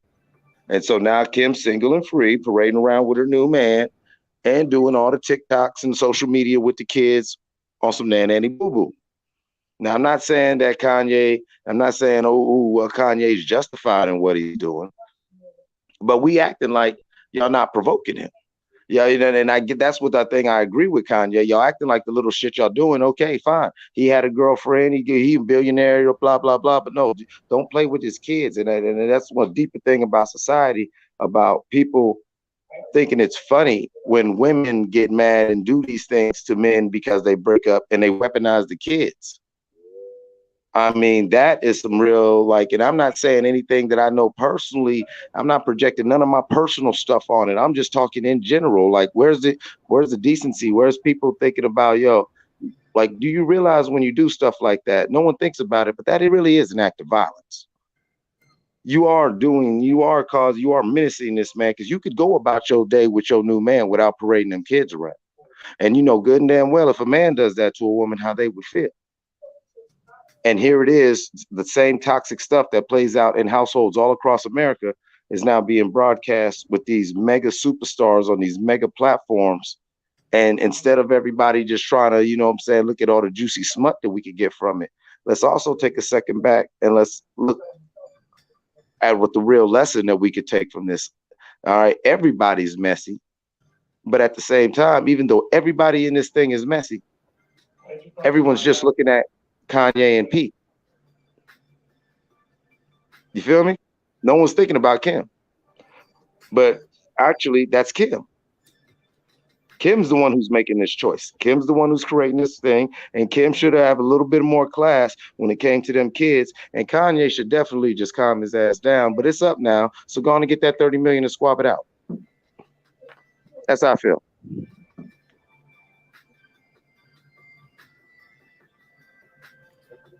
Wow. Okay. So you saying, so I got a question though, and I'm gonna shoot Okay. Kim some, somebody say I'm trying to shoot Kim some bill, but I'm gonna try to keep it fair. She was, she's a public figure. He's a public figure, so she can't be out with her kids with like how they normally are with her new guy. Like, so she need to send the kids somewhere else. Like, he can't be around the children. It's too early for him to be around the children. Like, what do you think? What's going on? I'm not the one to judge the timing of things and everything like that, but knowing that you're a public figure, knowing that this is something that, okay, you want to do, you want to say it's over, I'm done, I'm dropping the West from my name, I don't want nothing to do with you, Kanye. But at the same time, Kanye is saying, okay, we're trying to reconcile. And so knowing that it's a public spectacle and that alone. And honestly, Pete, in a lot of ways, is a simp, because how are you the big man or whatever when you know she's injecting you into all this? And let's be honest, no matter how this thing goes up, Kim's going to be all right. The only thing that's going to go on after these two come and go is Kim's going to be sitting there with somebody else. That's Kim's track record. That's the one thing that the brother was saying earlier I do agree with. You feel what I'm saying? Like, yeah, Kanye should have definitely seen this coming. You know what I'm saying? Hopefully Pete's smart enough not to get himself caught up. And I just pray for the brother Ye that Ye don't crash all the way out. You know what I'm saying? Because Ye's on a crash course right now. And right now, it's like both Kanye, the kid, and Pete Davidson. So that's 6 different people are collateral damage. When honestly, the person who could reel all this in at any given time is Kim. By go ahead and just just saying, okay, this is what it is. And not just this is what I want, oh well, deal with it, but make it something amicable. And you know Kanye's so goddamn strung out behind her that he'll shut his ass up and abide by that. Because if you listen to the little bits of logic in all of his ramblings, that's pretty much all he's asking for. Am I right or am I wrong? She can control this. She can stop this at any time. How? I mean, how? Basically, hey, Pete, don't be engaging with him. You with me. Don't worry about him. I got this. We'll deal with this in the court. Kanye, okay, I feel you if you don't want this or whatever, but this is what I'm on, and we'll deal with this in the court. We rich. We got money. Let's let our lawyer swap out. I'll tell you what. And as this thing proceeds, I'll even move accordingly like this. And I tell you what, if I move accordingly like this, you better stay on code like that. like adults should act, especially adults with money, influence. They got more than just their kids watching them. All right, pass it around. Go ahead, HLD. Anybody else want to add to this? I agree with Eclipse. It's just, and the thing is that she is she is breeding and trying to trigger this man, and this is how we get a lot of crazy shit that happens nowadays, man. And then a tragedy may end up happening from this, because we know that Kanye ain't right in the head, bro. So hopefully he's got good people around him that helps him, keep his mind straight. But anything can happen, especially when you're talking about your kids, man. That there's a lot of emotions that gets brought up with that, and a guy could snap, or a woman, either one. You know what I mean? They're your kids you're talking about, and if there's something that you had an agreement upon, and it's something that you guys are trying to do for the betterment of your kids, or then one parent is doing whatever they want. I can see this man snapping. Hopefully, you don't get to that. Yeah, and thank you. That's what I'm saying. That type of provoking, that sort of gaslighting that Kim is doing, and a lot of women do. Like, this is something that's still celebrated and ha in society. And I'm not saying that, oh, she can't live her life, but you can't sit there and poke a bear and get mad when it scratches. Kanye's on edge. When they were together and everyone was happy, Kanye was not mentally stable. So if you truly want to be happy, and if you truly want the best for your kids, why? Yeah, I wish I got that move back. Why would you move that way about things, knowing that all that's going to do is make things more than what it needs to be? Go and enjoy your new dick, live your life. And you got to blame some of the guys. No, she's reaching for the extras to taunt this man. You got to blame him for that too, because he should be man enough to say, look, y'all work y'all shit out. I can hit it if I want to hit it, but I'm not going to get involved with your kids and none of that shit. I'm not in none of that. Y'all work this shit out. And when you're done, holla at me. But you got to get that shit worked out first. That's what a real man would do. And you're talking about Pete Davidson, right? He should stay out of it. Yeah, he should not be in that at all. He should have nothing to say about that. Don't have nothing to do with it. Go ahead, HLD. I one thing I do want to say. I mean, I know we're talking about track records and whatnot, and yeah, we can talk about but it's not in this case it happens to be women, but guys been doing the same shit too.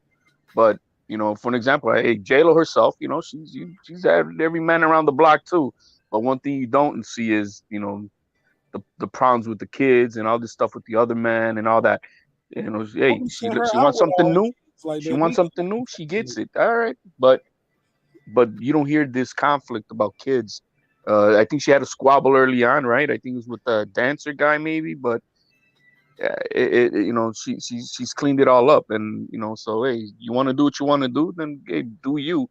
But respect what you have with your former husband and the agreement that you guys have with your kids, and that could be respected. Man, those are the bars of the night right there. Like think about it.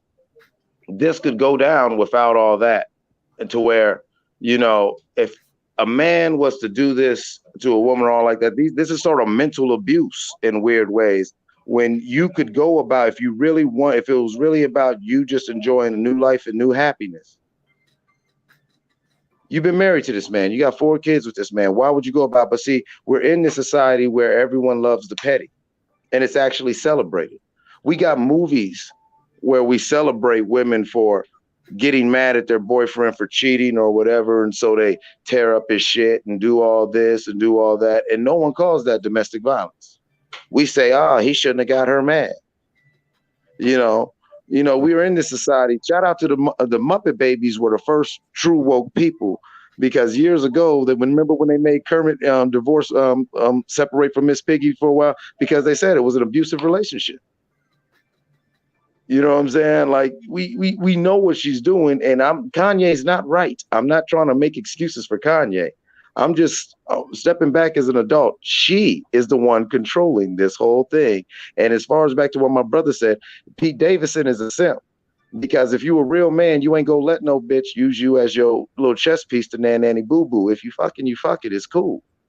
I have done this several times. I have been in this boat where I told the chick, listen, now we ain't gonna do this. At the same time, I didn't back down from the dude or nothing like that. Hey, dude, hey, I guess it's over. I'm in this thing now. You feel what I'm saying? But at the same time, you ain't gonna do this because if you're gonna sit there and text a man, this is bad for your kids. It sounded like he's just texting some shit that the bitch is telling him. She probably typed the text for him. So if you're gonna keep going on like that, man, both of them get their simp asses in the ring and go ahead and beat each other up and let Kim just sit there and laugh about it, because that's all you're doing. You're bigging up Kim. It has nothing to do with the kids. It has nothing to do with Kanye. It has nothing to do with Pete. It has to do with Kim proving that she is Kim Kardashian. She doesn't need him. But this Davidson guy's no innocent in this, man, because he knows he's getting all this fame now. His name, who the hell knew about this guy? You know what I mean? He was unknown. He was just under a rock. Sheldon, say that again. Sheldon. No, I said, why is he texting that man anyway? Why is he with Why is he texting that man anyway? Why is he texting that man? Oh. You don't know that man. You don't fuck with Kanye on no level. So why are you texting him anything? You shouldn't even be talking to that dude. You have nothing to say to him. Your business is with her. You don't have no business with him, no business with his children. Your business is with that woman. You shouldn't be texting him anything.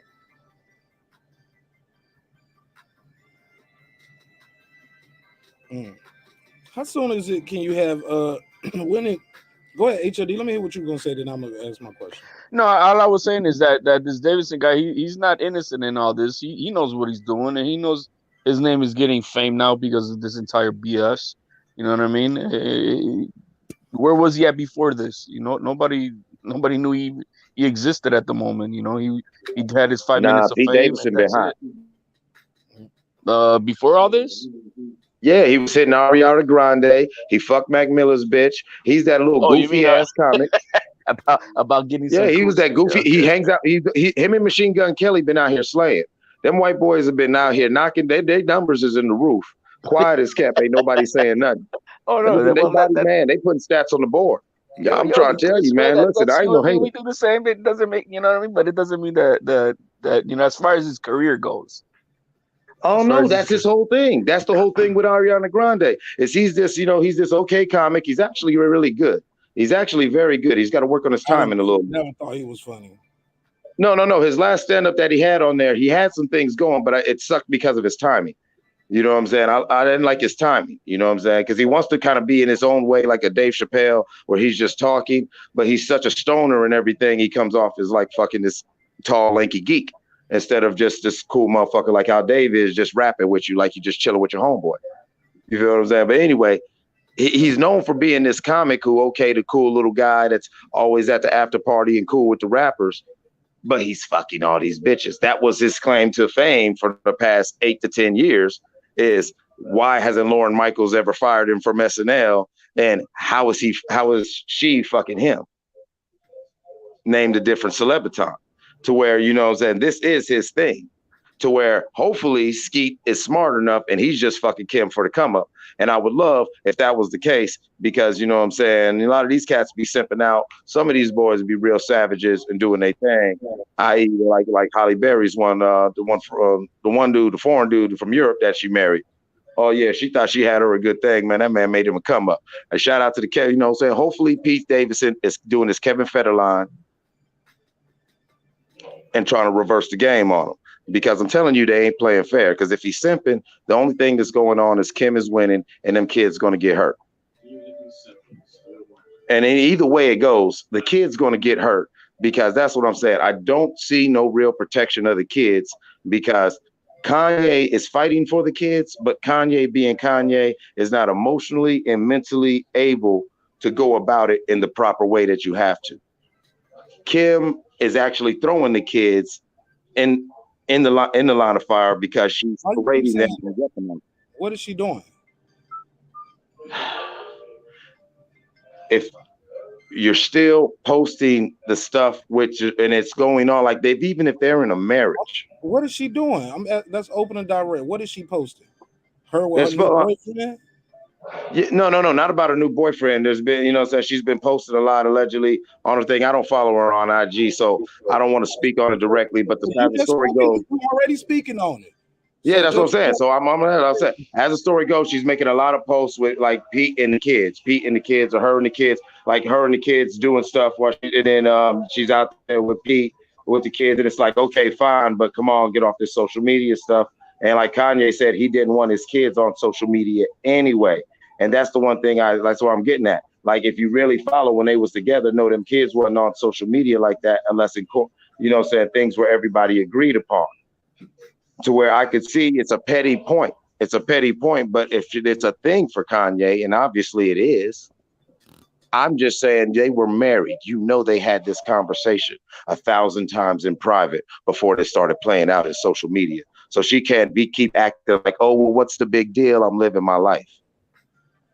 That's my point. Yeah, but I'm looking at her Instagram. I don't even see Pete Davidson up here. Let alone their kids. Okay, I see her kids right here, but yeah, this is from February the 2nd, and the kids are up here. But I can scroll way back. Yeah, I've seen their kids on social media. We've seen their kids. No, Ye has a problem. Ye has a problem with his daughter having a TikTok. Yeah, that's it. Is the TikTok account. Yeah, he didn't want North with a TikTok account. Okay, and then he's gone, and his mama has allowed her to have a TikTok account. That ain't got nothing to do with Pete Davidson, though. Nah, Pete Davidson was texting that nigga. He was talking shit in the text messages and shit. Yeah, I'm looking. Yeah, they've been texting back and forth.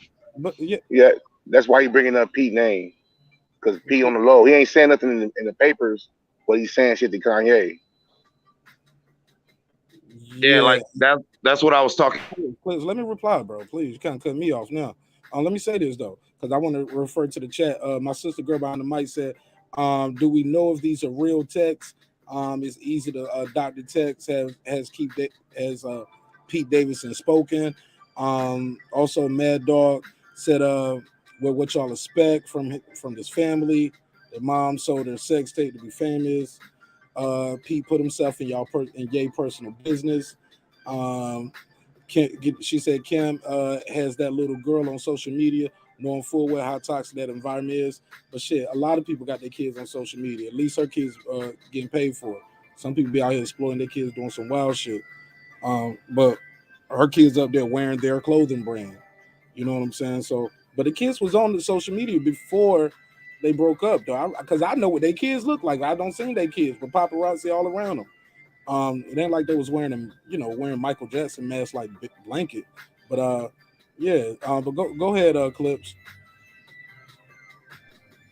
Oh no, I was just getting to that. Like, when it was done before, that's why we know all four kids. It was coordinated for either the clothing lines and things like that. And so I mean, one common sense would say that these people have had this conversation, and if that's something that's being done, and as far as do we know if the texts are real? There's even the video. Pete texting the picture of in bed with Kim with his shirt off, sticking his tongue out, laughing. When Kanye's like, "Oh, where you at?" And Pete texts him a picture of him. I'm in bed with your wife, and everything like that. So yeah, that's really for real. Oh yeah, Savage, Peter Savage, man. And that's why I say, like, come on, man. If we gonna be messy, let's go in the mud then. Shit. If hell no. I would hope not. But if we're gonna be messy, let's take it to the swamp. Fuck it. Let's go on and get there. I'm Geechee. The real problem is, man, Kanye over acting like a sucker over this girl.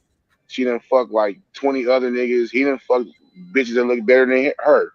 Like, sometimes the party's over. You know what I mean? She's not his first wife. You know what I mean? And she's not. I thought she is his first wife. He won't marry to Amber. Well, common law marriage, but he's been in relationships where he lived with girls before, and he's not her first husband. No, that's true. So things. Sometimes the party's over, man. The well runs dry, and he needs to toughen up and be a man. and putting all your business in the street and all that, you're not gonna win social media favor over Kim Kardashian. It's just not gonna happen. Take your fight to the court, get your custodial things going on, custodial parent situation handled, and stop crying. Stop making black men look weak, crying over some girl. Even though he probably crying over his kids, he looked like he crying over that girl.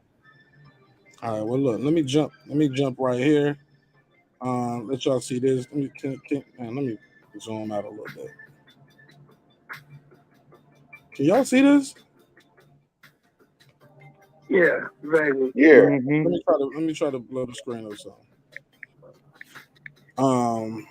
Let me see. Okay, it's getting smaller over here for me. Oh. But basically, it says, "Yo, it's Skeet." This is Pete Davidson texting. Yay too. He said, "Somebody got that mic unmuted. I'm hearing your background noise. Please mute while I'm trying to do this, please." Yo, it's Skeet. Can you please take a second and calm down? It's 8 a.m. and it don't got to be like this. Kim is literally the best mother I've ever met. What she does for those kids is amazing, and you're so fucking lucky that she's your kid's mom. I've decided I'm not gonna let you treat us this way anymore, and I'm done being quiet. Grow the fuck up. Now, why is he waking up calling him the first thing in the morning? So this him. Okay, this is so he said, oh, you using profanity? Where are you right now? His reply, in bed with your wife. See what I'm saying? All right, let's go to the next one. That's the picture.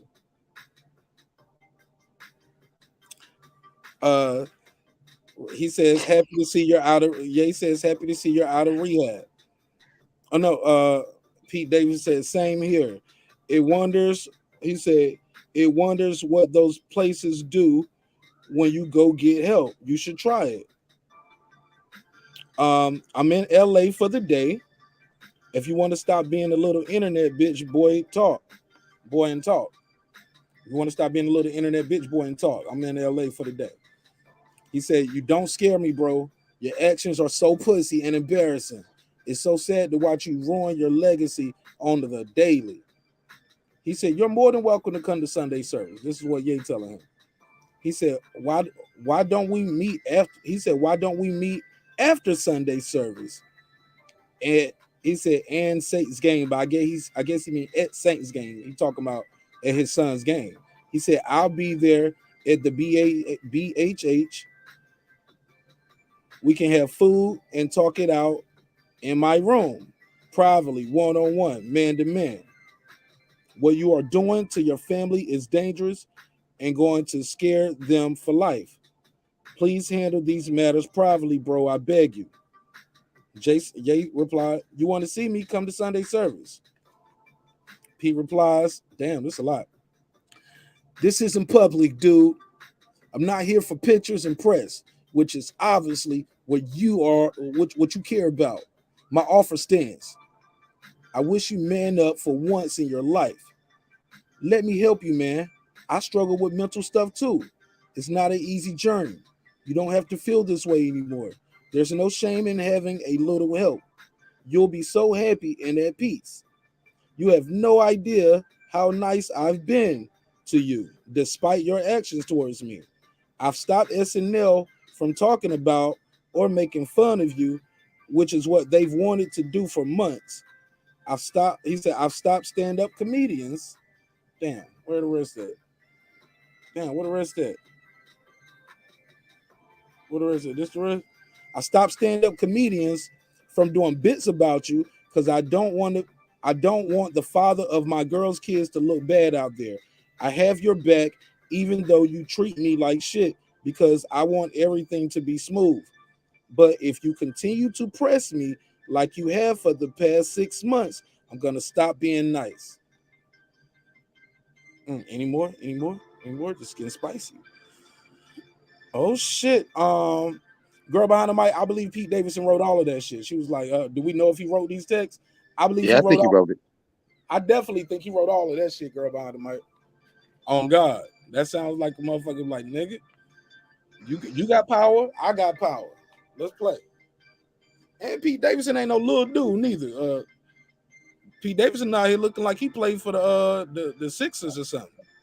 Or what's give me a low level term. Yeah, he played for the Pelicans. The bigger they are, the harder they fall. That boy from Staten Island.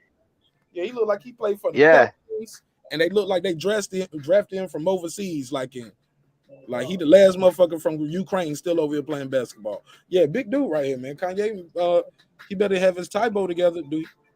That workout plan he was using, he better be on point. Look how skinny he is, man. He ain't big. If who's skinny, bro, who get rushed? Yeah, right, nigga. You gonna rush him? Kanye don't know how to rush. How you know Kanye? Kanye from Chicago. You think Kanye never got to take a fade before? Kanye take fades, homie. Yeah, Kanye do take fades. Man, Pete Davidson ain't all that, homie. Kanye get loud on motherfuckers, man, and they don't do nothing because he the boss. Pete Davidson gonna slap shit out of Kanye West. Yeah, right. Oh God. Why he ain't met up with him then? He sound like he the one trying to meet up. Kanye want to meet him at church. Nah, Kanye said let's meet in our room.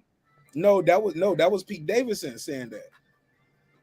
Kanye reply was, if you want to see me, come to Saturday service. That was Pete Davidson said, I'll meet you at Saints game, like I'm gonna be at your son's game. Woo! I'm gonna be at your son's game. We can meet up. I got a little private room. Let's pull up. Me and you, 1-on-1, man to man. Pete Davidson probably have hidden cameras in there just to show him slapping shit out of Kanye West. He gonna rush Kanye. You already know. Marqnash. But it does sound like he's trying to be the adult in the room. Yeah, Pete Davidson gonna be famous for that shit. He said the right thing, bro. Kanye better He come. did. He sounded like Shelton. He sounded like the adult in the room. Hold on, yeah, I ain't trying to be loud in the house, man. It's late. But look, Deuce said the right thing, man. Deuce said that motherfucker need to man up and be a man. And that's what it comes down to. Kanye needs to be a man, accept that the ride is over. It's your stop. Time to get off. Handle your business in the courts and move on, man. All this shit right here, this is sucker shit. You ain't got. You too big for that, man. You acting like a sucker. You acting like you soft. That's what you doing. And making us look soft. The more important thing. I'm tired of niggas crying on camera, man. He making niggas look soft. Man, Kanye ain't making Kanye. Kanye makes Kanye look like Kanye. Kanye don't represent me. There you go. Hey, look, and he don't. But to the public, they can give a fuck about what anybody think. I'm gonna tell you what I know. Kanye don't represent me. Kanye, when I walk in the bank, they damn sure don't treat me like Kanye in the Louis store. Nothing. What public? God damn it! I'm gonna tell you right now, I'm me in all worlds. God damn it! Now can't no Kanye, can't no other nigga represent me but me. Can't nobody be out me. Yo, let me add to that. Damn, it was something I wanted to say real quick. As far as that shit kind of worked for Tyrese when he was crying, Deuce, when he was like, "What more do you want from me?" Yo, that shit worked. You think so? It did. It did. Do your research. That nigga did good in court. Everything worked out in his favor. It was God's plan. That crying shit worked for Tyrese. But look, let me ask y'all this. This is the question I want to ask HLD, Sheldon Moore, that guy Clips do. Hey, everybody up here is a parent, right? At this point, right? Yep. Yes. Of course. All five. Yes. All affirmative. Five. At what point are you comfortable? You're never probably gonna be comfortable. At what point is your new lady got her the new dude around your children without you going never mode? So never. You're gonna be in Kanye mode too? Nah, exactly. I'll have split custody. You know what I mean? But when you're missing the point. But even with split custody, when she's not with you, I got it, bro. Let me take the lead, bro. When she's not with you, she's gonna have your kids around her new boyfriend. At what point? How long do they got to be together before you're not gonna lose your mind about it and go full Kanye? 6 months. Never. They got to be married. Never. So even if that's her husband and they live together, during the time where your kids are not with you, you're gonna be going in Kanye mode because the kids are with their stepdad. So what do you mean Kanye mode? Like Like that's what he's tripping. Like he's tripping, right? Ain't he out here tripping a little bit? Some would say. You said he was out here bitching, making people look bad, right? Yeah. That's the mother of. That's his wife, still currently. I would never do that with Kanye. I would never do what Kanye do. But Okay. I will be wondering what's going on over there, calling my kids and all that shit. Yeah, I will be doing that. Okay. Go ahead, Clips. What was you about to say?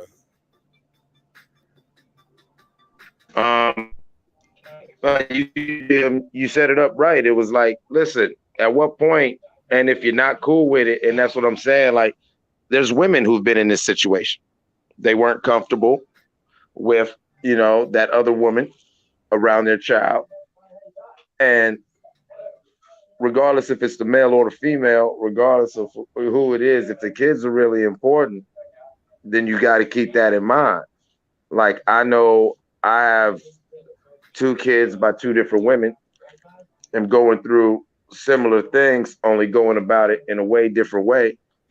Got custody of my son and going for custody now for my and going for custody, going for shared custody of my daughter. And in the first situation, that is one of the things that when I was calmly able to bring it to the court was allow me to get the outcome that I was looking for with my child was, while I'm sitting here doing whatever I can to just make sure my son was cool, I'll just leave it at that. I ain't going to try to badmouth her, not even know whatever way. Like it was like, no, like it's about the kid. You could have went about this 1,001 ways. And I will say this, she's now married, been married for a year or so now. And because of how she goes about things, nothing what I'm doing, I could care less. But how she goes about things, no, my son don't really mess with her or her husband because he loves his mom, but he looks at him like, y'all kind of cowardly and messy. My son's a teenager, so he's old enough to know what to do. Like, come on, you didn't have to do all that. And especially with young kids, that's the craziest thing. So I can understand why Kanye's tripping, because when they're real young, now when somebody's moving like that and parading the kids, you can confuse them because they're thinking, what's daddy's what's the problem, daddy? Mr. Pete's nice. Right. And it's like, wait a minute. Right.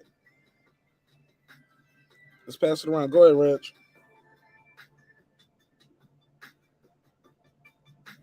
Go ahead, Reg. Unmute your mic. Oh, yo, man. Yeah, I want to get in on this thing, man, with Kanye, man. Kanye's function is like a sucker, man.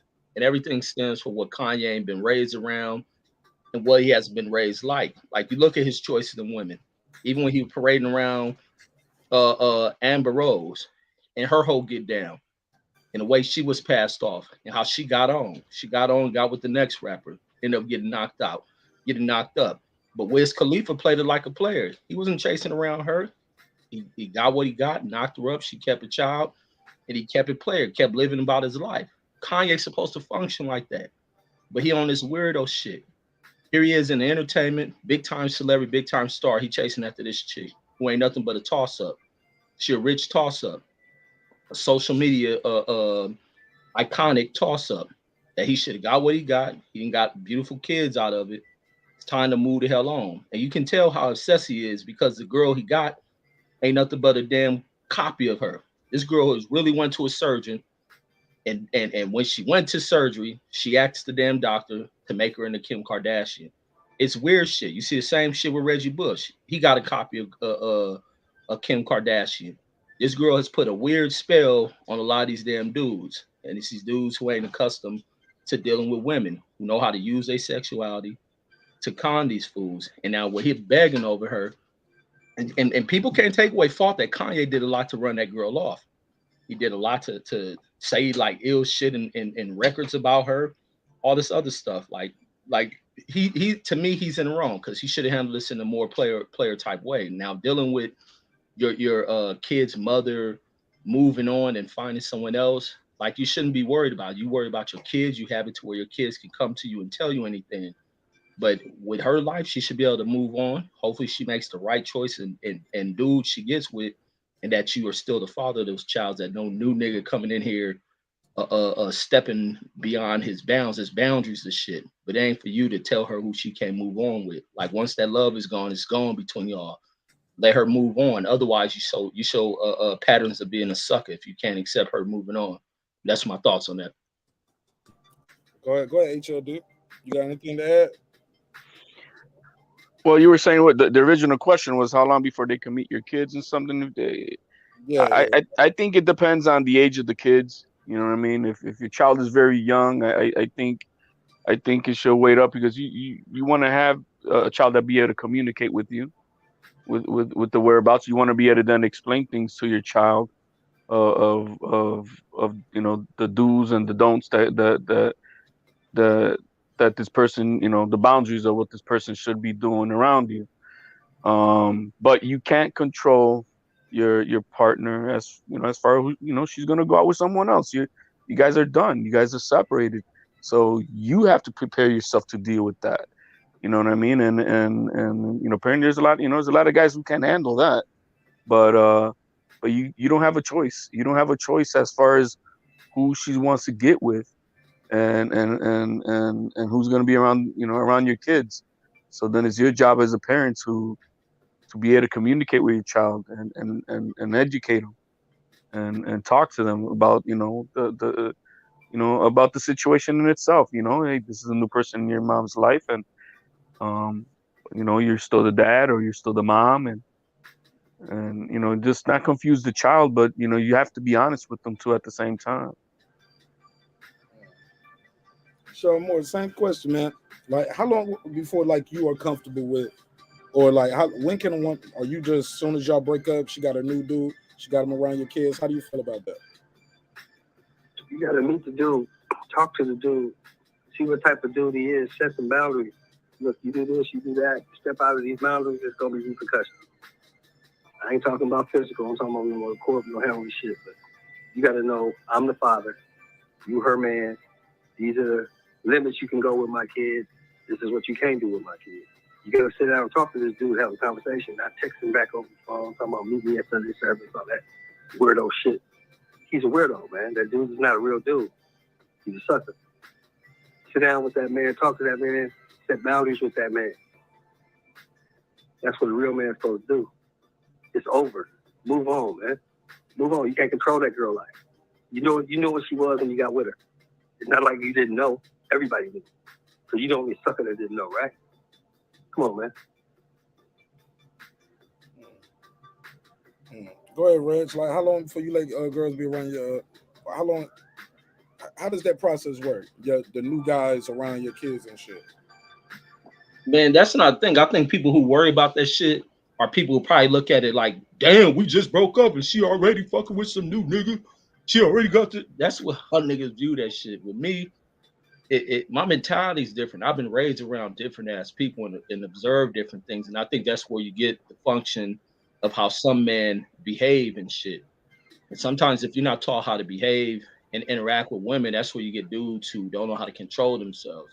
It's almost kind of something that was very key when Mike Tyson spoke about the Chris Brown Rihanna situation. He was talking about how young people fall in love, they think they possess one another.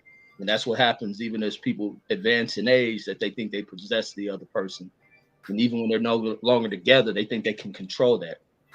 My thing is, I hope that if I choose somebody I was with, we had a kid, that they're responsible enough as a parent to observe what she allows. They will make it clear with me, because I've already made it clear, anything ever happened to my kids, motherfuckers will be dying. So hopefully you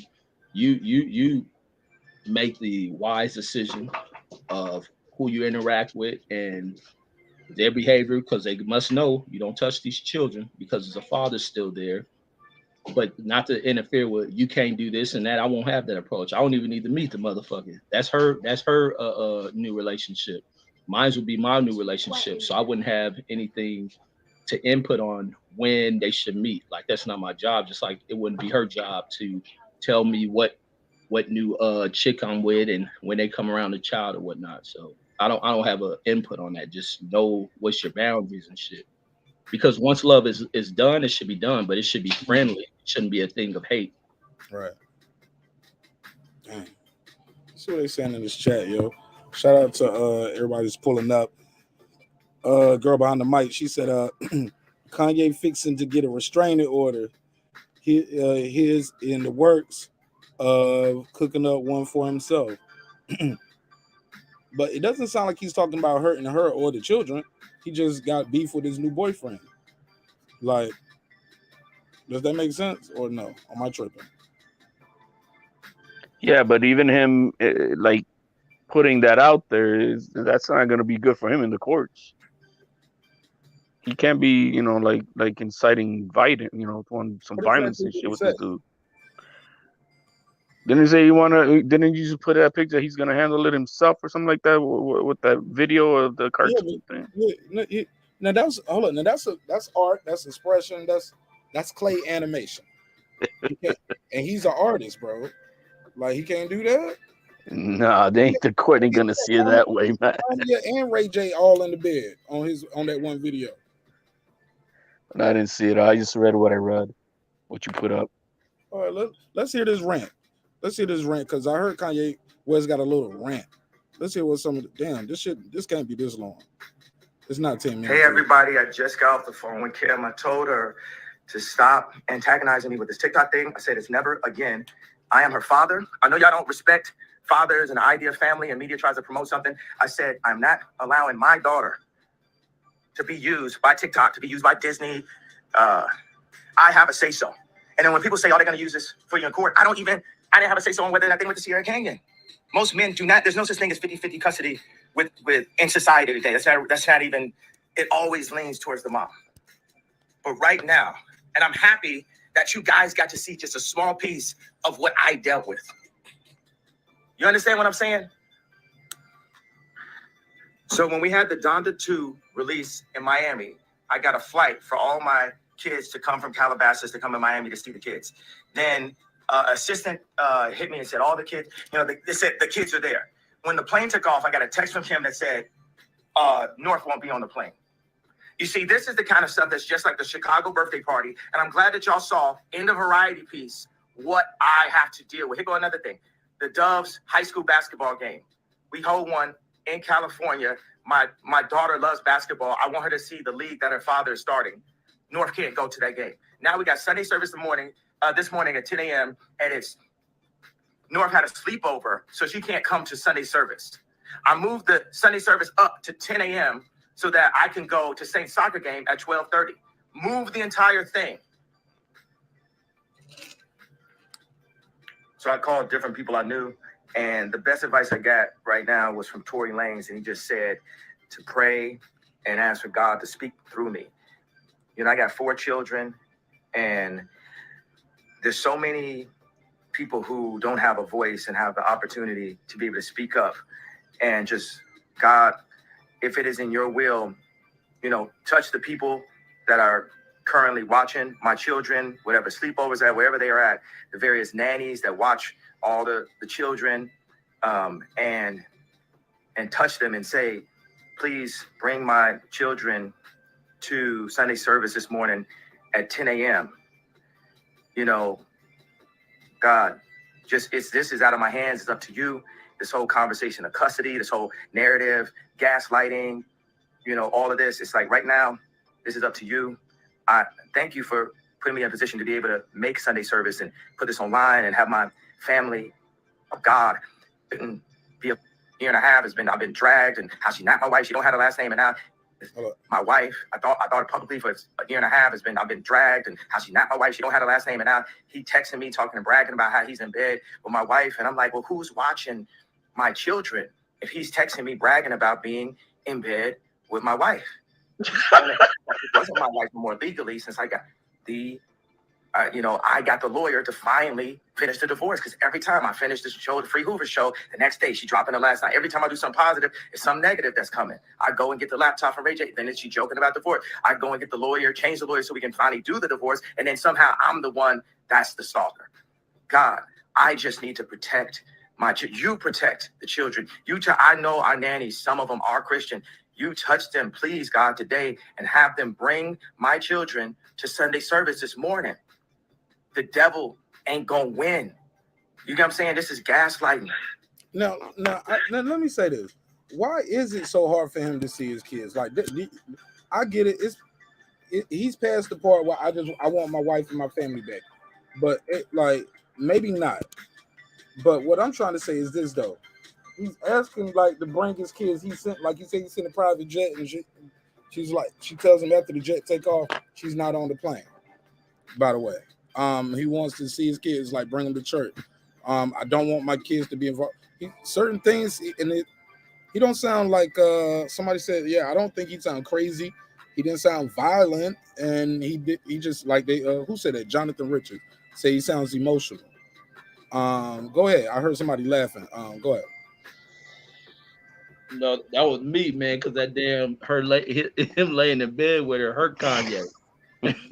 Kanye is this is purified sucketry, and people should learn from this. I think he's making too much out of nothing. I don't think there's no big problem what's going on. Maybe it's the older daughter, because it sounds like just the one child doesn't want to go around him. She don't want to be at that church wearing that weird shit. This girl's a little bit older. Nobody said that. You just made that up, Reggie. Man, I'm gonna speak for this little girl. Yeah, Reggie, that was a reach. That's what. No, well, I'm gonna speak like I'm a kid. She don't want to be at church wearing that weird shit that this nigga got everybody up in there wearing. So obviously she doesn't want to attend some of that things. As your children get older, they don't want to attend certain things their parent may want them to do. Certain children don't want to go on the road trips. They don't want to take the camping trips and vacations when they reach a certain age. This girl's more into her socialization. She has a group of friends. Maybe she wants to be around them. But it seems like the other kids ain't being stopped from going. And then I think what's her name stated that you picked the kids up this morning. Why he's getting on social media acting like he's being kept away from his kids. Like the dude is just hung up over Kim. He wants her back. But like I said, he's the one that create this dynamic. I think he did a song talking about her mother, talking about her being a whore, being a slut, almost like he wanted to break away from her.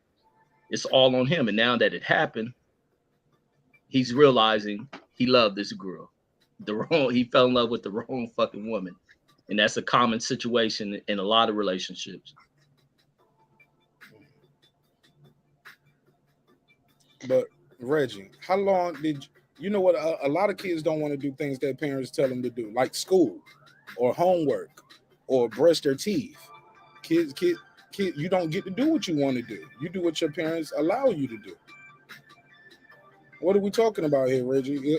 Yo, you going to your grandma's house this weekend? I don't want to go to grandma's house this weekend. I want to stay here and play with my friends and my toys. Put your ass in this car. And you go to your grandma's house. You do what your parents tell you to do. What are we talking about here, Reggie?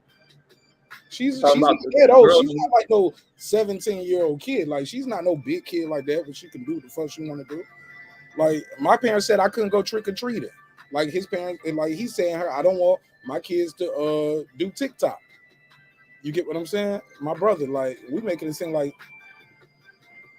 you get to just do. Remember, you told me you didn't like going to church, going to vacation Bible school. You had to go to church though, Reggie. Yeah, but we didn't go to no motherfucking Blair Witch looking ass church. Everything with this nigga. Reg, come on, bro. Man, you interjecting that you don't fuck with Kanye. We're talking just in general.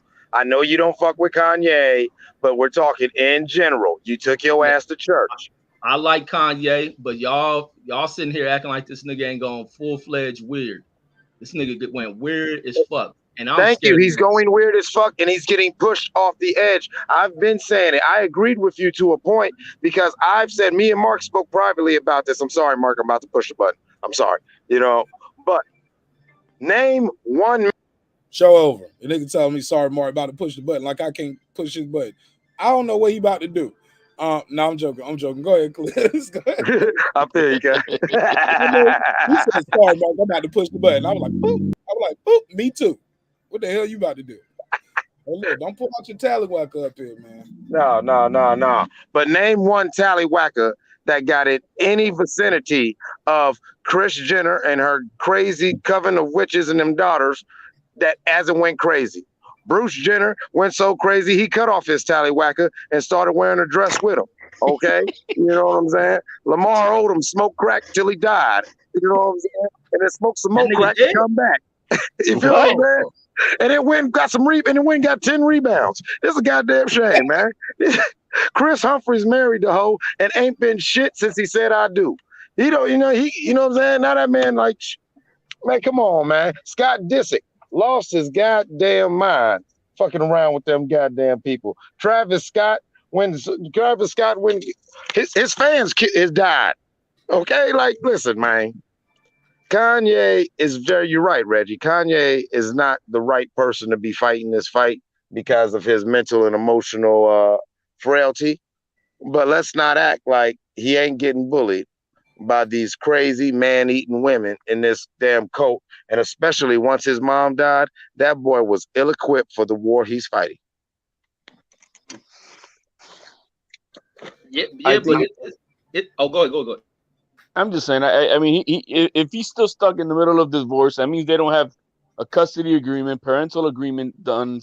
He needs to get that shit done, so that then he has those rights. But right now, if there's no custody agreement by the court order, and with the parental agreement, then whatever she wants to do, she can do with the kids and how she wants to do it, and to control that that she doesn't want his daughter to be on TikTok.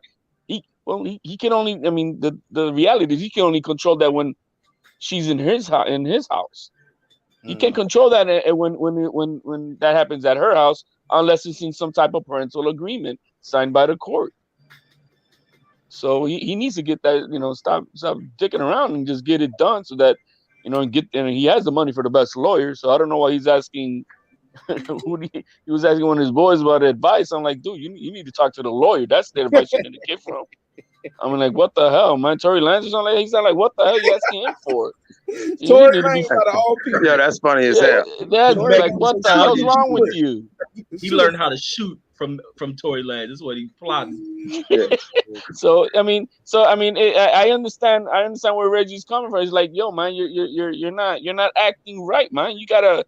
Yo, man, handle this like a soldier, man. Do what you got to do. You got to take care of the custody of your kids, the parental agreement, and then after that, you can handle about the divorce. But get that shit squared away. But then somebody's got to talk to him about it. Yo, man, this is what you can only control, and he's got to talk to some real men about this shit. You can't be talking to her. You got to talk to some people, who've been around the block and who understands life a little bit, with more wisdom than the guys he's asking advice from. He's a sucker, man. The dude's a sucker, man. If you can't see this nigga's a sucker, I don't know what to tell you. Yeah, according to this, it says they are officially divorced as of March. This date right here, this article says Kanye, Kim, West are officially divorced after 7 years of marriage. Then get your sucker ass on. If you divorced, what are you doing? Move on, sucker. But like I said, none of that I heard him say talking about being with her. He's talking about parenting. But I guess that's something like HLB said, you got to handle that in court. If she got the kid and he don't like the way she's parenting the kid, take her to court. That's all you can do, man. All this sucking one flip shit, putting shit on Instagram and Twitter and all that faggot ass shit. He's a sucker, man.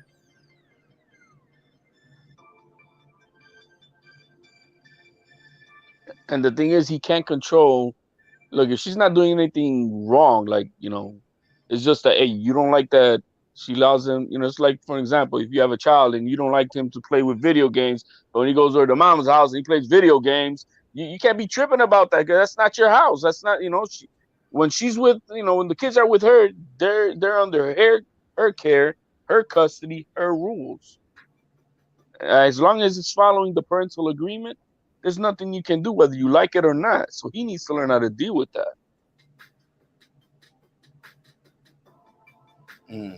Go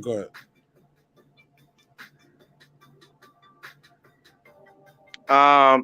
I agree with a lot of what y'all saying, but we're not taking into account, and this ain't defending Kanye, that a lot of court procedures take time. They take time. I don't care if you got the best lawyer. Okay, the only way he could have that court case ex parte, that's the term for it, to be expedited. If they could have an ex parte custody hearing, was if one of the parents are in jail or dead. Or if they agree to all the terms as it is. No. If not, it'll play out. It'll be pre-trials.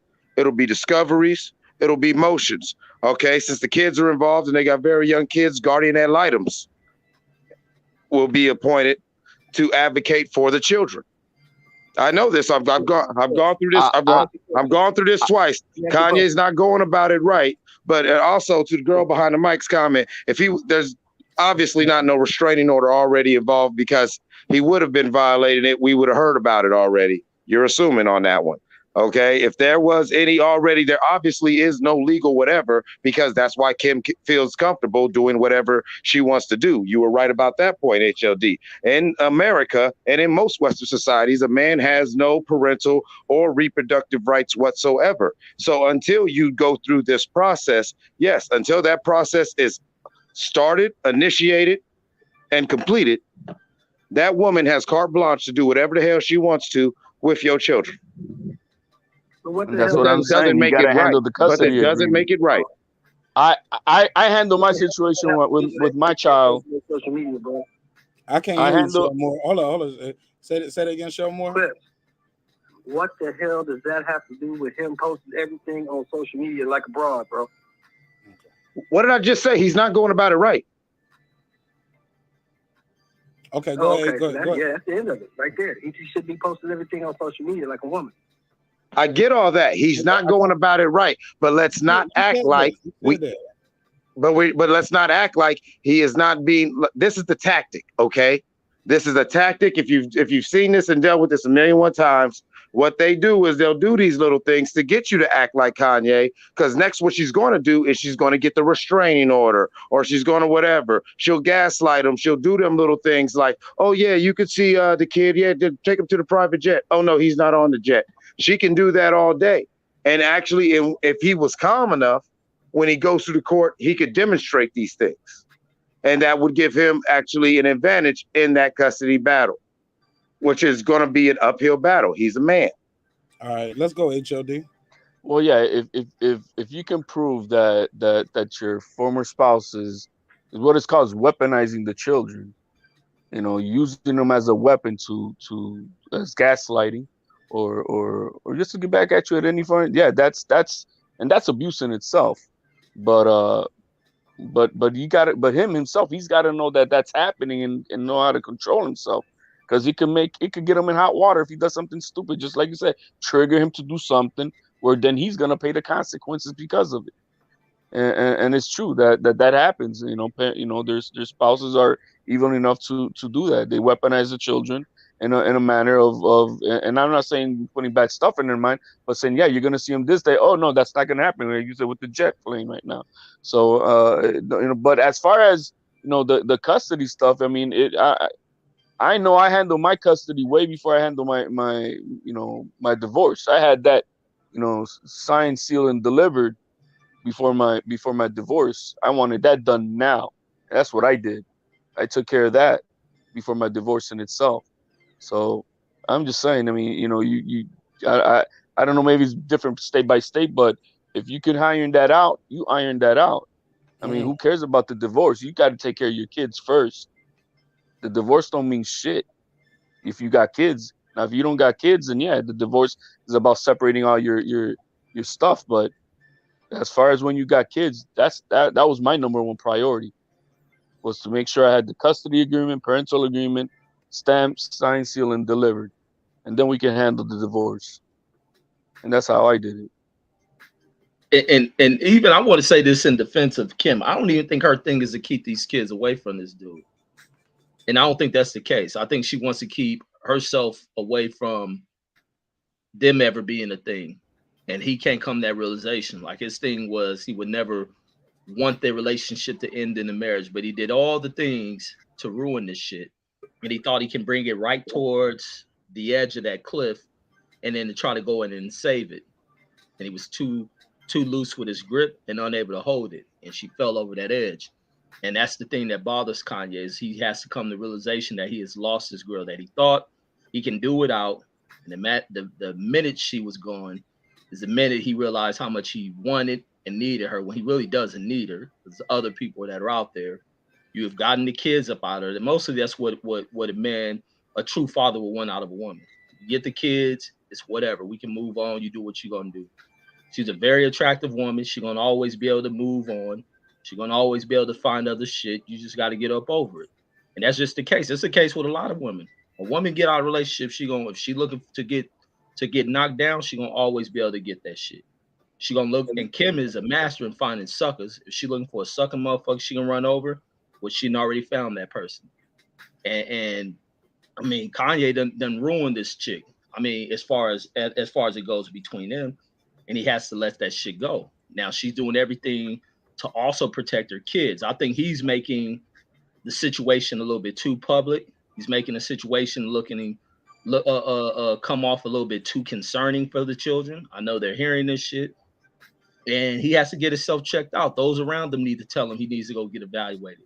Like, look, homie, you going about this a little bit wrong, homie. You scaring us. I mean, we got to get we need to, get a grip on ourselves, Kanye. Like, just to think about it, if you was a homie of Kanye, you'd be like, shit. In her situation, she's right keeping those kids away from you. And those kids making the decision to stay away from you is probably the right situation, because you're unstable as fuck.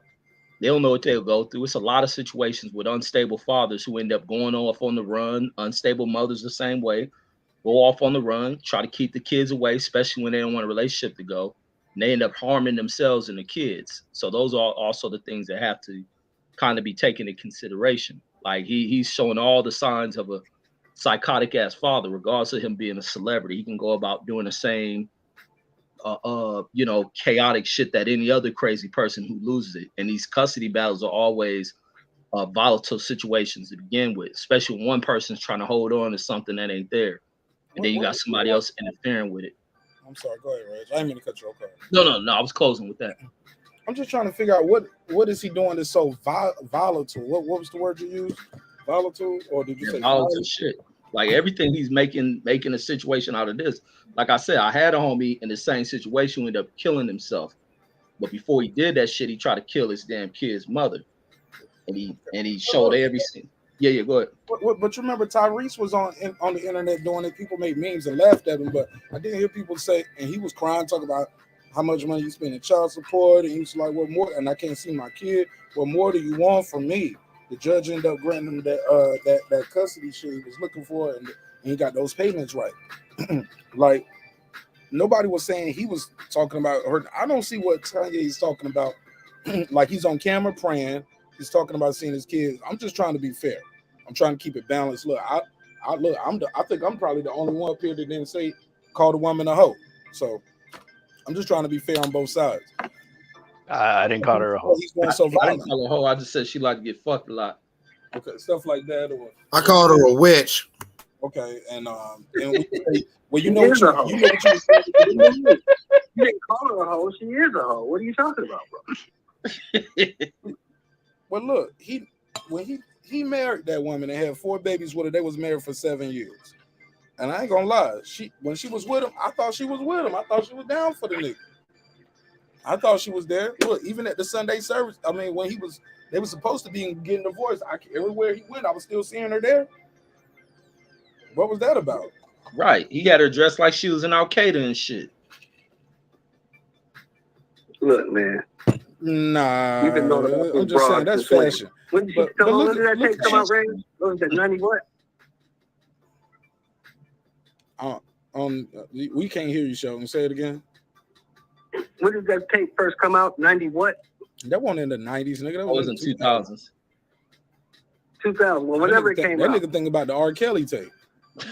No, I'm just saying. You can look at her track record, bro. This broad gets around. How many dudes she been with that we can count? 7, 8? That's just because she's public, though. Look, it might be a motherfucker in the chat room. We don't know who they are. And she gets tired of people quick. She gets tired of people quick and she moves on. That's her track record. Okay, but at this point, though, this was 7 years. Though. Hijab and none of that shit she did with Kanye gonna change that. And as you saw, when she got tired of his ass, she got on. But you make it No, seem I like think she loved that dude too, though.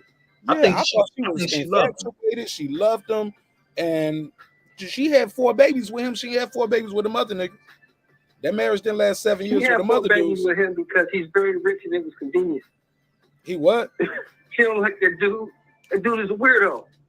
She don't like the dude. She never did like that dude. That dude's a weirdo. Well, I disagree right there. No, I think at one point she did fall in love with that fool. Then he really started going over the edge with his weirdism. And it's a lot of weirdism in that whole family. Because even like with what's the girl that Tiger got a kid with? I think the damn family related, where Tiger was messing with the China girl, and then he was messing with the sister, and then she went and had the kid with the brother. I mean, it's just a lot of shit with these rich ass families and shit. Exactly. Yeah.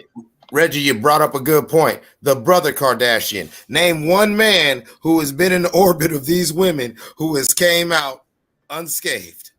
I am telling you, bro, they are man eaters. That is the Venus Skytrap over there. Kardashian means man eater in Chaldean or something. I don't know. It's fucked up. I'm telling you, them motherfuckers. Look, what happened to her dad? Google it. Google what happened to her dad, Rob Kardashian. Hey, wait a minute, Clips. That nigga Miles Austin got the fuck on. He got on. Thank you. He ran. Thank you. Any dude who made it ran. Reggie Bush ran. I'm talking ran. Didn't look back. He went and cloned him a bit. He made him his own Kim. He made a Kim that wasn't Kim. Because what did he see? What did he know? And to be fair, that's something y'all. I'm gonna say this before y'all, Reggie, and I'll keep it short. For y'all to say the dudes go out there and they they get the girl that look just like her. The girls go to the plastic surgeons out here and say it's a lot of girls out here that want to look like Kim Kardashian. It's a lot of them that pretty close too. I mean, a lot. Like it's a look, and they be out there going for the look. So I mean, you can't get mad at the dudes who just because it ain't just the dudes that used to date them that get the girls that look like them. Other people done it too. I think Timberland, some people say his wife looked like Aaliyah. But these girls be going into the damn surgery and saying, yo, give me the Kim Kardashian #1. Let me get the #1 right there. I want the lips. I want the nose. I want the boobs. I'll buy the hair. I'll buy the fries. Yeah, I want the ass, and I'll buy my own hair extensions from the Korean lady down the block from me. But other than that, the plastic surgeon do all the other work. But go ahead, Reg. What was you about to say? No, that was Clips was talking about the you was done on that one? Yeah, it's just a lot of different things that go on when you're dealing in families and to where there's really no dynamic or structure, especially after the father passed away in that family, is where things really start to go chaotic amongst these girls, and also that son being vulnerable, just think what that boy going through, being his father done turned into a fucking woman. His father was probably always exhibiting that shit.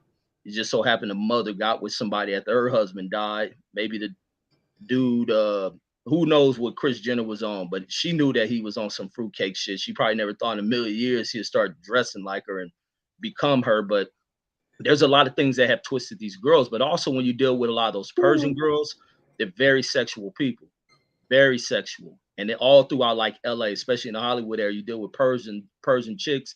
They with the get down and they fuck a lot. They're very sexual. And a lot of times if Ray J was player made about his shit. That's why Kim couldn't get him. But these other dudes who don't have any male guidance, from not just male guidance that teach you women, we should not to so much treat a woman like an object, but learning how to deal with a woman, because that becomes a hard thing for a man who what they say, some people say they love hard. Those become the dudes who will be quick to strike a woman. Like, no, you need to learn how to let it go, let her move on, and still love her from afar, regardless. I don't give a fuck what girl I've been with, what relationship, whether she cheated or not. I ain't got no ill will towards you. That's just the way the game motherfucking go. If we gonna move on, we let time go, we gonna be cool. But chicks trip off me because I don't give a fuck. It's the way the game fucking go. I done fucked with the chicks who done stepped out on their relationships that done shit. This is just the way the game go. Relationships die, and I think some people try to hold on to shit that is dead. You just gotta recognize it. Kanye just gotta recognize it. Stop interfering. He ain't gotta go through all this custody shit. He's making it that way. He's making it that way. He can step back, move out the way, let Kim think she's gonna do it. Because I don't think Kim's just holding those kids from him. But if he did his own thing, kind of stepped away a little bit, she'll let those kids go to him. Those kids gonna always want to see their father. There's no taking that away, but he has to chill out a little bit. A child is gonna always love their fucking father as well as their mother. Right. He's just taking it wrong. He's emotional as fuck. And look, and low key, because I keep hearing nannies. If he was to take a step back from his career and be able to prove that in court, like, look, over there the kids are gonna be with various nannies. Over here, I'm done. I'm not touring. I'm not working on no music right now. All the work that I'm gonna be doing is gonna be right here at the home, on the mansion, on the estate, because he got all his shit set up there, on from Wyoming to everywhere. Yeah, he got the studio. He got everything he needs in those mansions. So if he could prove like, yo, I'm done with that. I'm do all my work here. No nannies really. I got help, of course, but it's me, and they ain't got to do all this traveling. They'll be stable. Yeah, things can happen. Shit. So, but to that Ray J point, somebody was like, Ray J kept it playing. This ain't the same bitch Ray J was fucking. She don't change. Her whole face changed, the lips changed, the nose, the tits, the ass, the boobs, and the clout. Yeah, and Ray J was definitely out here clout chasing, homie. It ain't like he just smashed the video and that was it.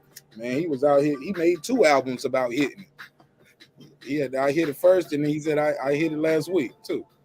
Maybe. But go ahead, bro. He was getting this Pete Davidson on. I don't know if he was directed that shit. Was it at Kanye or was he directed it towards Reggie Bush? Because Kanye got with her, remember? Oh, because I know he wanted to fight Reggie Bush. Yeah, he was making songs about I hit it first, and then he made another joint about what was the other joint? He made 2 joints, but he definitely had one while she was with Kanye. Oh yeah. They had their little thing. And Kanye was mad about that too, but at the end of the day, but see, Reg's point, Reg, you got game, so you gonna react differently than a suck ass dude who ain't got no game. You got game, Reg. That's different. Yeah, but like what I'm saying, no, Reg is right. He does need to fall back, but I want to take this second real quick. Yo, respect to you, HLD. You did a very smart thing, and more men need to do that. And that was actually the real bar. I don't care if you're married or not. I don't care if whatever. You need to go on and get that damn custody thing first. Like even with my son and with my daughter, that's the same thing. That's all I'm worried about. And I'm with you, Reg. Like we know why you doing all this. If he fell back, Kim would have felt comfortable and understand, but no, Kanye should have just went to the courts. It's just like I seen a couple of ladies type in the chat. Yeah, the way he going about it now, oh yeah, she just gonna set him up into a situation where he ain't gonna never see his kids. And if they want to, they can just get him out of here that one way, and it'll all be legal. In fact, she'll go down as a damn, she'll go down as a damn a heroine, and a feminism. You feel what I'm saying? Like Kanye, that's why I keep saying. A heroine of feminism, a heroine, like a female hero of feminism. I'm streets, nigga. I thought you said heroin. Nah, man, no, you know what I'm saying? But shit, looking at Pete Davidson, she probably do got some heroin, and that's why he like her. You know what I'm saying? But no, real seriously though, I see a couple things that he might like. Oh yeah, I mean, but obviously, but these boys got to be careful, man. These young men got to be careful because once again, I don't give a fuck about Pete Davidson. I don't give a fuck about Kanye. I don't give a fuck about Kim. I give a fuck about these kids. I'm more like I'm looking at it like how the court would look at it. And is any of this really in the best interest of the children? Not what Kim's doing, not what Kanye's doing, and definitely not what Pete's doing, because Pete, if that's what your thing is, you messing with Kim right now. No, you can't tell her what to do and can't tell her how to act. but you can try to say, hey, I'm on this vibe. And so that's why I believe he sent that text, because like when you read it out, you feel what I'm saying? Oh, I was struggling too, like Reggie. My glasses in the car, so I'm in here like Reggie. Oh, you did good, man. You did good. Go start for Marq, man. Go start for Marq. You know what I'm saying? But if you're listening to that text, I'm shooting Pete some bail. Maybe he was trying to play it cool and just not say nothing and do this whole, hey, let's not engage vibe. But that's the whole crazy thing with it. This, you know, they either gotta figure this out, because there's too much money involved, and when you're dealing with egos and money like this, you think something ain't gonna happen. Y'all keep thinking something ain't gonna happen, and that's what I'm worried about. You feel what I'm saying? I'm not worried about Kanye acting like a sucker. I'm not worried about Kim being Kim. I'm worried about these kids. Right. These 4 kids. You know what I'm saying? These 4 beautiful brown babies who are already born billionaires by both parents. You feel what I'm saying? So these kids are going to come into a lot of power, a lot of whatever. And this is how they're being shaped. Yep. Yeah, that's a good way to close it out. Anybody got anything else they want to add to anything? Show more first, because he's on the phone. Let me clear that out. Nah, man. I just wish the best for the kids. These two suckers get their shit together, man, and move on with life. You over there eating some neck bones? What you eat? Eating a hot link. Oh, Lord. That dude got the glizzy. Oh, yeah, Mark. Yo. You thought... Yo, so look, all right, show more. Appreciate you, man, for pulling up, man. So your last take, Logan Paul offers Ye and Pete $30 million to put their boxing match on. Yes, it will sell. Yes, but it won't be over no matter what. No, Ye don't need 30 million and should move on. Or nobody wants to see that fight. What say you? Do it. That should have gone viral. All right, so you pick A. You pick yes, it will sell. All right, cool. All right, thank you so much for calling this show, More. I'm trying to close it down. All right, brother. God bless. Thanks for your time and energy, bro. Appreciate it. Go ahead, Clips. What was you trying to say? You was trying to talk over me, nigga. I wasn't trying to talk over you. I didn't know you was going to hit that. I already know you was going with it, but I was going to let you. I'm going to leave it alone. Since you know what I'm going with it, I'm going to leave it alone then. You thought you was funny. That was a funny video. You a funny guy. You said it. I just added you a funny guy. I love you, though. I love you, man. I added that extra shit to it, man. Like, that motherfucker was describing that hot dog. You gotta do my guy like that, man. He dirty, man. He dirty. You feel me? I'm gonna tell you the crazy part is I probably talked to Clips an hour after the show that night, and we was chopping up doing episodes. That hot dog, the hot dog lady story he told was probably about like 7 minutes long. You got it down to 30 seconds. I used 30 seconds. Ain't shit. I only used 30 seconds, and then I was like, yeah, that's it. I edited the other part, and I got that part loaded up too. But I was like, don't nobody want to hear that. Yo, I tuned in thinking I was gonna hear some crazy hot dogs, the story from Eclipse. Pulled that shit out. I was like, oh hell no. And it was over. Just like that. Because I know Eclipse be putting out some stories, right? So I thought it was gonna be story time thing or something. It was a good story. It was a good story. But that first 30 seconds, I was like, this is a good YouTube short right here. Let me do some editing work on this. Let me put this together. Set me all the way up for failure. I love you though, bro. It's cool. Too, bro. It's all good. Hey man, give me your final take, HLD, on any and everything we talked about from whether we had a couple topics on the docket. Let me put the main banner back up so you'll know what I mean when I say these things. Bam. Give me your final take on everything. Phone lines closed too. From Ortiz fight McKinson this weekend. Do we care? The Who's a Hall of Fame segment. Also, what's taking so long with the KAMBOSOS decision? And Kanye, Pete Davidson again offered $30 million from Jake Paul. Give me your final thoughts on everything. Real quick, I was taking KAMBOSOS so long. I think we just got to be patient till about the end of the month. I think once we hit April, if something doesn't happen, I think it's definitely a call for calling on mine and what we're gonna, what's gonna happen, because you're only 8 weeks away from the fight date.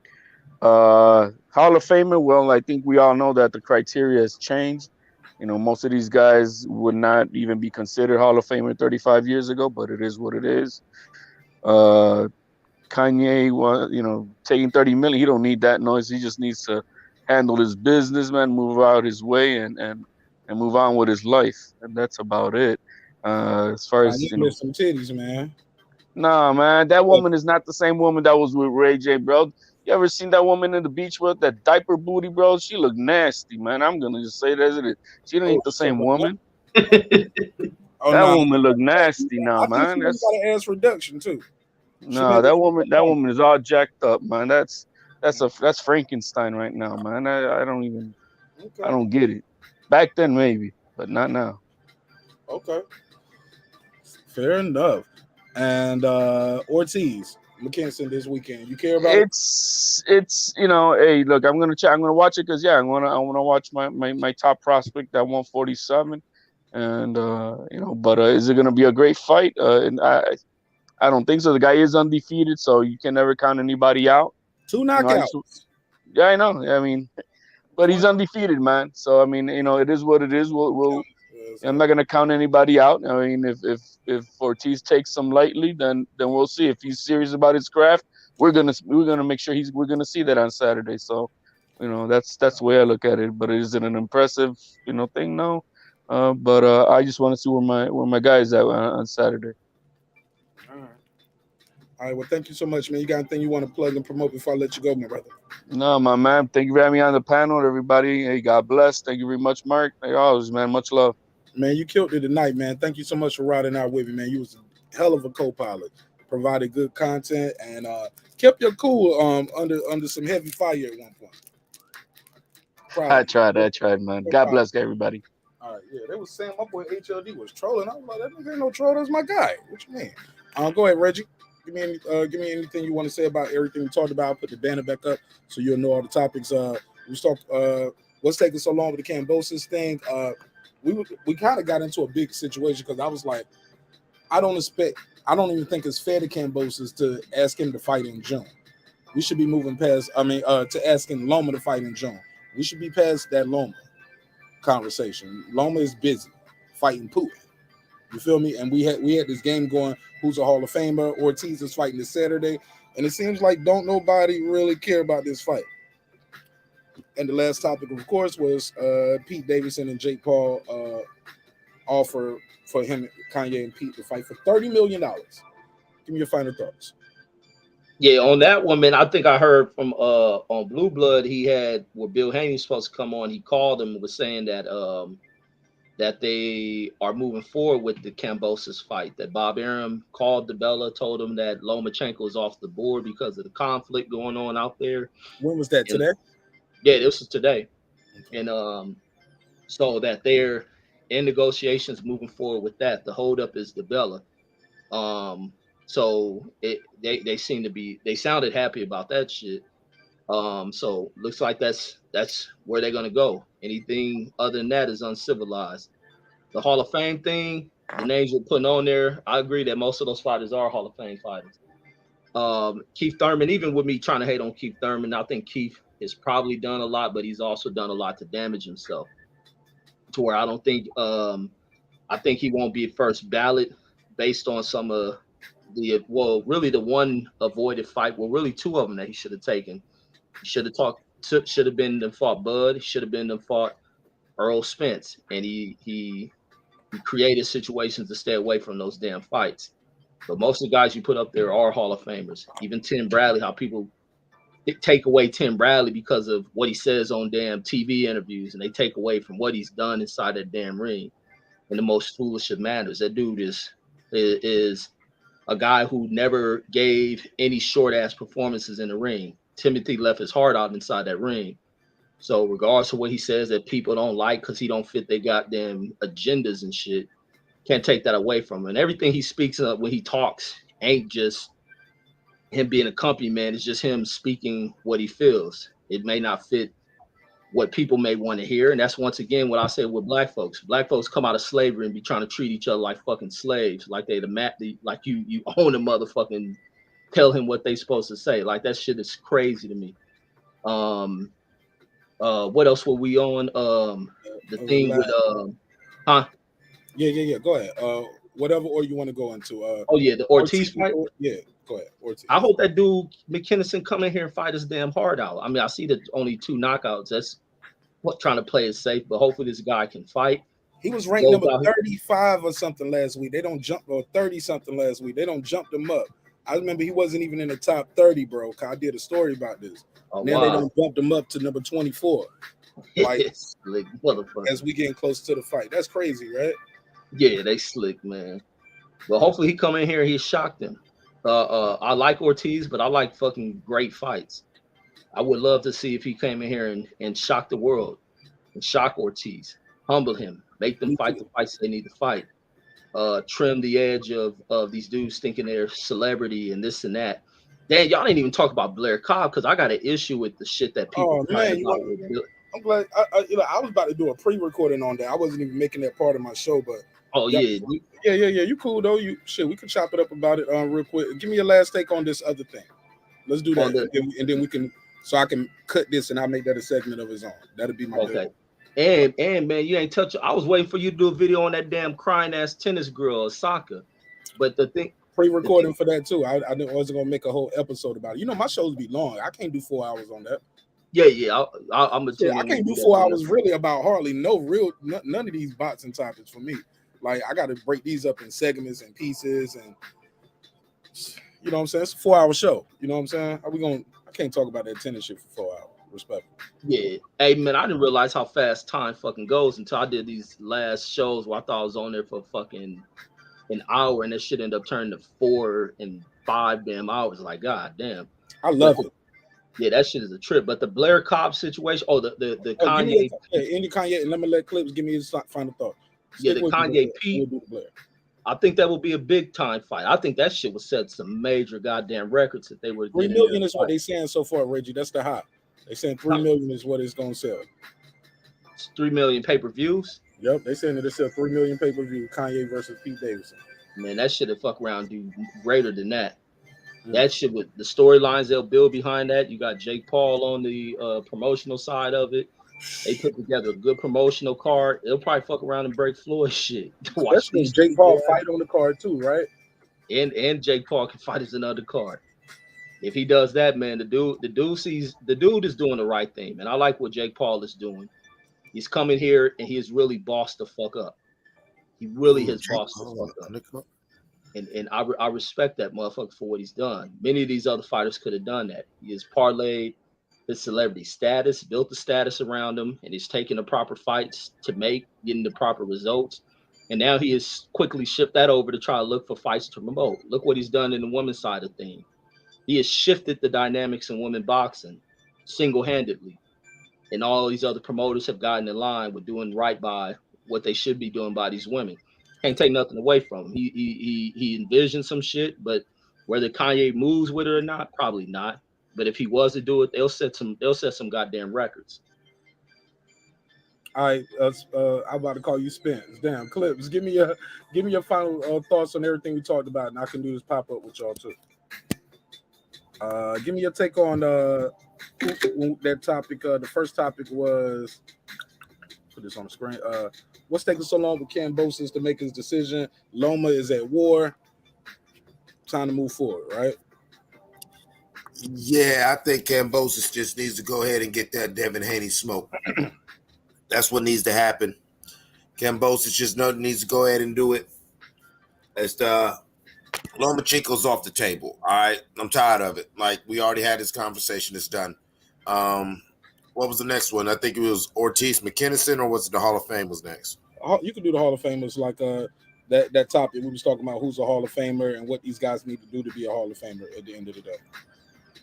All right, definitely everybody, back to that Hall of Fame picture, definitely everybody on the bottom. And Spence. Who's that? I can't see the dude. Who's that being blocked by your logo? No, that's Usyk. That's Usyk. But yeah, these weren't the people that we did though. We didn't even get to Canelo yet. Oh, okay. So this is just a banner that I had up. For the okay, yeah, but based off the people we was talking. Matter of fact, you weren't here when we did it. I think that's when. No, I was typing in the chat. That's when I was driving around. Yeah, we went through Sean Porter, Josh Taylor, Spence, Yeah, it was a lot of people, but you don't have to go through all of them because I deleted some of those pictures so I can move forward. All right.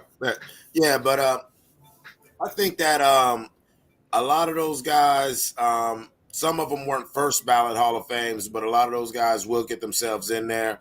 I do think that Tank is a not yet. I think Spence is not yet, not first ballot. It's not because of my bias. I think Bud has definitely earned that first ballot. Like for whatever reason, if it stopped right now, you definitely throw him in there first ballot. And definitely Tyson Fury and Deontay Wilder. They're definitely Hall of Famers.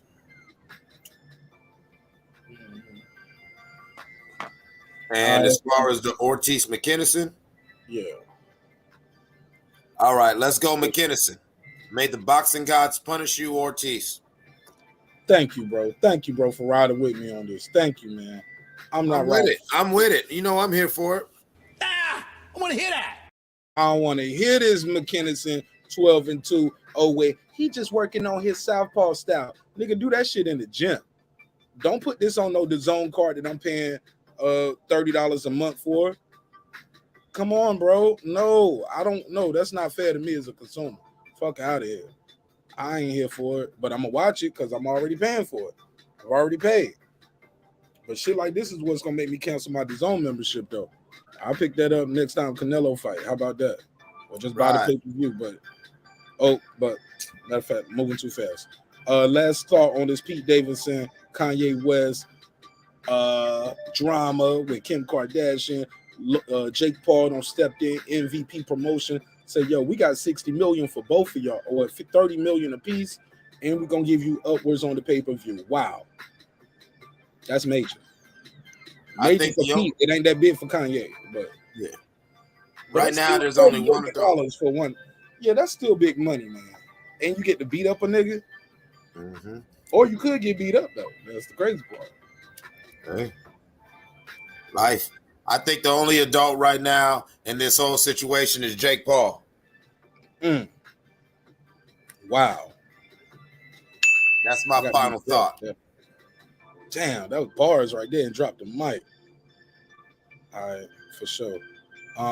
Nothing about these titties though. You ain't got nothing to say about these. Respect. I mean, them titties is nice. I mean, whoever titties those are, but Kim looks good in them. They hers now. Hey, look, you can't take them back. They're hers now. Shit, she paid for them. Right, damn it. For sure. Let's get into this, man. So, Blair the Flair cop recently had some things to say about the champ Errol Spence. He said some things about Errol Spence being cursed. I'll pull up the audio, but before we get into that, let's be clear. Errol Spence clapped back, and when he clapped back, he went for the juggler. Some people was like, yo, what's up with the clap back at him? But you've been quiet on Bud Crawford.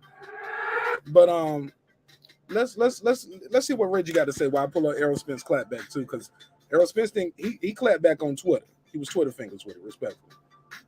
He called Blair the player. He said, y'all listening to a 33-year-old prospect? Ha, ha, ha, ha, ha. Laugh emojis. Media has to stop being so thirsty for content. Nigga looks up to Blair Flair. All right, let me put that on the screen while we pulling that up. Let's be clear. And Blair Flair is fighting as the co-main event for Virgil Ortiz. Virgil Ortiz could have been fighting Blair the Flair. I would have respected that. They both welterweights, right? Set that up. Do that. Why is he? And look, is it the way they handling Blair the Flair? He doing the 10 rounder as a co-main. Shit. After this fight, what fight? Fight Ortiz.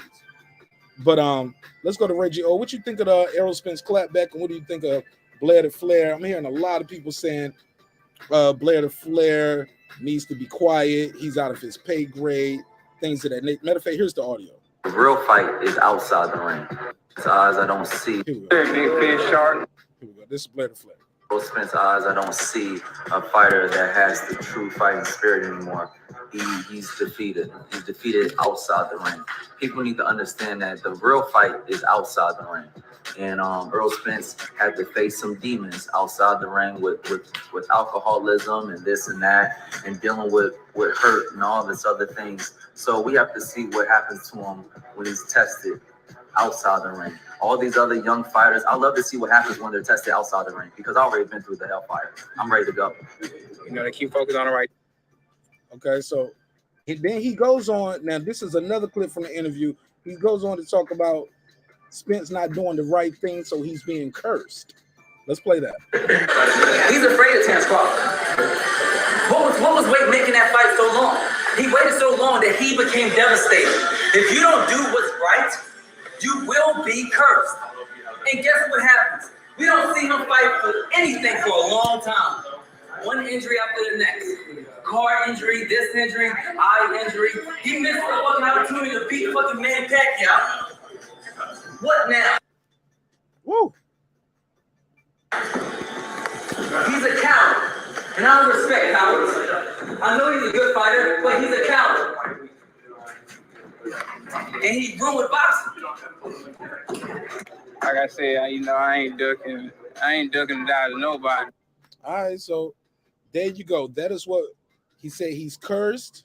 He ruined boxing. What do you guys think of this Blair to Flair situation? Hold on. 469, you on the line. What's your name? Where you calling from, family? Salute. Brandon from Dallas. Speak up a little bit. Salute, this Brandon from Dallas. What up, Marq? There you go. What up, Tanner? What up, Reg? What up, Flip? You know I couldn't sit here and take. What's up, big? Slander. That dude. Hold on. Nobody did any slander. I'm just setting up the story, telling people. No, what's the name is slandering? No. Okay. Blair to Flair is slandering Earl. He's talking about a coward. That's slander. Okay. He's saying that he ain't fighting for nothing. That's slander. He's saying that he ain't seen nothing in his eyes. That's slander. He's just sitting there slander, and the only reason he's doing this is because he got to fight. This the same guy I saw run up on Ennis, and Boots damn near scared his Boots damn near had him afraid to speak. So this Blair to Flair, whoever the fuck he is, I'm hyped to see him get in the ring with somebody real and not just being built. Does he want to put his mouth out there? Let's see what he's about. He calling all of these dudes out. He called out Boots that day. And Boots and his daddy said that's going backwards. Fighting him is going backwards. But I want to see. He's doing. Here's the thing: in boxing, when you're a prospect, he's doing what he's supposed to do. But here's the thing: when you do that, you should be your next fight. You should be in position to be fighting an eliminator, or you should be. If you're gonna start talking this big tough talk, your next fight, you should be going right at the. You should be going right at the top dog. You should be putting yourself. You should be the number one contender. You should be the ranked number one. It should be the reason why you barking this loud. Because it's like they finna give you the fight, or you know you next in line. But just to hear a motherfucker talk just to be talking, it's cool. But I want to see him get in there with somebody. But he's doing what he's supposed to do. I just don't like the slander. But it don't matter what I like. I want to see the dude fight. All right, appreciate it, Brandon. Go ahead, Reggie. Give me your take on it. And I like where Blair to Flair coming from with it. Some of it, I mean, it was shots taken, but some of it was a lot of truth in it. And it was into where Earl wasn't living a righteous life. And the same people who crying about Blair making the comments, I don't know why it's hard for not to. I don't want to be called this nigga Blair to Flair, but Blair Cobb making the statements about y'all call another nigga Boots. Y'all call another nigga Big Fish. Y'all can't call him Big Fish. They call these niggas boo boo, man. Hey, I'm cleaning boxing up, man. Y'all call that nigga Big Fish. Y'all call another nigga Bud. Boots. That's a fighting name. Hey, look. These nicknames don't change from when we was kids, from Iron Mike or right. You know what I'm saying? Get Dynamite. The greatest. Yeah, y'all would call it. Yeah, y'all would call another nigga Sugar. Sugar. Come on, Reggie, leave his nickname alone. Man, I gotta clean that shit up, man. Y'all niggas do too much talking about pause every time somebody say something. No. I'm just saying. You said you don't want to call the man Blair the Flair. That's his name. Y'all call that's like Ryan Garcia calling himself fierce Rye or whatever that crazy shit. But Ryan Garcia, he called himself King Rye. That nigga called himself fierce. That nigga's calling himself fierce Rye. Yo, man, nigga had for real. I'm for real. Then they had a YouTube channel called Fierce Talk. For sure, but go ahead, Reg. But yeah, but no, he's saying all the things that he's supposed to say. That's why it was tripping me out that people were on here mad that he's calling out their favorite fighter. He's doing what the fuck he's supposed to do. This is boxing. A fighter has to push and promote themselves. It ain't no such thing as promoters anymore in the sport of boxing. You just got people with labels who hold the title of being promoters, but they don't promote shit. And you need fighters like Blair that get out there and they do the self-promotion. It has to be done. You have to call out the names. You have to get yourself in position. Now, on the other side of sport, which people talk is what's kicking boxing ass, when you talk about the UFC or MMA, you get fighters who aren't even thought of or probably in position unless they start, raising up a loud enough ruckus and calling out for shit, getting themselves in position, then they get the earning fights. And that's what Blair is doing. Now Blair has to back it up, but it ain't for fans to say, what has he done? It's going backwards. Don't nobody even know him. Man, what has he done? Who has he fought? Who he signed with? Oh, look how this nigga dressed. Oh, this nigga look like Prince. This nigga look like Ice-T. No, this nigga look like he fights. Get him in the ring, make the fights. It's simple as that. But that's my thoughts on it. People in this new age of boxing destroy this new age of boxing. What has this new age of boxing fucked up in a way that it's fucked up. And people cry and point blame to shit that the blame doesn't go anywhere. They blame Floyd for this and that. Floyd ain't for the blame of that shit. They would have followed the path that Floyd took. Boxing would be in a higher elevation than these people have sunk it into. And it ain't just the damn fighters. It's a lot of these crybaby ass fucking fans. But that's my thoughts on this one. Go ahead, Clips. What's your take on Blair the Flair giving Errol Spence a piece of his mind? I want to go ahead and I want to congratulate Mr. B. Cobb for speaking some truth. I don't think he was wrong. He said the boy pussy, and I said last time I seen him, I heard him say meow. Listen, one shit he said wrong, and I'm glad I'm not the only one who says, yeah, like you said, don't blame Floyd. Floyd did what Floyd did. Floyd got it off. God bless him. All these niggas who try to follow in his footsteps and imitate and clone, and y'all try, instead of being yourselves, y'all trying to do a Floyd, and yeah, y'all ruin boxing. And one of the biggest ones is Errol Spence, who still has the potential to be one of the greatest fighters of his generation. But it does seem like, yeah, he's dealing with the karma of, he wasn't taking this seriously, and with the ducking and dodging and trying to chase the money, it's like, man, if he would have just walked through door number 2, man, imagine how we would have got that Spence Crawford fight when it was supposed to happen. What was that? Let's just say 2.5 years ago. Imagine how we would have got that. Oh, wow. But now it's forever what if. Because you cutting them off. Go ahead. Oh, I'm done. But like I'm just saying. I'm like, hey, shout out to Blair LaFlair Cobb for going there and talking that shit. Now don't go out there and get your ass knocked out after talking that shit, Blair. All right. So Errol Spence had one of the illest clapbacks, I think, when he said, y'all listening to a 33-year-old prospect. Ha ha ha ha ha. Media has to stop being so thirsty for content. Nigga looks up to Ric Flair. Nigga looks up to Ric Flair. That's what he said. Okay. I said Blair the Flair earlier. So you said nigga looks up to Ric Flair. At the end of, come on, man. I like I said, man, I think he's doing what he's supposed to do. I disagree with where he need to stay in the prospect's place. Kick his ass. If he don't supposed to be there, kick his ass. I mean, why not? Why not? He talking shit. trying to get his name out there and fight him. What about the other people, like who's not Errol Spence? They won't fight him neither. I mean, if Virgil Ortiz can fight McKinson, Boots Ennis can fight Blair the Flair. Why not? It ain't going backwards. To me, that shit seemed like a parallel move. I get it. He's not ranked like that, but you know what? People will pay to see that. I mean, they paid to see him just destroy Delorme in a minute and a half. He had Delorme out of there. Fight this young kid. Instead of somebody like Delorme where all we can match Boots is did he knock him out faster than the other people knocked him out? You get what I'm saying? Like, come on.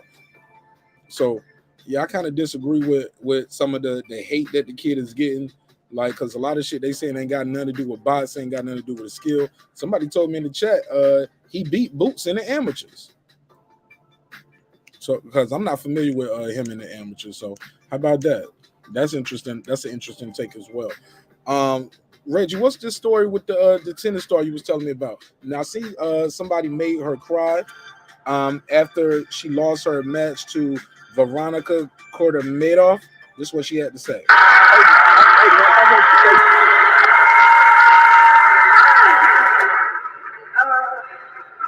In fact, I'll just share my screen because this is a little long. It's about a minute and 30 seconds. So I want y'all to see this. Let me share the screen. And it's on Twitter, so I think I can share it.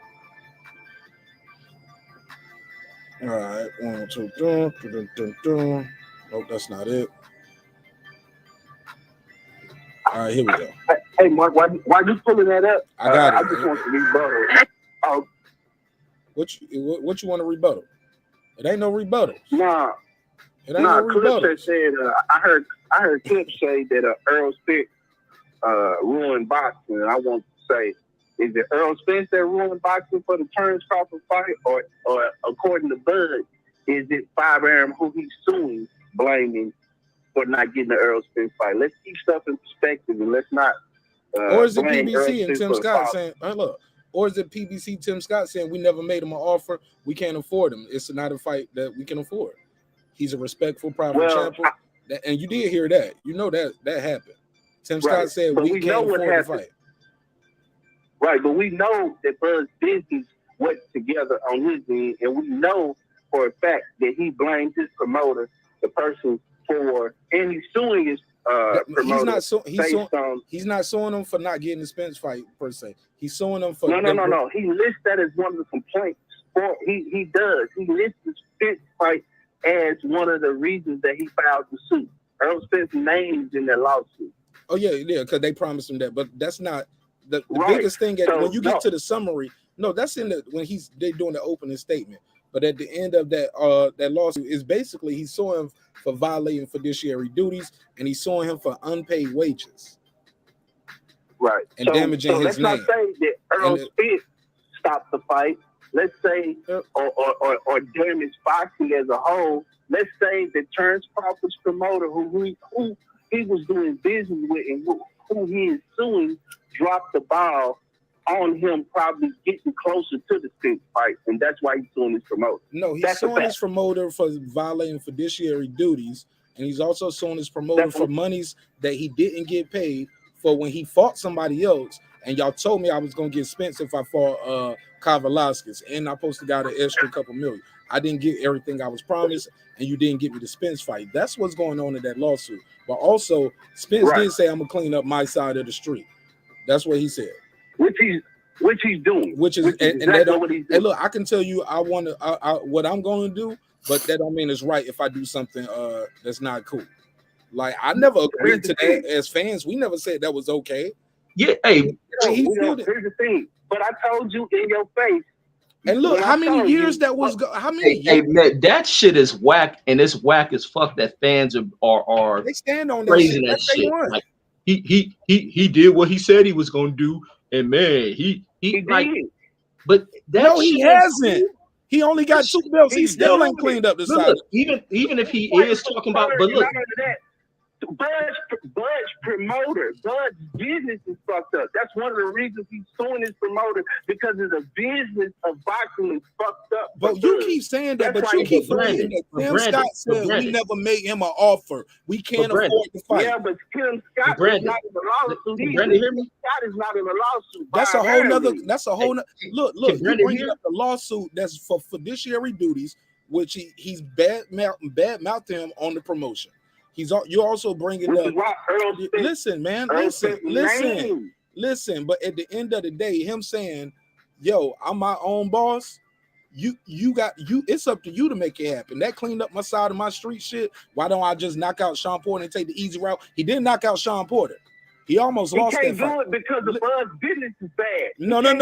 Stop, Brandon. Brandon.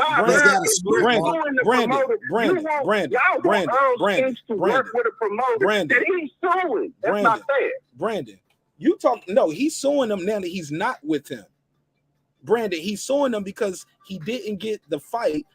No, he didn't get paid all the monies for a fight he was supposed to be taking, as in you fight him and then we'll set up the Spence fight. You got to fight Kyle Velasquez.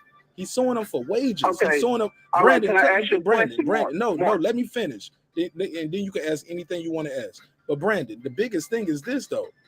Tim Scott, PBC said we never made an offer. It's not a fight we can afford. All that. Well, his business ain't. Tim Scott is saying we can't afford it. He said we can't make it because the fans gonna steal the fight. That's what Tim Scott said. And this was before the lawsuit. This was before Terrence was it wasn't. It wasn't before the lawsuit. But let's say he left PBC, but he hadn't started the lawsuit yet. Okay, that's fine. Mark. What you asking Earl Spence to do is go do business with someone, or previously do business with someone that Bud is suing and saying that treating him nobody bad. Ain't talking about him doing no business with Top right now. Nobody's asking Spence to do why business. did you want? Well, why do y'all want? Why you keep blaming just like Clips? Oh, it's Earl Spence fault. Boxing is like it is. I didn't say that. I never said that. No, I said just like Clips. I said like Clips said. Why would he say that? Well, he's right here. He can speak for himself. I didn't say that. But you talking to me, but you telling me like y'all said, and I didn't say that. But what I do say is this: he has held up this division. He has held up this division. Because all of that, I'll clean up my side of the street, still ain't done yet. To this day. Now what? Now stop, Brandon. Brandon, humble yourself. Because that's a fact. You don't even have to cut me off from rebuttal. That's a fact. It's nothing you should be saying right there. Now, he does have a fight scheduled. Now, hopefully, maybe, possibly, he could win. But right now, as of March 15th, he still ain't done it. He got his initial belt and the belt he beat Sean Porter for. That's it, bro. And everything else has been self-inflicted. Brandon, everything else. And this long layoff, this 2-year layoff, and this 2-year layoff, bro, this 2-year layoff. Bro, he got 2 out of the 4. What you talking about? Bro, he didn't have a 2-year layoff. Y'all budget. He had a medical injury. What are you talking about? He had a detached retina. My nigga, that's still a layoff. He out the ring. Man, he didn't have a layoff. He had a layup. He was laid up. Bro, stop, Clips, because I ain't even trying to troll him. Please don't cut me off just to crack the jokes. Like, you ain't got to cut me off to crack the jokes, though. Like, because I'm trying to have a serious conversation with the brother. And he ain't going to take me serious if you cut him off to do that. Like, put that in the chat. Let me say this. My brother, Brandon, whether it was self-inflicted or not, being out the ring, you don't like the jargon or the verbiage of me calling it a layoff, call it whatever you want to. Call it injury, call it an accident, call it a sparring setback, whatever it is, setback, layoff. He's out the ring. He's inactive, my brother. What am I lying about? Please, Brandon, what am I lying about? Nothing. Here's the thing, Mark. You just said y'all keep saying that, and that ain't true. He did not have a layoff. He had an eye injury. Nigga, he out the ring. Okay, let's put it in perspective for those who probably casuals and listening to the show for the first time. They might be like, wow, dude was out. Why was he out of the ring? The reason he was out of the ring with what y'all call a layoff, we'll call it what y'all want to call it, is because he had a detached retina, which threatened his whole career. We talking about before that too. That's why I said 2 years. Because I went back before That's that. why he was out of the ring. Because he was out of the ring for a year too, with recovering from DUI injuries. You want to tell it all. Oh no, he came back. He came back from that. And look, he came back from that. Did he come back? Because he got in one fight, then his eyeball popped out. How many fights do you need to come back? One, right? I mean, well, if that was the case, that one fight he could have came back and fought for the title. He can't come back, Mark. He had a detached retina. No, and Bud you is just said he suing came back. Bob He could have Arum. fought Hold on, Garcia Mark. then. Bob Arum. Bud is suing Bob Arum right now, for saying because he did not get the fight that Bob Arum promised him. So he didn't get the money. Hold up. He didn't get the fight or the money. You told me you was gonna get me this fight if I fight. I'm talking about the fight. I'm talking about the fight. But you can't separate it though, Brandon. You can't separate it. It's all in the lawsuit. You can't separate the two. Separating.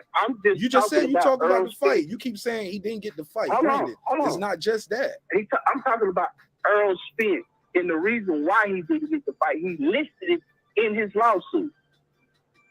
Brandon, you know I got the lawsuit. I don't understand. And we did a full breakdown. No, I'm not about to do what you want me to do because you said do it, nigga. Like we already did this. I'll send you the file. Like this wasn't even a whole topic. That's why I told you. That's why I told you when you started. Like I just want to do a little rebuttal, Mark. It ain't no little rebuttal with you, nigga. I know you, man. I know what I'm dealing with. You made this whole shit about Errol Spence right here.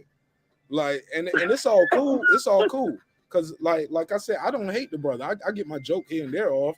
Like, but I never start talking about his wife and his kid. I ain't do no video about the baby mama shit. How trill is that? And a lot of niggas, I don't know what you're talking about. Oh, see, how about that part? See, and I thought you was an honorable man. You gonna just tell lies, bold. What you want me to say? I ain't never clicked on that stuff. Oh, but you know what I'm talking about. So I don't know what you're talking about. I'm not aware. What happened with the baby mama? You didn't know about Lauryn Hill that night neither, and you spoke about that. Shout out to Lady Shannon. Shout out to Lady Shannon. Never let me make it out for that, man. Man, I miss Lady Shannon. Y'all was wrong about Fantasia too. Shout out to my girl Tasia. But go ahead, Clip. Go ahead. Let me let Reggie get in on this. But Reggie, they keep holding on. Errol doing what he said he gonna do. If I tell you I'm gonna rob your house and you come in your house, your TV missing, y'all gonna be like, well, at least he told me he was gonna do it. Hey man, I know where to go look, man. Fuck out of here, man. Yeah, I think that shit whack. I'm gonna go play duck goose, and then I do it. Oh my god, he is so real. He played duck goose. Not saying that's what Earl is doing, is ducking folks, but the fact that people are highlighting that he's doing what he said he was gonna do. F all that. The other guy's older too, Reggie. So, but nobody say he's trying to age him out. Exactly. And it's like F that. It ain't about he going to fight this fight. He say he gonna do that. And a lot of people buy off into these agendas and start reciting that shit without taking a moment. Like, man, fuck all that. What he said he gonna do, because what he said he was gonna do was kind of lame. You should be fighting this motherfucker that you need to fight, because when you don't fight these people, you get shit that we're getting that's happening. And we seen it all throughout the sport of boxing. You don't fight this guy, this shit happens. You don't fight this guy loses. You don't fight this guy, they lose the title or some other shit that happens. Like, boxing will punish you. And that's the thing with the crazy ass dude Blair talking about, is that the curse type thing. That's what he means. A lot of people taking it verbatim because they're just overboard fangirls of these damn fighters. You got to fight these goddamn people, get the fights out here, and stop all this. He did what he said he was going to do. He said he wasn't going to fight him. He was going to take the easy route. The easy route, man. Now we got to praise people taking the easy route because we like this guy. I mean, these people, like I say, on this YouTube shit, people done got lame as fuck. A lot of people done got lame as fuck who claim to like this boxing shit. They have turned this shit into what was hated about HBO. A lot of these fans is trash. They full of shit. They bullshit. And I think they have put too much emphasis on particular fighters rather than the sport and holding the standard. As certain fighters think they can go about avoiding shit because they think they got fans behind them. None of these fighters are that big of a star. And Jake Paul shows all these motherfuckers that they can live in the delusion of thinking they fans with these damn internet link stealing ass fans, because they'll have you walking into these mirages of celebrity where you thinking you this and that, you're gonna get a pay-per-view event, only find out 50,000 people ordered your shit because the rest of these so-called fans is fucking pulling internet links to watch your shit. Like, I mean, these fighters gotta wake the fuck up. Make the fights that casuals want to see. Not so much of these wannabe fans of yours who claim to be fans and only fans because you may have interviewed with somebody or somebody says they know you and this and that shit. Get the motherfucking fighting. All this other shit, these fans trying to make the excuses like you didn't. You said you was gonna do this and you did it. Oh man, you the realest because you did it. Like hell no. Nah. But that's my thoughts on it, man. Salute my brother DB out there. DB, what up, though? Go ahead, Clips. Yeah, I really, how's the saying go, y'all? And not just in boxing. When you cheat the sport, you cheat yourself. Thank you, Reggie. I mean, you could be an Errol Spence fan all you want to, but that's just how this thing works. All right. When the path is laid for you and you were called to destiny, you're supposed to walk that path. So when you take your detours, trying to go the easy route or trying to circumnavigate certain obstacles, that, facing that was probably the best thing, because that would have cemented your legend. To be honest with you, the reason why I don't have EJ as a Hall of Famer, not yet, or I definitely don't have him first ballot, is because of all this inactivity and all that bad juju he seemed to have brought to himself, where for whatever reason, however the cookie crumbled, it was him not taking the sport seriously. If you a prize fighter like that, you shouldn't be out there getting drunk, even if you didn't have a fight coming up, because if you got money and everything and you drinking like that, you shouldn't be driving. You're an adult. You cheat yourself when you cheat the sport.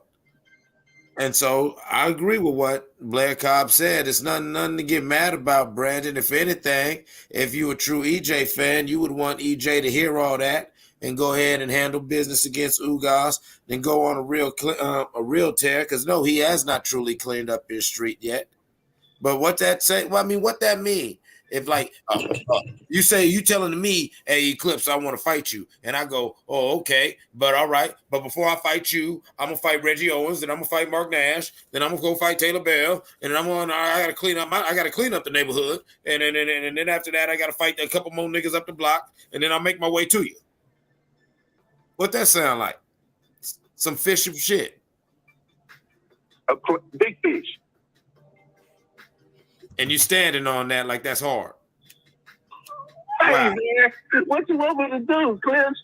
Man, I mean, I want you to do better, brother. My brother, I need you to do better. This is what we're going to do in 22, okay? I need a brand new you. That old bullshit, just let it fall down to the bottom of the ocean. And then come out. Rise up out the ocean. Not a fish, but a man. Stand on some shit, man. Yo, facts, yo. Let me say this, too. A lot of these same brothers, yo, was going bodyguard hard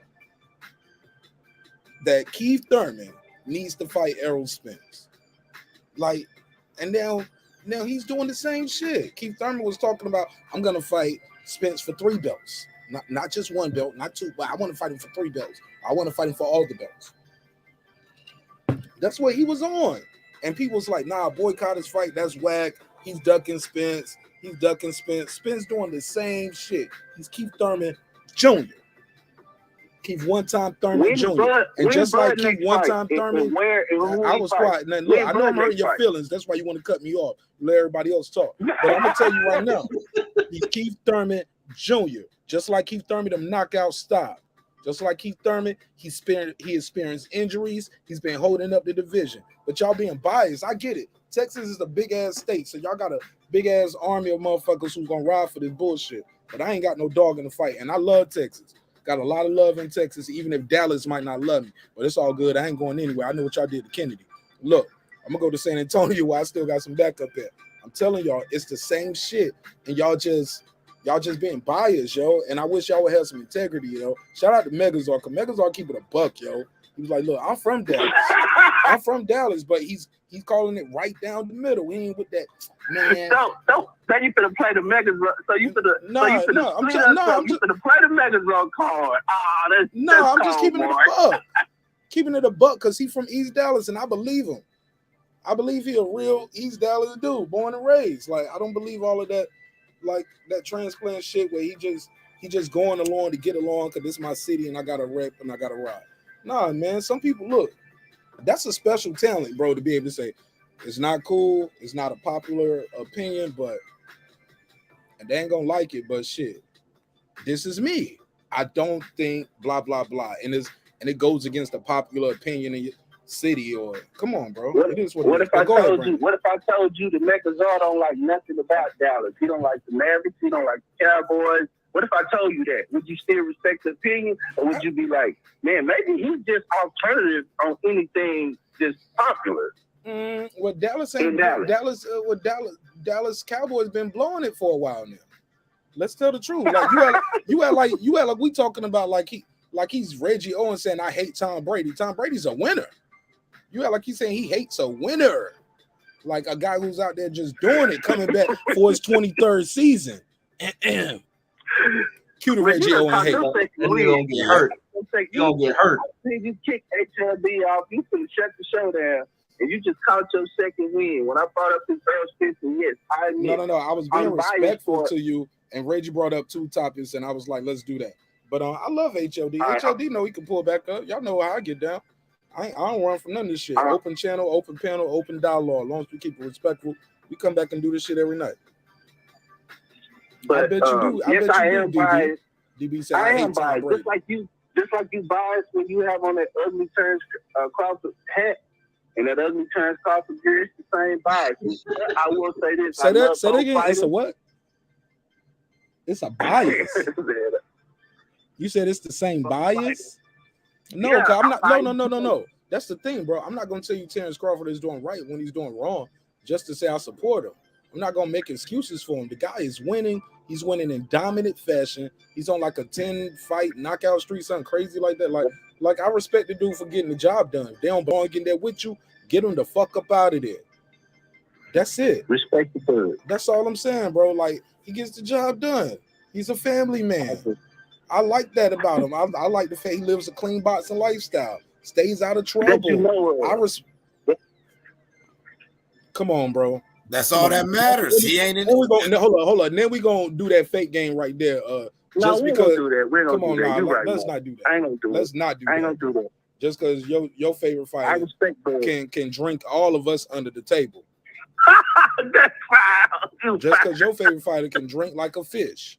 That's probably why they call it big fish, because he drink like a fish. Oh boy. Yeah.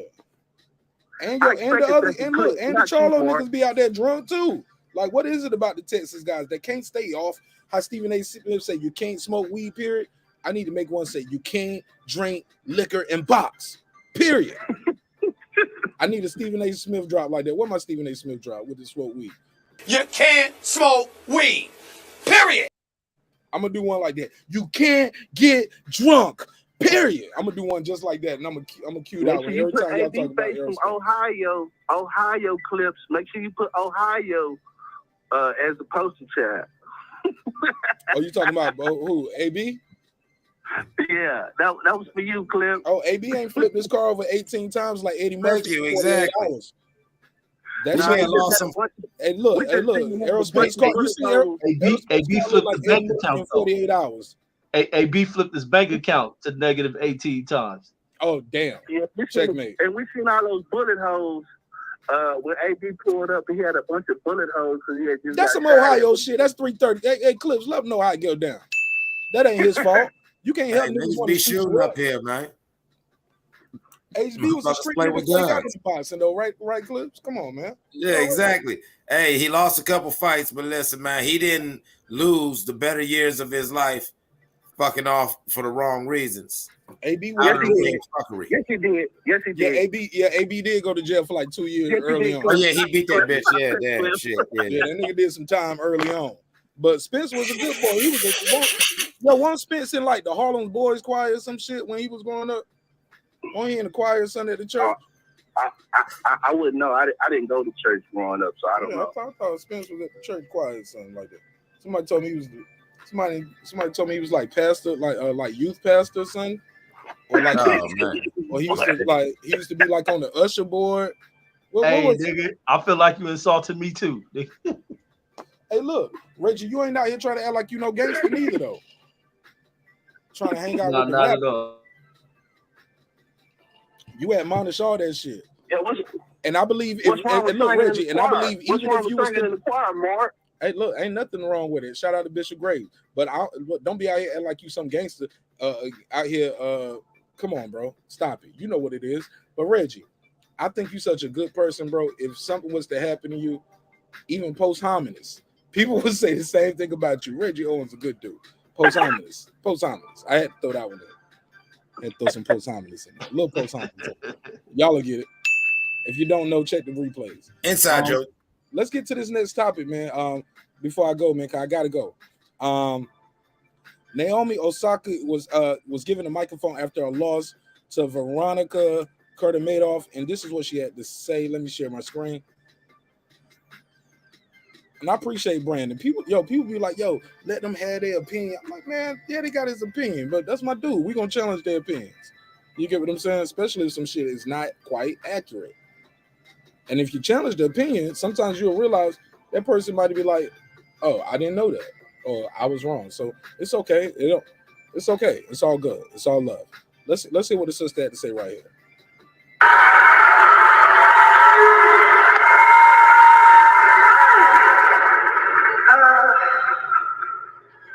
I just wanted to say thank you.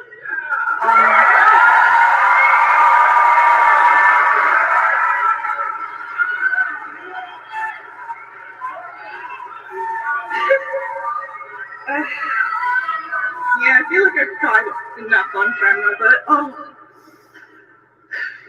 I just wanted to say, yeah.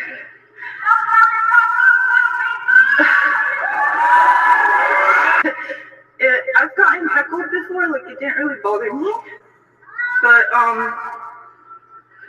it's like heckled here. Like I've watched a video of Eunice and Serena getting heckled here, and if you never watched it, you should watch it. And I don't know why, but she said she watched what? She watched the video of who getting, was it Serena getting heckled here? I can't hear y'all. Is that what she said? What she said? I can't hear it. I couldn't understand. Oh, y'all can't hear it. Okay, let me do this. Okay, is it coming in twice? How the audio sound? It's coming in like a double. There was a little I know what I double need to do. I got so the trick to fix that is if you're on a laptop and you don't have an independent mic, when you share your screen and share the audio, share the screen, do not share the audio. If you share the audio, it's gonna share the audio from there and it's gonna bleed in twice from your mic on your laptop. So this should be better now without the shared audio. But it's like heckle. Y'all hear this now? Yeah, it's better. All right, let's go. I've gotten heckled before, like it didn't really bother me, but it's like heckled here. Like I've watched a video of Eunice and Serena getting heckled here, and if you never watched it, you should watch it. And I don't know why, but like it went into my head and it got replayed a lot. I'm trying not to cry, but I just wanted to say thank you and congratulations. Yeah, just thank you. 10,000 people, one person's voice can't weigh out 9,999 others. And we love you here. Now, in the midst of battle, yeah, that shit stood out. And they should have removed that motherfucker. What was he saying? He was saying some racist shit, Reggie? No, the person just told her that she sucked. And that was it. Oh, no. That's it. You suck is bothering her? I'm sorry, baby. I'm sorry. But, like, now, if they in there, now, is this a time where you're supposed to be, like, in golf, they'll remove you when somebody's doing certain shit. You got to be quiet. Like, I'm not that familiar. Tennis isn't like that. That's okay, right? They can say you suck or what? Yeah, they still let that go down in tennis, but I do believe that tennis should be treated like golf. And No. If it's been going on, keep it going on. if it's good, we can keep that. But what I'm saying is this: do they? What makes them remove? History. It's a history there, though, Mark. It's a history at Indian Wells. You missed what she said. She talks about, if you go back, it's an old video of Venus and Serena getting talked to, disrespected her, and Richard, their daddy had the company. He would never, even though Serena won the tournament, I believe. He never let them play back there again. I think they just started playing back there like in 2017, I want to say. So Indian Wells, it has a history of this kind of behavior. But saying you suck, but what is that though? You suck? Yeah, I'm gonna tell you what I think that is. First, she was having flashbacks because she knew the experience that then she said it. She said that was playing in her mind. But I think she shouldn't have watched that shit the day before the match, bro. You heard me? You said what? I don't think she should have watched that shit the day before the match. I agree. Those type of things you shouldn't put in your mind, and I think that they help them like Simone Biles. You know what I mean? Like they just fragile. These children can't take pressure. I know because I'm raising them, and it's not their fault. It's the way society treats them and the way society gives them. Just like in the military, I heard you can give the sergeant a stress pad. You stress me out. Like you in your face too hard. I don't know if it's true or not. It's just what I heard. But they have like stress cards where they didn't have that. You feel they didn't have that. You talking about in the Army? I'm talking about in the military. Yeah, I don't know. Basic training. I heard they were doing that. Yeah, they doing that now. But Brandon, look, let's leave that alone because you're not that experienced with that. And when I was in the Army, they didn't have that. Reggie was in the Army, they didn't have that. And these girls aren't going to fight for their country, respectfully. They're playing a game. But the point that I'm making is the society is allowing scapegoats for when you fail mentally. Because if you fail mentally, you have a mental lapse. They're like, she has mental health issues. She has mental health. Why? Because she couldn't hold her composure when she's being confronted. I don't know if you read Richard Williams' book, but it's a beautiful book, man, on fatherhood. It's beautiful. But Richard Williams Richard Williams wrote a book, Serena Williams and Venus' dad. That's what the movie King Richard is based off of. It never heard of it. Sorry. I ain't never read it. Don't do the book, bro. You should, if you want to make your children into something like create a plan for them, dude, you need to get this book, Mark, because he laid out how he wrote his plan for his daughters, and he speaks about how he just speaks about fatherhood. One of the best books I read in my life, Richard Williams. No nonsense, a real man. But anyway, he talks about how he took his daughters to Compton on purpose because he wanted to raise them up in a hostile environment because he wanted them to know what it felt like to have people against him. So he talks about in his book that he would have the gang members kind of help his daughters, or he would put them in situations where they would be stressed out, and he would talk to them about how they should handle these situations. And I think that's probably what Naomi is missing, that she didn't have that mental fortitude to build her up. Okay, because look, what I'm saying is this was racist abuse, from what I'm hearing, what I'm reading here, from this story right here. This was some racist abuse. It was because everything else they saying it was booze. But what you guys are telling me and what I'm reading here, it was racist things being said to her, Serena and Venus. I don't know what they were saying to this young lady, but let me pass it around. Because look, when you're talking up here, Brandon, my wave oscillation pattern moves a bit, and people think I'm you, and then they think you me. But they say Mark saying some smart shit. They're gonna be challenging. No, they're gonna be challenging me next week. Be like, I thought you said you read King Richard's book. Like, no, I didn't. I watch your show. I can pull it up. No, that wasn't me. That was Brandon on the phone. But like, let me get Reggie's take. Cause this was one of his topics. Talk to me, Reggie. What you think of this? What's going on here? Man, I think exactly what Brandon's saying, man. This generation of people are weak, and her breaking down over somebody just telling. He didn't say she was. No, he didn't say that. Yeah, well, I'm going off of what he was saying about society. Yes, I did. Yes, I did. Yes, I did. This new age of people in society are very weak. They can't deal with pressure. They cry about everything. Everybody breaks down. That's why I'm viewed as being harsh a lot of times, because I grew up around older people and I don't believe in crying for no damn reason. Even with my kids will tell you, I don't play that crying shit with them. Don't you come in here crying over no goddamn reason. Don't come crying over thinking things are stressful. And I've been teaching him. And it's funny you were bringing up about the book where he was talking about taking the Compton to deal with high pressure situations.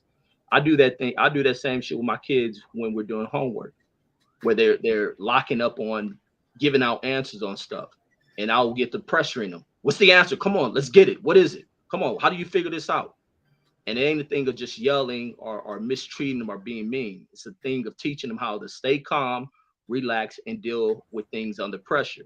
To where you think that it's a pressure type situation, but when you begin to relax, get an understanding of what is at hand, it becomes very easy. So now when you're in a test environment, you're not stressing and locking up and freezing your brain to where something you sit here and get everything wrong because you allowed stress to overcome you. And in these high pressure situations, you begin to have a relative calm to where you can really see what is going on and you can make, much wiser decisions and how you got to function. This young girl's kind of been, I won't say pampered or whatnot, but I think her achieving that level of success, and sometimes people coming into things a little bit too young, they don't know how to deal with it. Just like be in the it was something before this where she ended up pulling out because she was needing to take a break because she was having some kind of mental lapse or whatnot. And I think she's coming to the Olympics. Was it the Olympics? I can't remember. I know it was something, but she pulled out of it because it was stress. It was a couple of girls pulled out. I think it was the French Open, or I think it was the French Open or the Australian Open. It was one of those after she because she was breaking down talking to the media. Yeah. And they said, and that was mandatory. Media obligations was mandatory. I remember that. Yeah, it was the WTA. She pulls out a WTA event. This was January the 8th, 22. After Body Gets a Shock, she was getting okay. So this happened. Then she pulled out of Wimbledon in June of 2021, but aims for the Olympics. And then I believe she pulled out the Olympics too. Yeah, so this is just her going through a mental weakening, and I think it's something dealing with.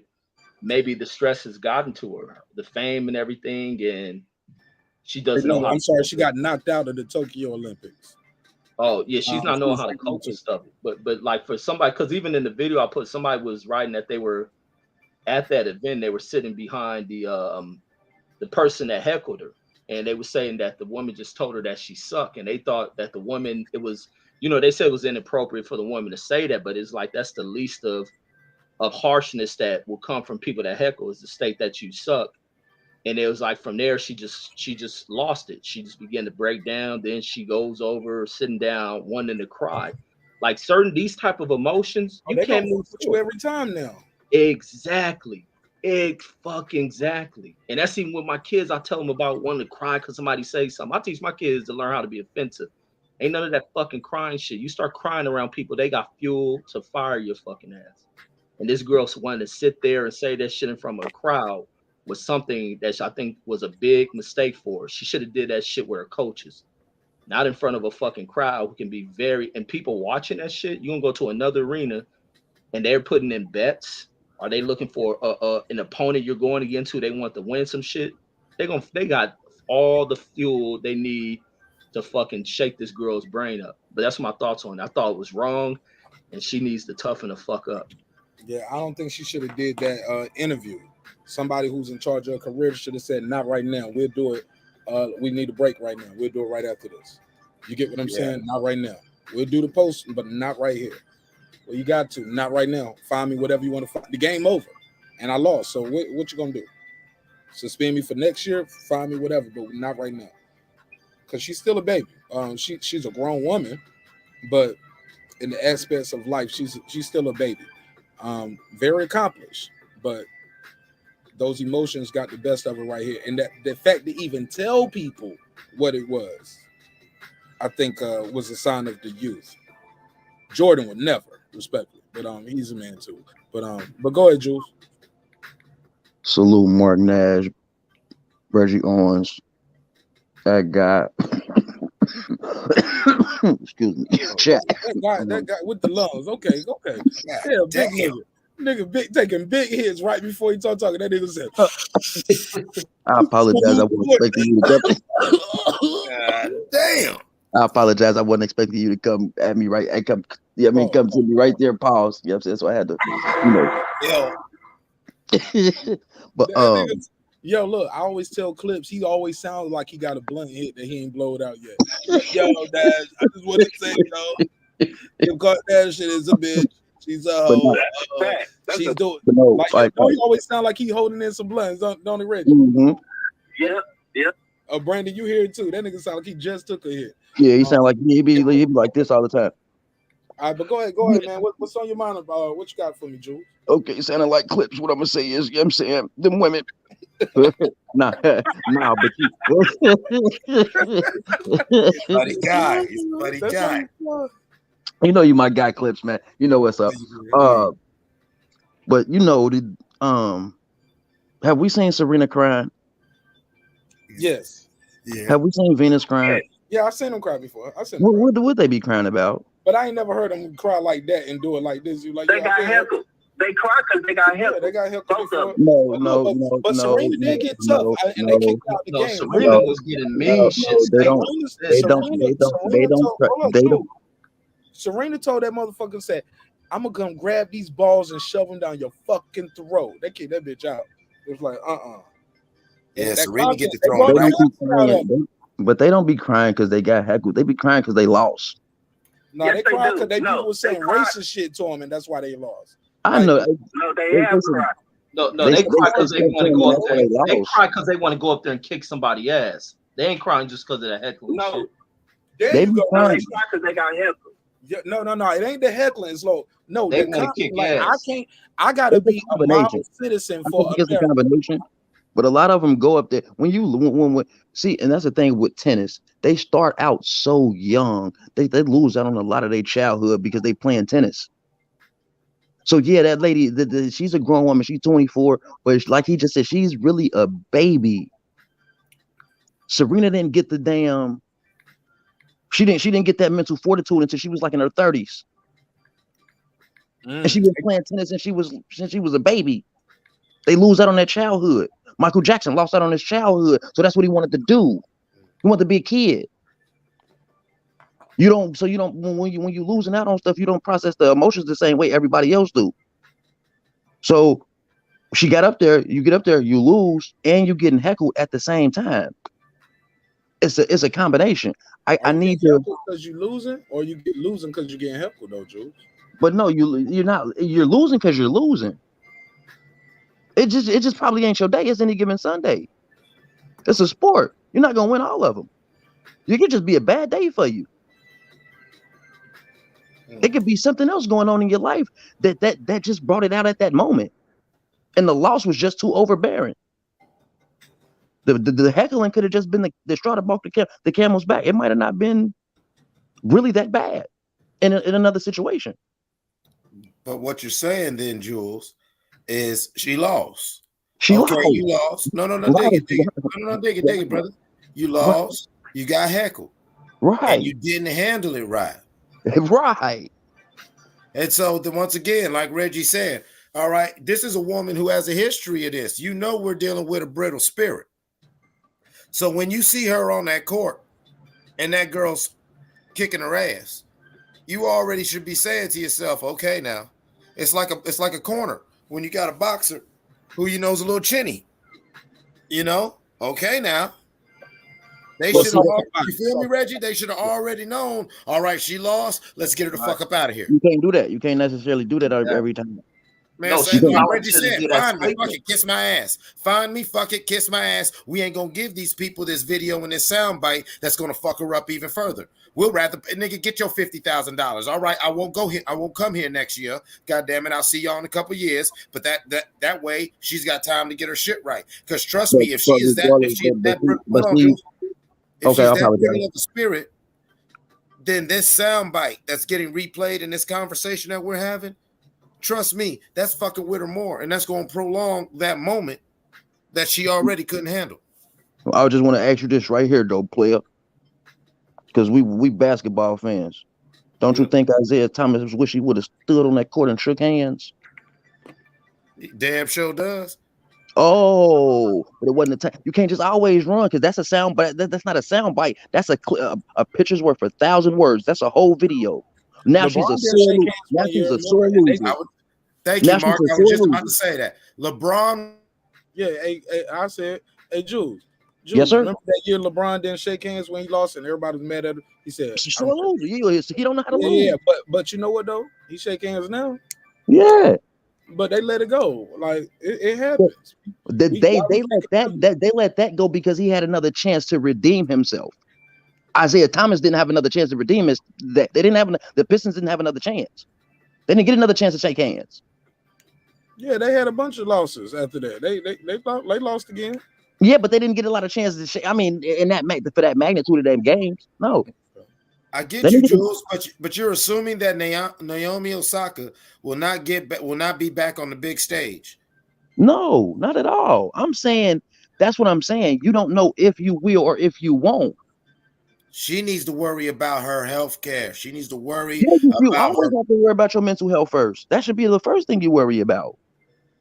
Exactly. And so let's get her up out here. She is breaking, just like a corner. Back to what I was saying, a corner in boxing. You know your guy's chinny. He's a good boxer, but you've even seen it in sparring. Once he's hurt, he's hurt. Okay. So you know what? You throw in that goddamn towel. Get him out of here. But what if that's her? Huh?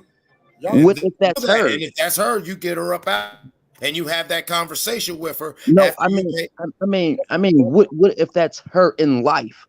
What if she's just a sensitive person? What if somebody can say you're stupid and can make her cry?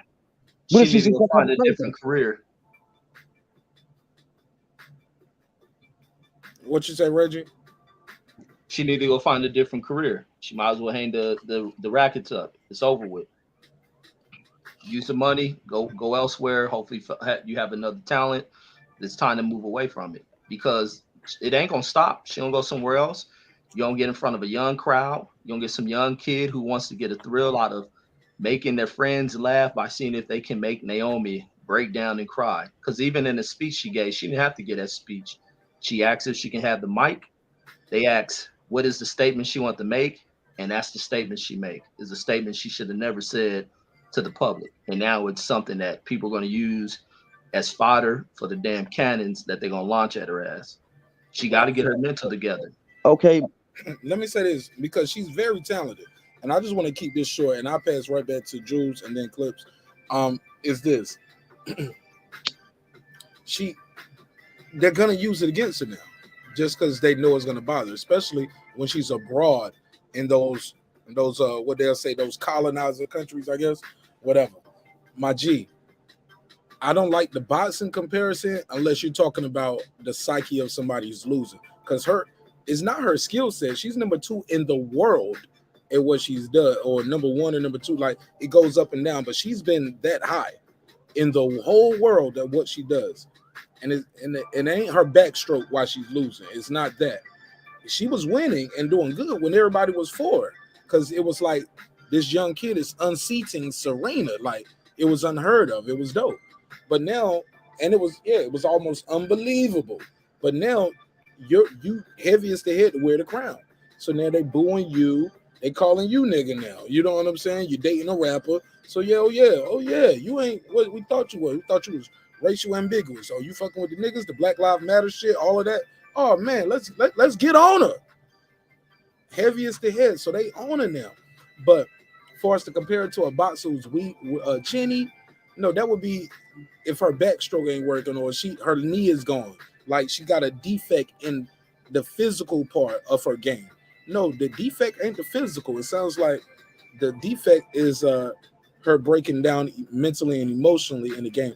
And she can get a good sports psychologist and come past this. I disagree where it's over for her, where she has to change her career path. But I definitely think sports psychology is a real thing, and you have to have those positive reinforcements. with that, I digress. Go ahead, Jules, and then Clips. I just wanted to get. I just wanted to. Hold on, what you say, Brandon? I forgot Brandon was here. My bad, Brandon. What you say, I Brandon? know you forgot. I just wanted to get this out. I'm sorry, I just Brandon. think that no big deal, bro. I know how it is. When you facilitate, one of the best facilitators on YouTube, you know.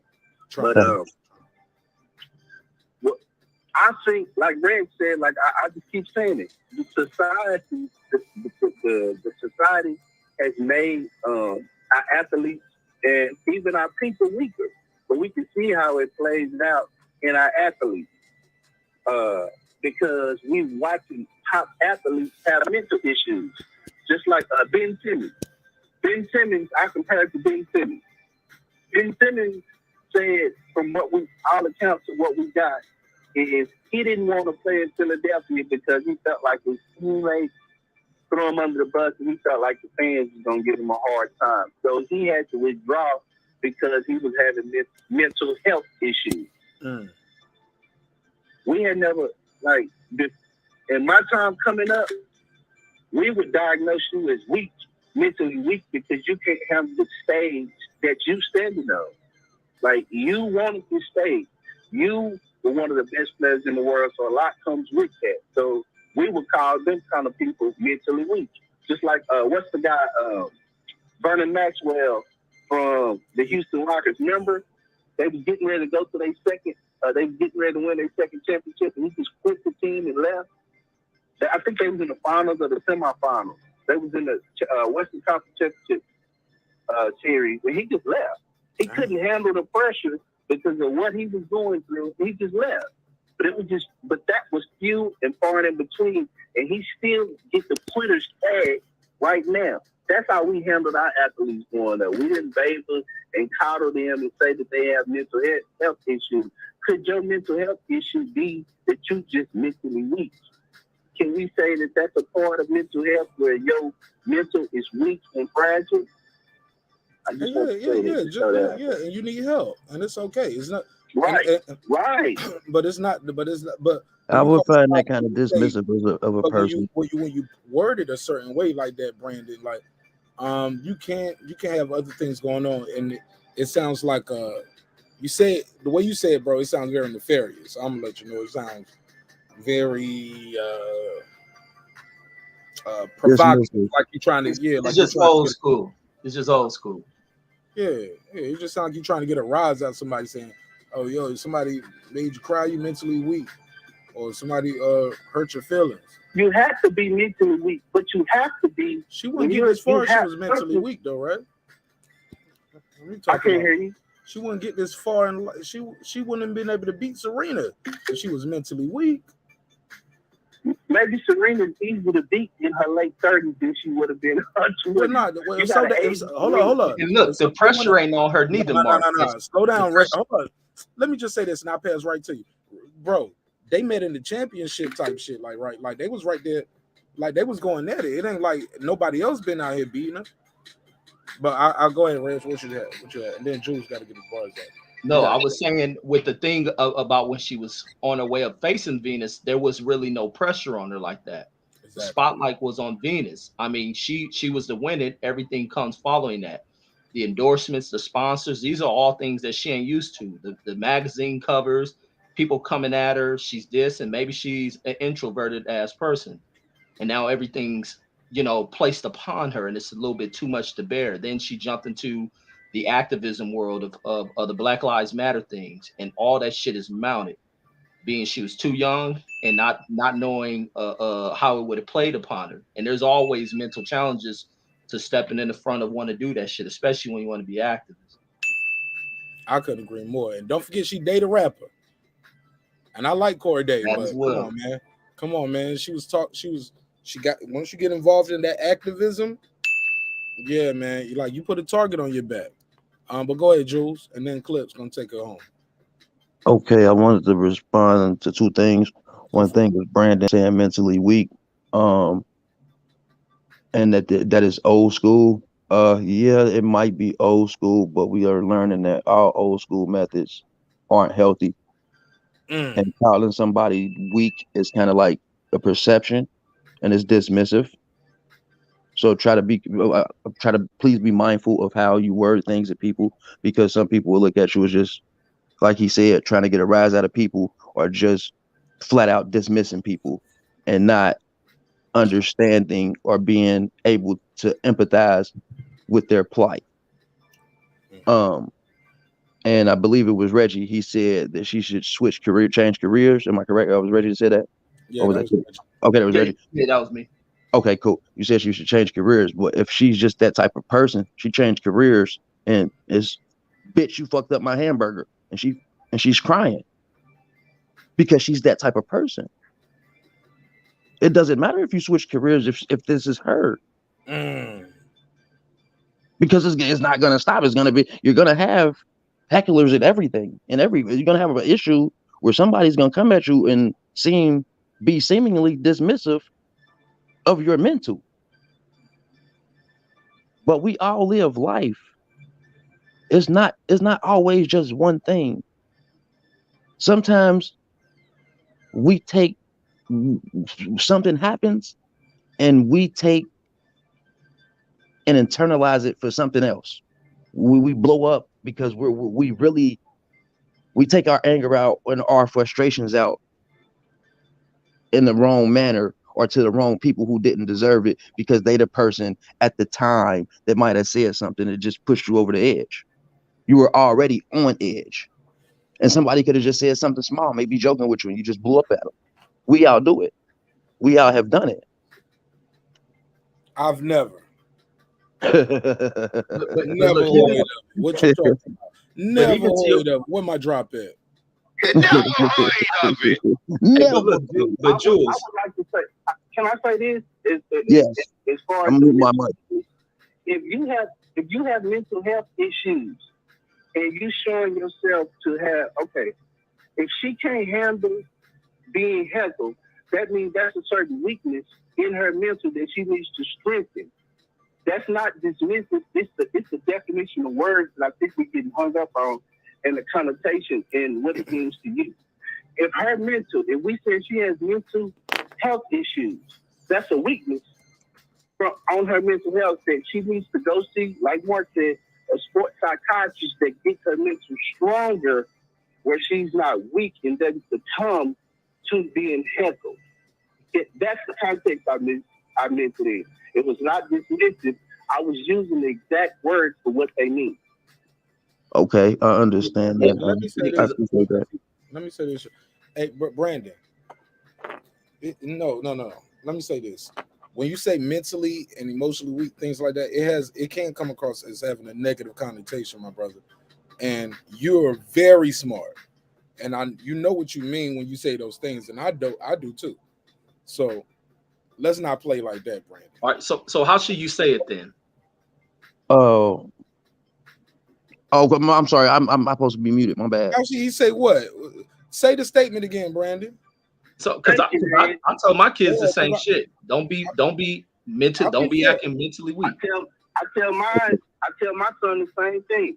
That's how I taught my daughter. But that's your children though, because you know what they've been through for the most part, because you there. We don't know this lady's story and journey. I'm gonna tell you what I know. It feels like. I know. I don't know how many times you've been out the country. I know a professional. Hold on, let me say this. I know a professional athlete who gets paid millions and millions of dollars to perform in front of people got heckled by saying you suck, and she broke down. That's a mental weakness from an athlete's standpoint. She needs to be strengthened mentally, which will help her mental health to be stronger. Okay. Hey, can I say this right here? Yeah. Oh, almost how many years ago was it? It was over 20 years ago, damn near. Yeah, damn near. Well over. Ricky Williams. And everyone laughed at him. He said, fuck this shit, and he focused on his mental health. Then, y'all gonna keep trying to fire me and find me and kick me out and try to do all this? No, I need to smoke weed to deal with my anxiety and everything, because no, this shit is freaking me out. I love football, but on the highest level, this shit is freaky. And eventually, what did he say? Fuck y'all. And everyone called him crazy. Maybe she is a great athlete, but maybe God has blessed her with this money and this whatever, but at the highest level of this shit ain't for her. And maybe it is time for her, that's why I use the boxing analogy, because yes, it is a mental, from the athlete standpoint, when you know that when you're as a trainer, when you know your athlete at certain levels of pressure, they have a very distinct cracking point. Let me put it like that. We ain't going to call it mentally weak. They have their distinct triggers and they have their clear cracking points. When you see them triggered and you see them reaching their thresholds, you get them the fuck out of there. Right. And I want to say this too for the people who say, well, if somebody's just booed or you say you suck. Even Serena and their dad was talking about yeah, it's some boos, but those when somebody say nigger, those nigger chants stand out. So yeah, those you sucks is what might have some people picked up and might be recording let's go Brandon. They were just saying let's go Brandon. No, it was some other chants going on that day. You get what I'm saying, Brandon? You know what I mean when I say these things. It's some other things being said. But she would address racism, and she never addressed that. It was just heckling, which was she sucked. She broke from it. That's all. That's what she said, because I didn't hear her say that. Yeah, she would have addressed it, and nobody in the crowd addressed anything would say the racist against her, and they would have condemned that. But then it's the other side of things. They didn't condemn Serena's and Venus' racial slurs. But Serena and them addressed that shit, and their father did, and they didn't condemn it. Listen, but look, this is still the other side of it. These athletes at these levels have to understand what people are in here going to do. You see that NBA games where these athletes are dealing with it. Yeah, the NBA has tried to get a better hold on addressing fans that come there for that shit. But the athletes have to. That's the other thing that's separated. These sports ain't just about where you are physically, because you can be the fastest, you can be the strongest. Right. But if you ain't got that mental edge, and it was great with Clips making the analogy to boxing, it's some real shit. When you don't have the mental edge, you have to get people up out of there. Same thing with Ricky Williams. That motherfucker was an ultimate talent. But when he had the mental breaking and shit, all that talent that he had, it was out the window. When 90% of what takes place in these competitive sports and even the competitive world ain't the physical side of shit. It's the mental side. And when you can't deal with it and you're constantly going through these mental collapses, it's going to compound on you, and it's going to tear you apart. So the best thing is to pull yourself away from it. And that's one of the things that this girl may have to, even though she's young, she has to cope with it, because this you suck ain't going to be the worst shit she gonna hear. She gonna hear more of this shit, and she may hear it in larger crowds with more people saying it. She gotta stay tough. It's gonna get worse, because we can't agree. Just because that's documented, we don't know other things aren't being said. Just because she didn't address it, she might address it later, like King Richard did in the book, or address it later, like some people did. But at the end of the day, it all boils down to this: both things can be true.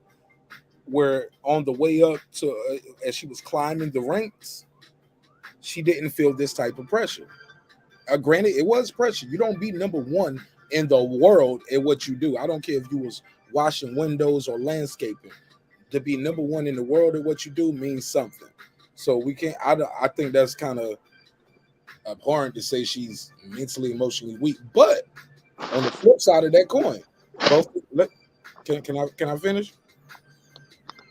But on the flip side to that coin, both this part right here could be true. She was the A side. She was the darling. Times have changed. She wasn't an activist at that time. So now it's even more pressure. And that, along with that same stuff, can cause someone to break. But I think we should lift her up and wish her nothing but the best. Mentally and emotionally weak. Man, we got some YouTube daddies out here that's really mentally, emotionally weak. And they ain't never been number one in the world in shit. Not a motherfucking thing. They ain't number one in their block. They ain't even number one in their household, nigga. You don't even get the trash to the street every Tuesday. You ain't number one on your block, nigga. You miss trash day all the time. Coming up there, fucking up the whole trash day because you got extra shit out there. Yeah, nigga. Like, come on, bro. You ain't number one at McDonald's. All your burgers be cold when we always got to send your orders back, my nigga, at your job. Respectfully. So the worst cook. Come on, bro. All your shit got to come back. We told you no ketchup and no mustard, Deshaun. Well, I thought you said no mustard and extra. All right, I'll make it again. Nigga, we can't keep making extra burgers all week just because of your ass. So, look, the sister is #1 in the world and what top 2, top 3, top in the world at what she's done and has been #1 in the world before. So, I think that means something, but who knows? Like I said, both things could be true. It could be starting to affect her outside the ring. But I'm here to support anybody out there having some mental health issues, man. It's all love on this side. And I wish you nothing but the health. I wish you nothing but health, wealth, and prosperity. All good things must come to an end. Even this show. Damn, we had 5 hours. Go ahead, Jules. Fuck it, we here now. Okay, I just wanted to say, when he say, I forget how he words it, but I want to say we all have mental health issues. All of us. I'm the smartest nigga in the room. I ain't. And what's crazy? And what's I'm the smartest nigga in this motherfucking room. And I bet $10,000 on it. I was like, what you say? I bet $1,000 times. I was like, okay. But no, billions. Yeah. Go ahead, Jules. Even the person who believes that they don't have any mental health issues probably has more than anybody else. Sorry, never mind. I retort. What I said. I was just playing. I'm not. I was going to say that anyway. That wasn't. I mean, towards you, that was coming out. But I know. You know, it's a. But you know, being an owner of a mental health awareness app, White Flag, please go download it on your iOS, Android. It's in the Google Play Store, Apple Play Store, wherever you find your apps at. It is there. It is a peer-to-peer mental health awareness app. Please go download it. It is called White Flag. Now, saying that, mental health is something that we all suffer from, even if it's something as common as anxiety, because anxiety is probably one of the most common mental health issues that we deal with.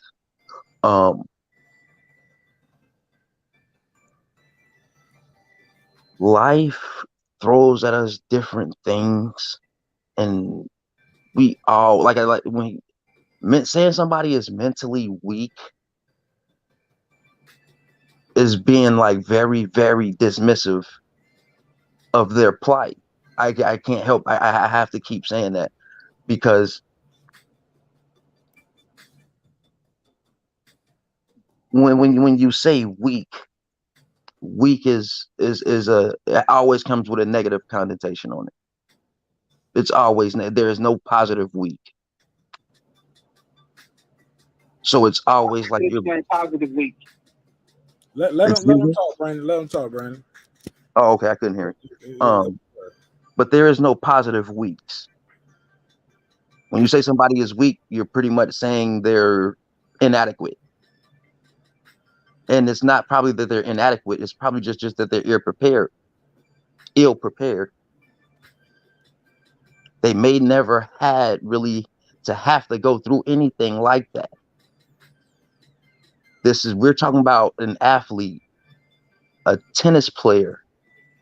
And normally tennis players start very, very early. And when you're that great at something, they push you so you lose a lot of the stuff that us normal non-superstar athletes have to deal with, that prepares us for stuff like this. Maybe she was just on a tennis court all the time with people telling her to love her all day. Maybe that's what it was for her. It's not that she's weak. It's just that she's ill prepared. Or not focused. She doesn't know what I'm saying. She is ill prepared on how to take a heckler's comment, right, and use it. I mean, and not let it get her so mentally. It would not let it get her so emotional. Go ahead and say it. Mentally weak. No, because that wouldn't have made sense if I would have said mentally. Everybody keep cutting them off. Like Brandon tried it, he tried it. Now you trying it. Like, let them get it out, because we got to get it out. Paul. There is no I mean, is she doesn't know how to take a heckler's comment and not let it get her so emotional. A lot of people don't know how to do that. With that, I digress. All right, and I'll say this, keep it short. Jules said he said ill prepared, and Brandon was trying to interject and say that's a weakness. I get it. Calling something a weakness, I would call it lack of focus. I would call it lack of preparation. But you don't become the number one in the world, like I said, in anything you do, if you're mentally and emotionally weak. Unless you're trying to be the number one murderer. But for the most part, like she's a very highly skilled, highly trained athlete. I think she had a lapse in concentration, lapse in focus. Thankfully for her, she's in tennis and not boxing, because boxers have those lapse of concentrations, lapse of focus. But everybody don't turn into Oliver McCall versus Lennox Lewis, where they break down crying in the corner.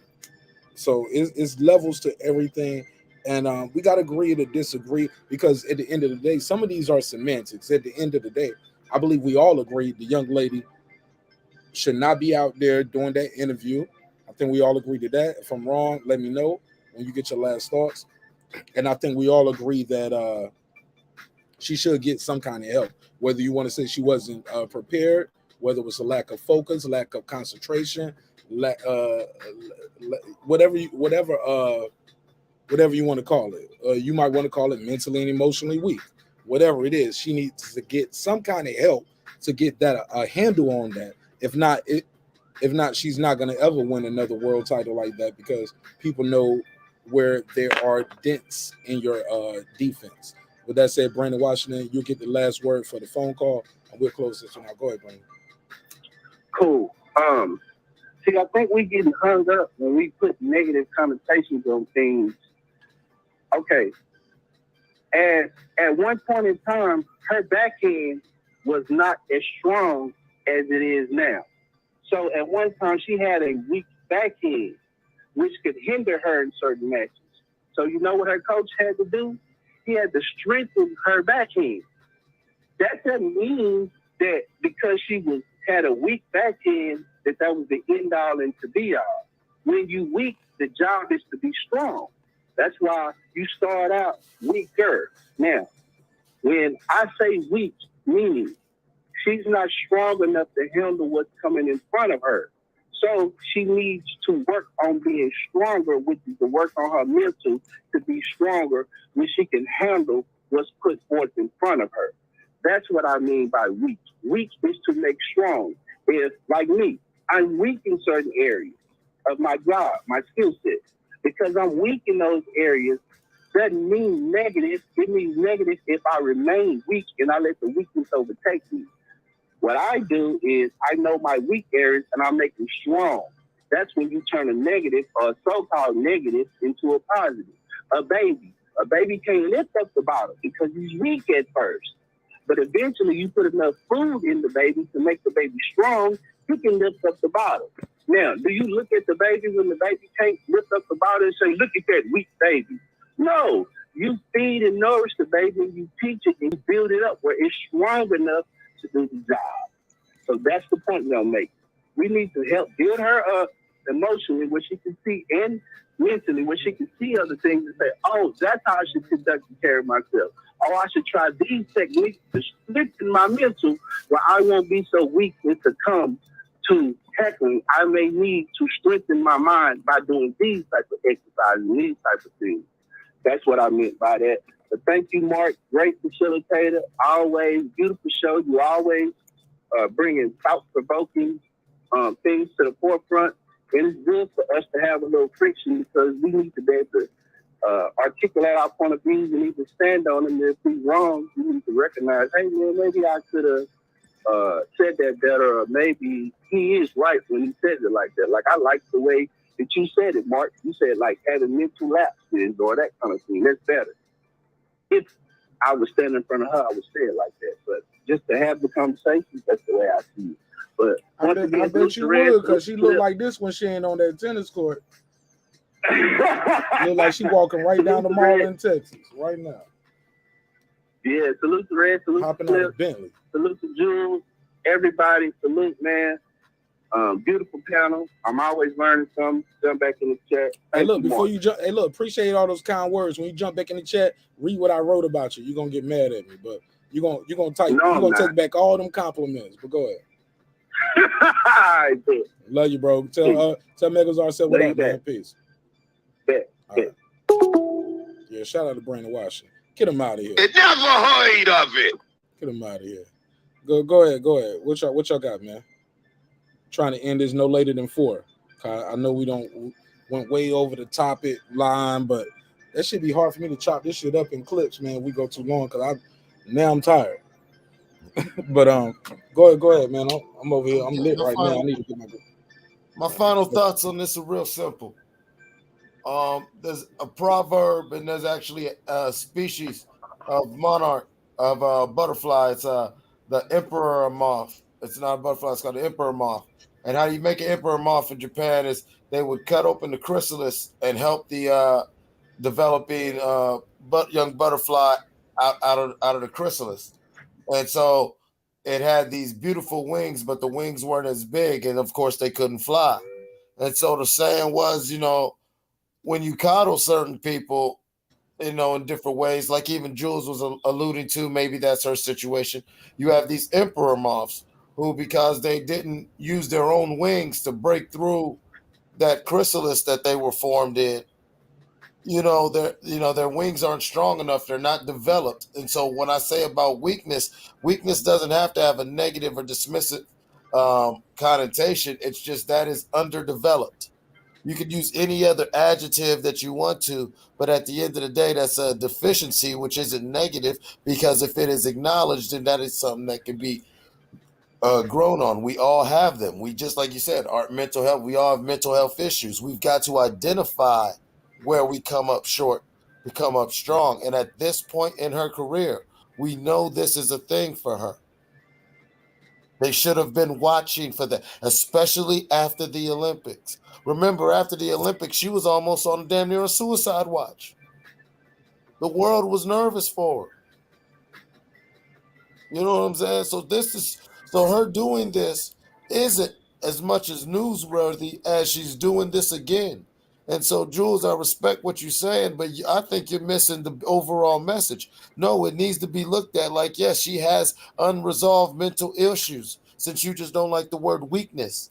However you want to phrase this, no, she needs the energy of healing, which means that area is sick, weak, diseased. It doesn't have nothing against her as a person, but we've got to call it what it is. And the fact that we don't call things what they are in society right now is the reason why we're in this state. We said, oh, Putin's just talking shit. Putin's just doing his thing. And then he took Crimea. Putin's just doing whatever. And then he ran all that shit through Syria. We keep playing. Oh, this COVID ain't real. Oh, it's just the flu. We ain't going to worry. Now, millions of people are dead and everybody's life and every day-to-day movement is fucked up. Call things what they are. Quit coddling people as a society, because we now have a world of emperor moth people who have these beautiful wings, but no, they cannot fly.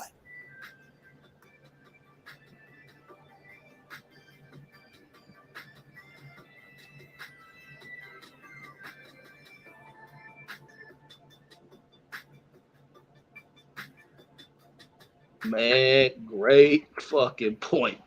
Great goddamn point. And I'm 1,000,000,000% with what you said, Clips.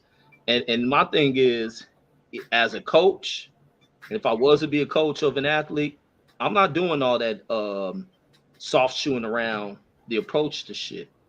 If it's you being mentally weak, it needs to be stated. Coaches have to be in there to be able to be rough with an athlete. It's to prepare you, it's to train you for what is ahead and what is out there. Ain't to be worrying about how you're gonna take me saying that you're being mentally weak. Like I state, I tell my kids when they're being weak, stop being weak, stop showing the mental weakness. What are you crying for? Why are you behaving like that? You have to learn how to get over these things. It's a development process. And it's just like what Clip said. People like to kind of soft shoe things around, don't take things serious, don't worry about this, and keep going on until you get to the moments to where now you're on the stage where shit is real and it hits you, and you're not prepared for it. Her as an athlete can be talk nicely and soft shoot through the way. She has to understand. Okay, we caught that crying shit. Eliminate this shit now. Let's toughen the hell up. Not gonna be talking soft shit because we're going out here amongst mean ass people. When you need to build a tough shield around you when you're out there. And that's just the way of the world. Even with kids, especially with kids, you don't get kids that say mean shit. I was a kid that used to say ill ass shit, but I grew up around other kids that would say ill ass shit. Now, other kids who didn't know how to stand up to that shit would go sit off in a corner and cry. And you watch them same kids who many of them don't develop those tough shields around them, or if they ain't got an adult around them to protect them, they remain broken and shit. You have to develop this shit, especially in a fucked up world. You gotta toughen up, and it's what this girl has to do. Go ahead, Jules. So I hear fellas, I hear everybody's point, and I agree, but it seems like we kind of getting caught up on the wrong thing. When you use a word that's seemingly dismissive to a person, they normally tune you out. When you say something to somebody like they're weak or they're being weak, they most likely 9 times out of 10 will tune you out because you're being dismissive of them. They feel. What Reggie said it the most. He is preparing his kids. How do you prepare it? By experience. Something she probably hasn't experienced. She's inexperienced. She's not weak. Reggie keeps saying, I'm sorry, Marq keeps saying it. You can't get to be number 1 in the world in nothing by being weak.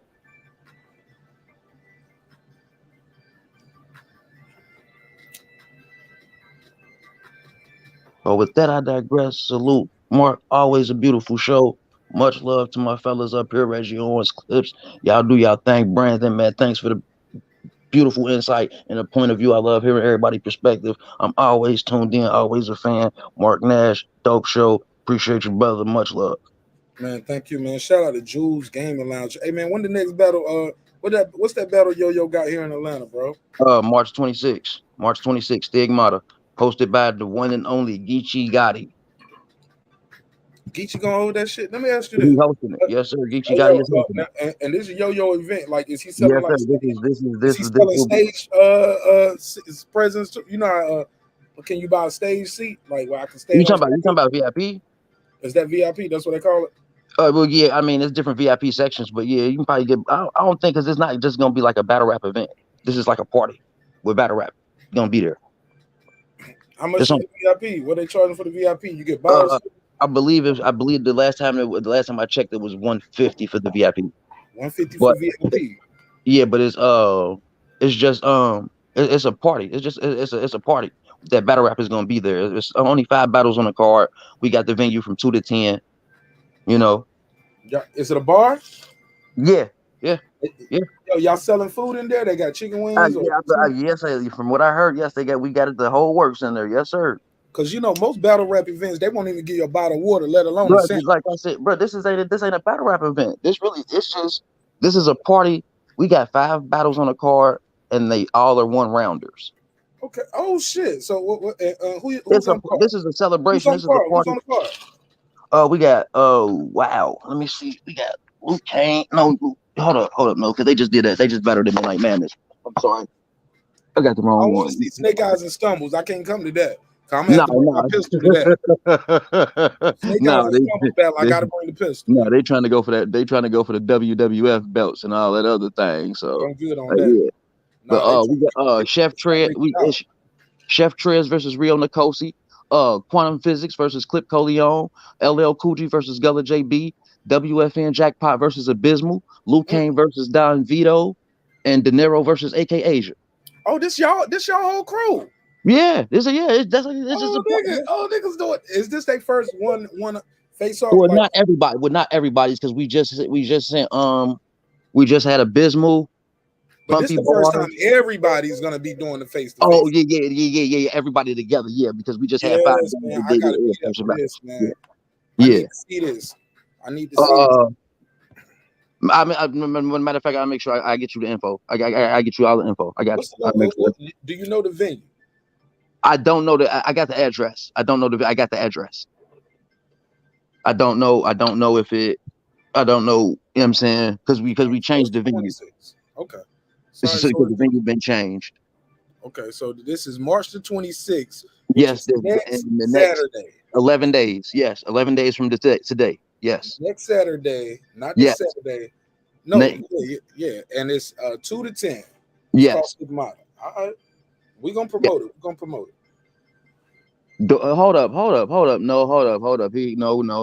Nigga, I'm sorry. I apologize. No, because now the doors open at 3. Why is it? Why did that change? Man, see what I'm saying? No, because I got different graphics on here. I got 2 different graphics on my computer. One say 2 and one say 3, but the latest one say 3. So that's why I said I'm gonna get you the info. That's why I said I'm gonna get you the info, bro. No niggas late to everything. You good? Right, nigga. Get that 5 o'clock. You still won't miss the first battle. Shit. No, not at all. The battle's gonna be from 6 to 8, or something like that. It ain't gonna really be. It's not, like I said, it's not a battle rap event. This is y'all gonna do the battles back to back. Y'all ain't gonna break. No. It's gonna be one battle, intermissions, because Yo gonna be performing. He gonna be doing some of his music up there. You know what I'm saying? That's what I'm saying. It's a party. It's just we since battle rappers is there. All right, we gonna put on the. Since we got everybody here, we might as well hear some battle rap too. You know what I'm saying? That's kind of what it is. Since we got everybody here throwing this party, you might as well hear some battle rap as well. Somebody said, Mark, you got to make a drop of Reggie saying, I teach my kids to be offensive. I don't know what I'm going to use that for, though. I don't get it. Use that for life. You feel what I'm saying? Everybody talk about hide your wife, hide your kids. Nah, you got to train them. You better train them. Exactly, because I don't want my kids coming home, Mama, Daddy, the white kid said they don't want to play with me because I'm black. I got something for their ass. But you also don't want your kids coming home, or a motherfucker calling them saying a motherfucker done called him a nigger and he done bust his head open too. Now he going to jail for the rest of his life. I shot the school up. Nah, I want my kid to be like, yeah, them kids wanted to get with me, and I said, nah, you can't ride in my Ferrari because you're white. Nah, I'm playing. I'm bullshit, no. But for real, they gotta have some mental toughness. Listen, you're gonna take your licks in this world. And as everyone knows, what is the most respectable thing about any man or woman, or what's the true sign of adulthood? You can handle shit. You forgot to hit that bing on that shit right there. Bing. I'm gonna hit the bing on that one. I think it's more of the way. It's more to adulthood than quote unquote handling shit. No, but it is a core thing. You've got to be able to handle yourself, handle situations, handle your bills, handle your responsibilities. You've got to be able to handle it. And you know what? Cry in the car. Fuck it. But you know what? When it's crunch time, you've got to be clutch. If you're a parent, I don't give a damn if the sky's falling. That baby needs food. That baby needs shelter. That baby needs love and guidance. You've got to be able to keep your shit together. Hey, that's on some real shit. Let me say this. He's on some real shit there, but we talk about a tennis match, nigga. But no, he can't handle that. And it's just like going through childhood and you not realizing how poor or the type you living in poverty, but your parents handle shit. You never seen 1 ounce of a struggle. You got to handle everything in life, and it's just like Cliff said, life is about handling shit. Adulthood, childhood, sports, whatever you name it. That's a fact. The way you handle shit comes with when? Comes with what though? Experience. Exactly. Education. And it also comes with what? Guidance. Those people around her should know when she's in trouble by now. You need Jules should feel me on this. They might not be wise enough to know that, bro. And that's what's scary, because you feel me. You are only as strong as your support system. Okay? Because you know what I'm saying? I don't care how strong us stand as individuals. You dig what I'm saying? Let me tell you something, though, Cliff. Let's keep it a buck, though. Sometimes people, look, everybody on this panel right here, I met all of y'all on YouTube. Why is crying looked at as bad, though? Huh? Why is crying looked at as being bad? I'm not saying it was bad. I'm saying that she shouldn't have had that moment. Like Mark pointed out, she asked for the microphone. She wanted to say I didn't know that. she did that. That was Reggie that said she did that. No, she did though. She did though. You know what I'm saying? I saw the Fuck thing that. before. Yeah. She should have went to the back room. Right. If it's that deep, if you're her coach, you get her the fuck out of there. And you know she had a coach, you know she had a trainer or somebody who was there, who, if they really cared about her and it wasn't just a fucking job, would have said, oh my God, my baby's about to break, and get her up out of there. Yeah, but I do want to say this, man. Sometimes, man, we got to allow the process to work. You get what I'm saying? Got to allow the process to work. Just because she cried in this match, I don't want to throw away, like I don't like when people throw away boxers when they had one loss. And then Amir Khan, he need to sit down somewhere. You get what I'm saying? Like, but I get it. But for when Reggie said, what's the word to use instead of saying mental emotional weak? Hopefully I gave you some different choices, Reg, that we can use. Lapse of concentration, bad judgment, poor decision making, loss of focus. But to go back to what Brandon, shout out to BW, Brandon was always up here talking. Well, not always, but today he was up here. He was like, damn, what the fuck did he say? Brandon kept saying this one shit, and I don't know. I love Brandon though, but Brandon and I gotta disagree on that. The weakness part is weakness, is mentally, emotionally weak. Look, it's some mentally, emotionally weak niggas on YouTube. That's what I see more than anything. Absolutely. And Brandon Wright, would he say that? And I know one when I see him. Yeah, and they ain't number one in nothing. She's been number one in the world at what she's done. Mm-hmm. And I just think that's kind of crazy for us. Most of us got to get up to go to work the next day, and we calling somebody who's a multi-millionaire, number one in the world, beat Serena, saying they mentally emotional because they cried. Sometimes we don't know what people are going through, and sometimes you gotta just take a step back and say blah blah blah. And I get it. We're conditioned to be funny on this show, to crack jokes, and that's part of my gig, I guess. And I don't want y'all to think like, damn, marqnash, you being soft on the bitch. I know who they gonna tell me, nigga. I know the real niggas who I know I fuck with, they're gonna be like, you being soft on the bitch. Nah, man, I respect the sister, man. I respect her. And I respect her, and I think she definitely had a lack in focus. She shouldn't have did that interview. And it's all about what happens next. It's all about what happens next. Today is one day, that's one match, that's one loss. This ain't no boxing shit where she got to go get her head checked out for as getting a concussion, spending days in the hospital. She's out of this contest. She can go back and get herself together, regroup. And sky's still the limit for this young sister, even though she's reached the sky already. It's almost like she reached the pinnacle so young. But she's not alone. Tiger Woods did it, Michael Jordan did it, Kobe, LeBron. And the list goes on for people who were able to go through it. That's why I think LeBron is such an anomaly that we're not going to appreciate till he's gone. Like, to have the weight of the world on your shoulders at 17, 18 years old. Actually started when he was like 16, right? 15, 16. They knew that he was that guy.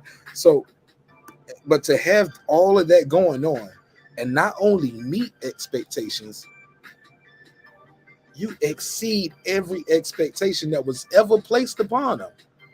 He has blown every fucking expectation that was put on LeBron James. He has met and exceeded it and stayed out of trouble. Never forget that.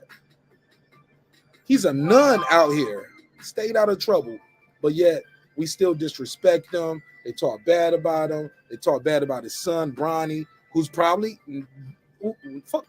he's going to be in the NBA. LeBron is staying in the league long enough, kept himself healthy long enough that his child is going to be, he's going to set that record too. The first father and son in the NBA to play on the same team. First Hall of Fame. Like, that shit is unheard of. And the Lakers are going to pick him up just because it's LeBron. And if not, wherever, look, his contract going to be up and he going to go, whoever going to draft my son, you're going to get me too. Shit, I might be done, but you know what? We're going to sell some motherfucking tickets because y'all know this is going to be my victory lap. If you sign my son and pick me up, look, come on. He ain't secretive about it. We all know the move. And don't let them win a championship. Oh boy. It's amazing. It's amazing. 2 years. Look, I hope I'm alive to see it. I hope LeBron stay alive enough. You and me both, brother. Like, bro, I want to see it. I want to be a part of this, man. Like a lot of times, man, we spend a lot of time hating, man. I know motherfuckers who spent my whole life that I known this nigga, he never liked Michael Jordan.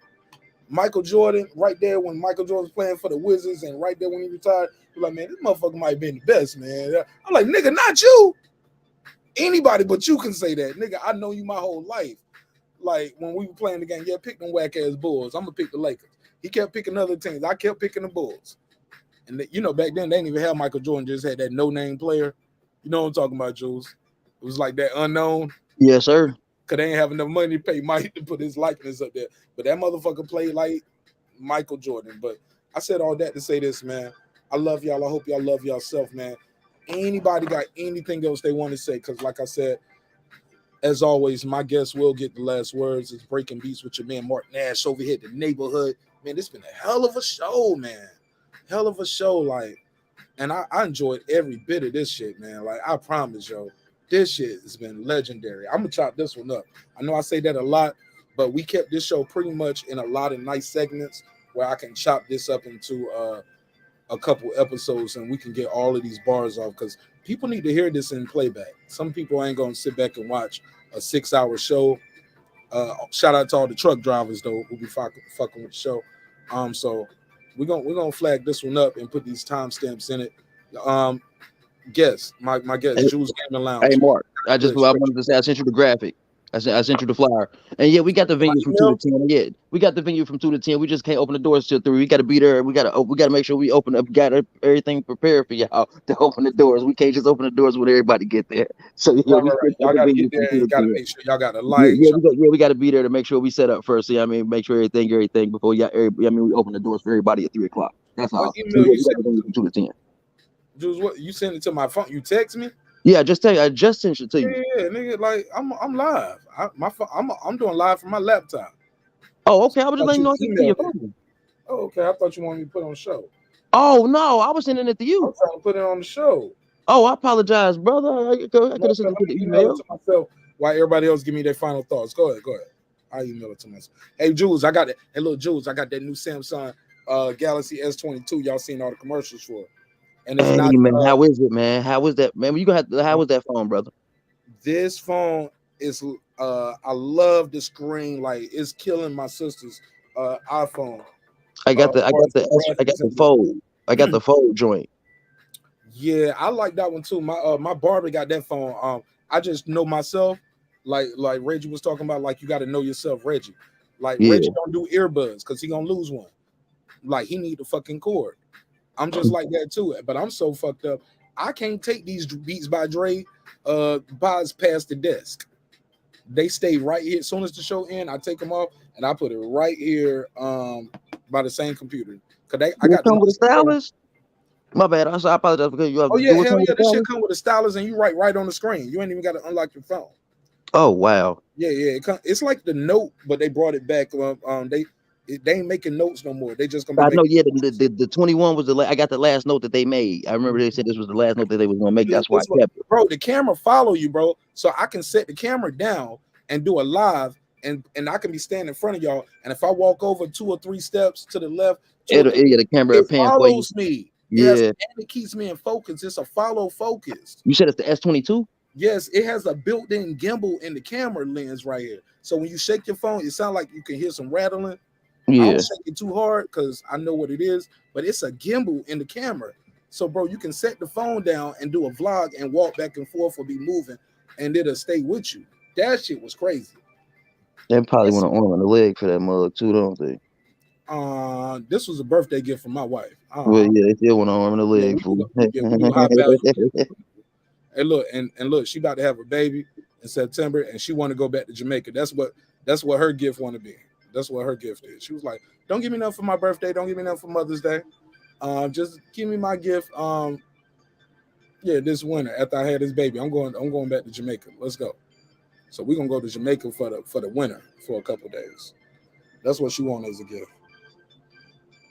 But shit. Look at me, I'm over here light flexing, huh? Nah, that's dope. That nigga flexing. Nigga, I'm going to the moon, nigga. Light flex, nigga. Reggie, you gotta pass. Reggie, I never heard you talk about traveling anywhere. What do you like? What do you travel to, bro? You know that nigga on the ankle bracelet. But I do gotta get up out of here though, fellas. Man. I'm taking the. I'm gone, man. All right, God bless you. Shout out to you. I'm about to email this to myself. All right, promote it. All right, appreciate it, brother. Yeah, yes, well, let me flex real quick, man. In September on the 14th, I'm going down to Florida to go up to the motherfucking edge of space with Elon Musk. See, you capping now, nigga. Nah, nigga, I'm taking my wife back to Jamaica, yo. She deserves it, yo. She about to have a second baby. I'm gonna take her right up there. Gonna get her out there. Get her out there, Jamaica. Let her sit in the Caribbean waters.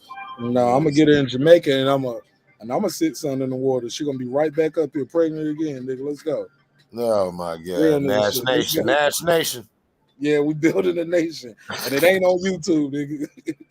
We don't die, we multiply. Oh shit. Oh my God, man. I'm joking. Not seriously though. No, pregnancy ain't really nice to my wife, yo.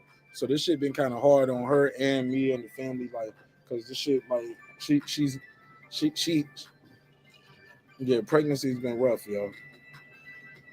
Yeah, man. She ain't like that girl Reggie supposed to having them triplets though. Like I told my wife, I always tell her, I'll be like, yo, I showed her that video you sent Reggie, and I was yo, it could be worse. It could be triplets.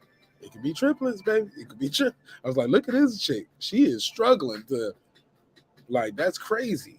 And she got triplets. So it is what it is, man. Like, I'm super excited about life. The new addition to our family. We got an ultrasound tomorrow at 3:00. So I might know tomorrow if it's a girl or a boy. My wife's like, do you want to know if they can find it sex tomorrow? I was like, yeah, but knowing what I know now, they probably gonna hold out and make us pay for that shit. You know what I'm saying? But we already paid for it with the cause they do this test to see if the baby has any abnormalities, as far as like Down syndrome and things like that. But with that, you know how many chromosomes it is. It's like a chromosome test, so you can know what you got as far as the gender with the chromosome test. So I can wait the next week. I can know. I might know tomorrow though. If it's a boy, I'll probably know tomorrow though. You know what I'm saying? Because if he got any of his daddy in him, he gonna take up the whole motherfucking screen. You know what I mean? Yeah, fuck y'all, man. I gotta try. Look. We got a female audience up here. I gotta tell a lot of them. You gotta make like they give a goddamn. But go ahead. Y'all can't. Hey, look, the motherfuckers like, nigga, please. Like, marqnash, you ain't got no cash. But go ahead. Y'all got anything else, man, before we close? Nah, man, it was a great show, man. Great show, man. I love building with you brothers, man. And I love how even when we disagree, we can agree. Like, you know, we may disagree on whether the term mental weakness is dismissive, but we all can agree that Errol Spence is a bitch ducking this motherfucker. I'm sorry. Go ahead. I'm sorry. Go ahead. Yeah, but we can't agree to Errol Spence. My comedian Tomic, right? What you think of that? I'm sorry. It's a lady. That was dope. Yes. But go ahead. He playing with them buttons. See, there you go. You know what I'm saying? But no, we can't agree Errol Spence is a bitch, right? Let's go, Brandon. I want you to do better. I want a brand new you in 22. Stop, man. That nigga gonna call right back in. That nigga gonna call right back in. And my line read you like, now, Mark, now y'all ain't gonna do this slander. I can't appreciate that. And Mark, get right. I'm disappointed. Yo, he be talking to me like he my father sometimes. Be like, Mark, I'm disappointed in you. And my dad don't even talk like that. That's Brandon's voice. I'm like, nigga, don't you ever tell me you disappointed in me. Respectfully. I would never do that in real life. It's only for YouTube. But go ahead. But yeah, it's funny as hell. But yeah, as far as with the thing with Kim and Kanye, shout out to Jake Paul. You know what I'm saying? Shout out to the Paul brothers. You know, we already did final thoughts on that. We done with that shit, man. Let's get this money. But yeah, as far as Naomi, we love you, baby. And listen, I want you to do better. And listen, you are young. you could actually take some time away, train, get better than they ever seen you physically, mentally, and everything, and come back and still kick ass. Serena and Venus kicking ass still. All right, so I don't want you to feel like you've got to just be out there when you need time to yourself. And that's what the craziest thing about it is. That's why I brought up Ricky Williams, the running back, the former running back in the NFL. Right. You got to be clear because they gonna be like, yo, they was talking about Ricky Williams. What they say about the good brother Ricky? Yo, shout out Ricky Williams. Yo, we ain't Shout out our Dubs. Not no YouTuber, man. We talking about the football player. Respect. Yeah, the former football player who had Ricky Williams and tell him Marqnash sent you. How about that? Go ahead. Nigga, Ricky Williams gonna be sounding mean as shit. That nigga always sounding mean as shit. Salute to Ricky Williams. That's one angry nigga, man. Happy birthday, nigga. He said that's one angry nigga, man. The fuck y'all need to be doing is this. Shut the fuck up. Raise your goddamn kids. Your mother. Did you hear what I said? You have a good day at school, baby girl. Your daddy fucking love you. Yo, I've been joking with Ricky for years. This is my nigga, but I've been joking with that shit for like since I met him on YouTube, yo. That I was like, yo, Ricky be up here on his channel. He be like, I keep trying to tell y'all. Like that's like one of his things he said a lot by. I don't even know, but you can tell it's by accident because he said, I keep trying to tell y'all. I was like, he sound like the father that keep telling the kids like to take out the trash, make up the bed, put your shoes like stop y'all jumping on that couch. Yeah, I'm trying to tell y'all, stop jumping on that couch. So it's rightfully so. He got this funny drop on his show that he got this drop, and it sounded like somebody knock a glass or turn the table over, and it'd be like, oh, did you hear what I said? And I was like, that shit fits Ricky perfectly, yo. That's the latest Shout nigga out to on Ricky YouTube. Williams Boxing, yo. Shout out to Ricky Williams Boxing. Yeah, Ricky was the shit, Texas. Ricky was the shit, Texas. Yeah, he went to Texas. He was a Longhorn, Ricky Williams. He was a Longhorn. Oh, okay. The football player. Okay, the football player. Okay, yeah. I got you. I'm with you. I'm keeping everybody on code. I got you. I got you. But yeah, and I brought him up to say that we have all these cases of people who actually won in life by taking that step back. Damn, he had the Creole name. He would have been the first black player in baseball, but he took that step back because they wanted him to act like he was white. He was drafted by the Philadelphia Athletics, and he by taking that step back, he became one of the greatest painters. You know what I'm saying, during that period of the 30s and 40s. You know what I'm saying, instead of being the first black Major League Baseball player. She's already made her greatness, but obviously she's not at peace with herself. Chasing them championships and chasing professional success is not fulfilling to her, and you can see that because she's unwell. Step away. Be well. We love you, Naomi. That's my final thoughts. All right, shout out to my brother, that guy Clips. Reggie Owens, take us home, man. Man, absolute, man. Clips hit off, man. Clips been on point like a motherfucker, like always, but been really killing these topics on this shit. But Clips is the reason why I did this topic. For he asked, you know how people email me topics sometimes. Some people just be emailing me other nigga shows all the time. Be like, yo, check out this nigga show. I'm like, all right, it's cool, nigga. I'm over here recording right now. Why you sitting there emailing me another nigga live? You should be over here. Respectfully, but it's all love. But Clips hit me up with that Kanye.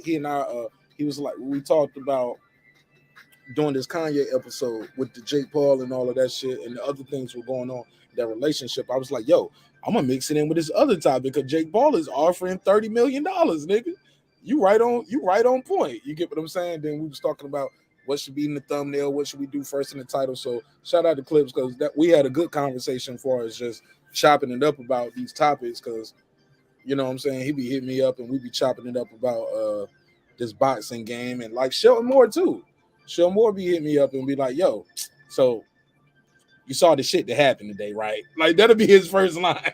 Yeah, you know what I'm saying? He be like, so you saw the shit that's going on today, right? I be like, nah, what happened? You know me, I play country dumb. Even if I do know, I'm be like, what happened? So this motherfucker out here with this tweet, yo. Check your text. I already sent it to your phone. And I was like, shout out to Show More. Like, so man, yeah, I got probably one of the dopest audience out here because these motherfuckers stay on point, yo.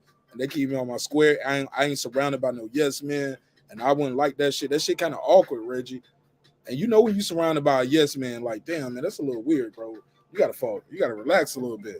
You giving me Selena manager. What's the bitch that killed Selena? What's the manager name? Clips. I forget her name. Crazy fat bitch. Yeah, Maria Gomez. Crazy fat bitch. Yeah, that shit was crazy, man. Like, so sometimes you get those vibes, and then you get some people that'll tell you straight up, look, I'm an opportunist. Reggie, I got to tell you that story offline one day because I don't only want to even. Oh my God, bro. Hey, nah, man, these cats is getting out of control, bro. I gotta hear about it. Oh my God, this nigga wanted to be in the a boxing group with Yolanda Salvador. Yeah, niggas be giving me Yolanda Salvador vibes on me.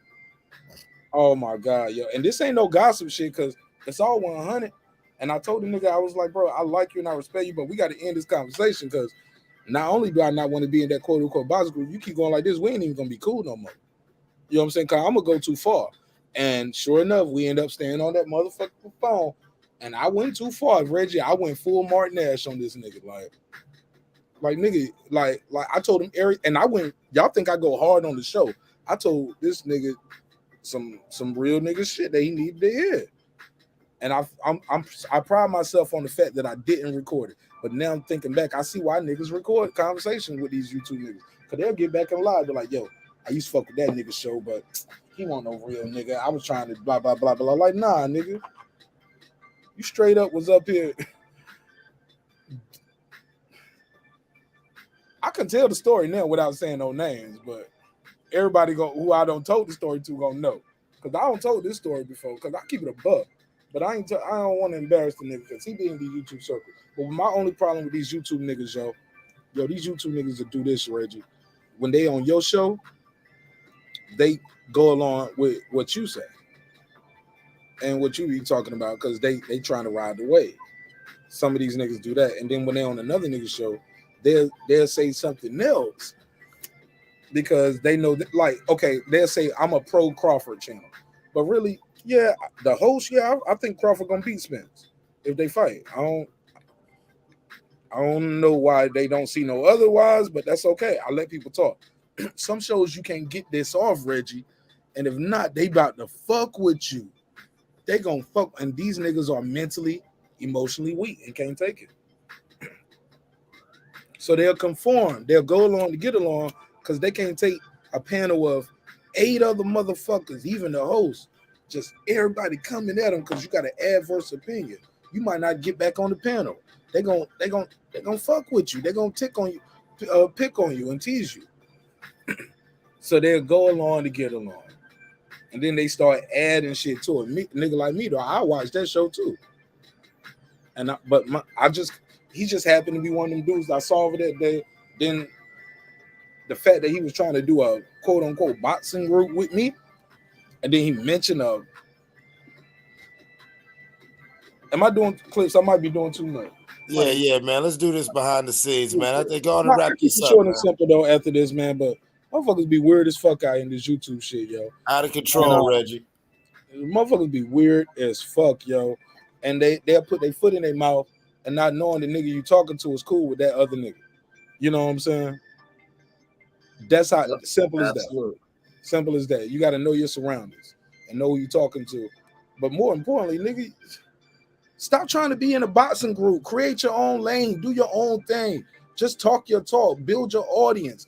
Everybody's fighting for the same kind of groups and the same, like, people who want to be on certain channels and networks because they like, I can get some of their audience because we all talk about, man, do a good thumbnail, have a good topic, put the hashtag up, put the title in the word, in the topic, put the title, what you're talking about in the description, like that keywords. Think of the keyword. Whatever you're saying, repeat the keyword, and then put the hashtag of it in the video. YouTube is going to push that shit to that audience. You ain't got to be in nobody's boxing group and try to create no cliques and crews, man. Just be dope. and be consistent. Everything else just gonna happen on its own. With that said, man, guess get the last word. Reggie, close it out because Clips already gave me his last words, right? Yeah, oh yes, sir, man. Man, it's a dope fucking show. Another great show, man. Hey, but I got this shit I'm gonna do where I want to talk about this motherfucker Ronald Reagan because I come across this shit and shit escaped my mind. That's about his daughter being a dope fiend while they pushing crack and shit into the communities and shit. And about why all this going on, how his daughter was a dope fiend in the midst of all this crack shit. Yeah, a lot of shit Yeah, his escaped. daughter was a dope fiend and his son was on that shit. That's why his son's gay and an open atheist now, because his son says, yeah, the whole time when Reagan was president, yeah, he was wild and doing it all, coked out, and him and his sister, they was doing the do all on America's dime. So, is that why they flipped the script in their second administration and was talking about just say no? Because they start to get, that shit start to come back at them. Yeah, basically by Reagan's second administration. Man, let him finish, Clips. Let him finish. No. Let's have a combo. Go for it. I just be getting frustrated sometimes because, like you said, you didn't say too much, and he jumped right in with basically. You get what I'm saying? Like you couldn't break it down, and I know you could break it down, but I do want to hear what you was gonna say, because I know Clips gonna do clips. Oh yeah, but no, and I might be here another 30 minutes when I let Clips do clips. So let you say what you gotta say. Yeah, but it was during when they start to clean that shit up is when the Contra shit began to fall apart. They found out about the arms deals being done over in Iran and all that shit. But when that shit started to kind of falter, and now you have this, powder keg inside of America where all the streets are filled with drugs that they brought in here, and along with his daughter getting caught. Because the thing that makes me do this is a dude, it's this channel that I watch because I watch a lot of LA hood kind of shows because they deal with a lot of the original cats from like the Blood and Crip shit who a lot of them just getting released from prison after doing 30 and 40 years. So it's one of the cats on a show called The Hood Postman. He was talking about when he went into to get his like 20 or 30-year sentence behind somebody he was close with while he chilling and they snitched on his story. Is a good fucking story. But he was speaking when they brought up Reagan is about when they start cracking down because Reagan to kind of, fan the flames of what he was getting caught in with because there's a lot of congressional hearings going on with what they were doing when they got caught in the scandal when Reagan should have been brought up on treason charges along with Bush. But they started to do this war on drugs, and the best ways to get the, overall politically involved part of society, meaning white society, on board with this shit was to paint this picture of drugs being brought in the community, the crack babies, the crack parents, the abandoning of children was to target the black drug dealer. And this is what started to happen is they try to clean up things. And there's another piece I want to put together, but I'll probably put that on Instagram in that time period when when Bush becomes president. And then his first address on this war on drugs where he pulls the crack up out of his he pulls a crack from his desk and talking about this is a bundle of crack that was brought 300 yards from the White House across the street. Yeah, because the what's the name? Dana Carvey did a little skit on it when he was on SNL when he was on SNL. He did that skit.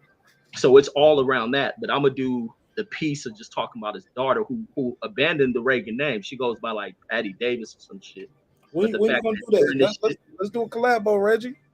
Or am I putting you on the spot? No, let's do it live on it tomorrow. Let's study up on it, talk about it tomorrow. I want to do a day of studying. What's tomorrow? Tuesday? Wednesday. Then let's get it on Wednesday. All right, let's do it. Let's do it Wednesday. Where I know that because Wednesday is my regular day. But we can do it tomorrow. But it'll be like Wednesday. Then it'll be late. No, let's do it Wednesday then. Give enough time to talk about it because I think that needs to be brought back to the air about Reagan with this coke. You want to do a simulcast? We can do it live. No, we ain't got to do a simulcast because that way it gives me time. Well, I'm gonna be off on Wednesday too, but it gives me time to kind of get everything in gear where I ain't got to worry about work and then trying to set up a live. So, but yeah, no, that'd be perfect. But I think it's good to bring that back to notice why he pushed crack into our communities. Why his daughter was one of the biggest dope fiends inside of America. The same thing will begin to ravage the Bush family as well. Jeb had kids that went through it. Man, I'm excited about this one, man. Yeah. Hey, look, Reg, you got my number. Text me anything that you got so far, so I can use that to branch off. Like, send me what you got now, and I'll use that to do my own independent research and, of course, fact check and cross reference. All right. Sound fair? Oh yeah, Let's get on these Reagans. Let's talk about it, man. I love that shit, man. That's what breaking is supposed to be, man. Like when this shit was first came into inception, it was supposed to be a group of us, and all of us had our own thing, and but we only met once a week just to do breaking the beats. You know what I'm saying? Plus, it was a way for me to link up with some of my homies who was in the army, but also like we all met as interns at a studio. And just so happens, like me and my boy Fresh, he was like, shit, I couldn't decide. I only needed one slot, but both of y'all was so good. Both of y'all came in on time. Y'all was dressed to impress. Both of y'all were military veterans. Y'all both in school. Y'all both had demo. Like it was just, we couldn't, and we didn't know none of this until they was trying to decide who's going to be the manager. And they ended up picking Fresh to be the manager. That's when they invited us out to their mansion, the studio owner. Shout out to Tasha and Stone. Yeah. But yeah, that's dope, man. I love it. So I think it's always good for us to have a conversation. But go ahead, Clips. I'm sorry. Oh no, I was just saying that. Yeah, Reagan. That we could go. Like Reagan's very important, and a lot of people we forget about President Reagan and his impact on American culture as it is. You know, Reagan is the president of hip hop. Reagan, the Reagan era is the golden era. Reagan era birthed all three of the motherfuckers on this panel, and most of the people within this chat. You feel what I'm saying? We Reagan babies, and we, you know, and when you study the Iran-Contra, and then you study how gangs were used, and gangs and gang culture was used to basically fund wars. Like as much as you talk about gang banging and drug dealing as old as vile shit, that yes, it was. Remember, it was the gang banging and drug dealing that was a very integral part of defeating communism. And yeah, and I'm glad you brought on that because, and let's be clear, the way you say that goes back to like Jules and I was talking about. That's not a good thing, right? You get what I'm saying? Right. That's we normalize a lot of fucked up shit. I'm sorry. Go ahead. I ain't gonna cut you off. Go ahead. I thought no, we normalized a lot. No, you're right. We normalized a lot of fucked up shit. All of us Reagan era babies. There were a lot of things about our culture that, yeah, even the good things about it, they are very rough. They're very harsh. They're very fucked up. Maybe that's why people like me and Brandon, we could say things like mentally weak and not think of it as dismissive because we came from an era where it was just, you know, saying so many things that everyone would clutch their pearls about now. These were the in-your-face realities of any 80s baby growing up in America, let alone in any third world country. You know, motherfuckers is soft nowadays. And it's for the better, but it's for the worse. Yeah, man, because I ain't gonna lie, low-key, Reggie, I might have went too far. You probably right. We can do this shit tomorrow. Like, but it won't be 10 o'clock, though. It'll probably be like on the East Coast time, probably be like a midnight show for me. You know what I'm saying? 12 o'clock, 1 o'clock, something like that for me. So I don't know if that's like 10 or 11 for y'all. So that, man, whatever, that shit worked for me because I would love to talk on this topic. Because like I was saying though about what Clips was saying, like we are Reagan baby, a lot of us around here, that's not a good thing. Part of that Reagan economic shit, that Reaganomics that people always talk about, the Republicans talk about, it's terrible. It's not the shit that made America strong. What made America strong and bounce back was the Roosevelt plan, the New Deal, more social programs where everybody's putting in. And all this shit they got going on in America right now where they can let a corporation just be like, you treat a corporation like it's a real person, but you can't put nobody in jail when the shit go fucked up. You get what I'm saying? Like like you can't, you can take the money, but they it's really that they put these people in jail. It's a living, breathing thing, but it's a piece of paper. It's all fake. And when we go back to that Reaganomics part, and I compare it to the New Deal that made America strong, Reaganomics is reduce government spending, reduce federal income tax and capital gains, like those kind of. Nobody talks about these kind of things, especially in our community. And people always think black folks, we don't like the news, we don't know the news, or we don't know what's going on, and we all conspiracy theorists. No, it's just a lot of times we don't see or hear the news delivered from our perspective, with our voice, with people that look and sound like us. So I think it's very important to deliver the content with a comedy twist, of course, to keep people engaged, but also like from an authentic place. Give your personal experience. That's why I love the fact that we got somebody from the South, the Midwest. We got West Coast cats up here. I wish we had a regular up here from New York. You get what I'm saying? I need somebody from like up north, like in the New York tri-state area, to be a regular. You get what I'm saying?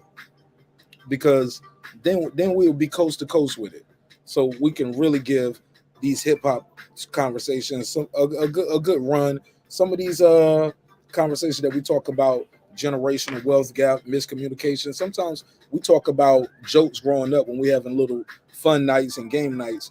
We'll realize, oh, y'all call we call it kill the man where I'm from. Y'all call it smear the queer. Like when we just play little games in football, we all talk about like, hey, we all heard this same rumor that oh boy had a Richard Gere had a gerbil in his ass. Y'all remember hearing that? Lil Kim had a porn tape, man, back in the 90s, and they just kind of found it in the squad. Like all these things that we thought was rumors, as we connect through this internet space, we realized like, wow, a lot of us were hearing the same stories. I know I said my guests get the last word, and then I said something. So I'm sorry. I promise I won't say nothing else. Does anybody else have anything else to say about anything else we talked about? I apologize. I can't wait till we do this Reagan shit. And what we're gonna call this? We gotta put his daughter in there because it really want to be about why he pushed Ronald Reagan's daughter. Let's start that. That'll be the key word. Ronald Reagan's daughter. And what it was a crack Ronald up. Reagan daughter, the saga of 80s babies. What you think of that, Reg? Because what else are we talking about? Yeah. That's pretty much, and all that 80s stuff that's going on. I like that. Shout out to my boy Clips. When you gonna do your live on your channel? Oh man, you know what I'm saying? We're gonna get it going, man. But right now I'm just vibing off the energy. Man. Let's get that shit going. You can start off with 1 day a week. Do 1 day a week, bro. Like, cause I promise you, bro, you got so much to talk about and shit. If nothing else, we can start it off. I got an idea for a way to do it, and I can holler at you about the production for it. And I'd love to co-produce your first episode and give you like a roadmap to that, that'll work with your schedule, whatever you got going on, and you can drop these shits, man, because you got so much that information and knowledge. And once we going, I hate sometimes I gotta cut you off because I got other people here, and I think you got so much to offer, and I want to make sure I say that live on air because I did cut you off a couple times, or I was trying to wrap you up to pass the mic because I want to be fair to everybody, but man, you got so much to offer, man. And we only got a certain amount of time. And I know y'all like, nigga, we've been here 6 hours. What you mean we only got a certain amount of time? Bro, we've been 6 hours and I still didn't get my take off on some shit. Some people in the audience, in the chat, in the panel, they like, yo, you ain't put my comment up. I didn't get to say this. I kept it short because I'm trying to pass the mic. So, but man, you got so much to offer, and I love you, bro. I wish you nothing but the best. I want to make sure I say that live on air before I close this out. So, Clips, let's link up, man. Let's get that live going, man. Just start with once every 2 weeks, once a week. Start with once every 2 weeks. If you feel like doing it once a week, cool. But yeah, start with once a month. You know what I'm saying? Yeah, do a monthly wrap up. But you got a lot to offer, bro. And I respect you and I appreciate you. And yeah, we're gonna support you. We're gonna lift you up, man, to continue to be great. All right. I love you, man. We appreciate it, man. All right, man. Don't make me cry, man. You gotta make me cry of it. It's your man marqnash, another great episode of Breaking Beats, where we break down business, entertainment, art, technology, and anything else you and I feel like talking about. Yo, you can follow my boy right here, Bots and Conversation with Reggie Owens. You got Bots and Conversation with Reggie Owens 1 and 2. He got Reading with Reggie Owens. He got Political News with Reggie Owens. Make sure you subscribe to all his channels. He also got a dope-ass Instagram. Just type in Reggie and type in the zip code for Killeen, Texas, whatever that is. And trust me, you're going to see it and it's going to pop up. Follow my guy, That Guy Eclipse. As you see on the screen, That Guy Eclipse, ECLIPZ 330. And you already know that's Ohio. I used to get it in Ohio. Shout out to Cameron. And yo, man, check out Eclipse, man. You can see him on YouTube, Instagram, and he got an album right now. It's called The Before and After Party. You can find that streaming on all platforms. Hey, how did I do this time, guys? Instead of telling everybody, tell them where to follow you at, I was trying to do it myself this time. Am I getting better? What you think? That was nice. That was nice. That was nice, man. I'm telling you, the host with the most, Marq Nash, man. We just thank you for sharing our platform. Well, hold on. Reggie got 80 channels. Reggie, I did the main 4 though, right? Fuck the other 80, bro. I mean, yeah, no, you good. Nigga ain't no 80. No, that was good shit. 76. I'm sorry. 76. Matter of fact, it ain't 76. What's the right number, Reggie? What's the right number? 15, 30, 37, 38, 45, 47. That's how many. It's 47 channels, not 80. Shout out to my brother Reggie Owens. Go ahead, Clips. What we got before I hit this outro? Oh man, nothing, man. Just shout out to the host of, you know what I'm saying, creating this great platform for all of us. Them niggas know where they at. Fuck it. Hey, we gonna catch y'all tomorrow. We gonna catch y'all Wednesday. But when you pull up, just pull up correct.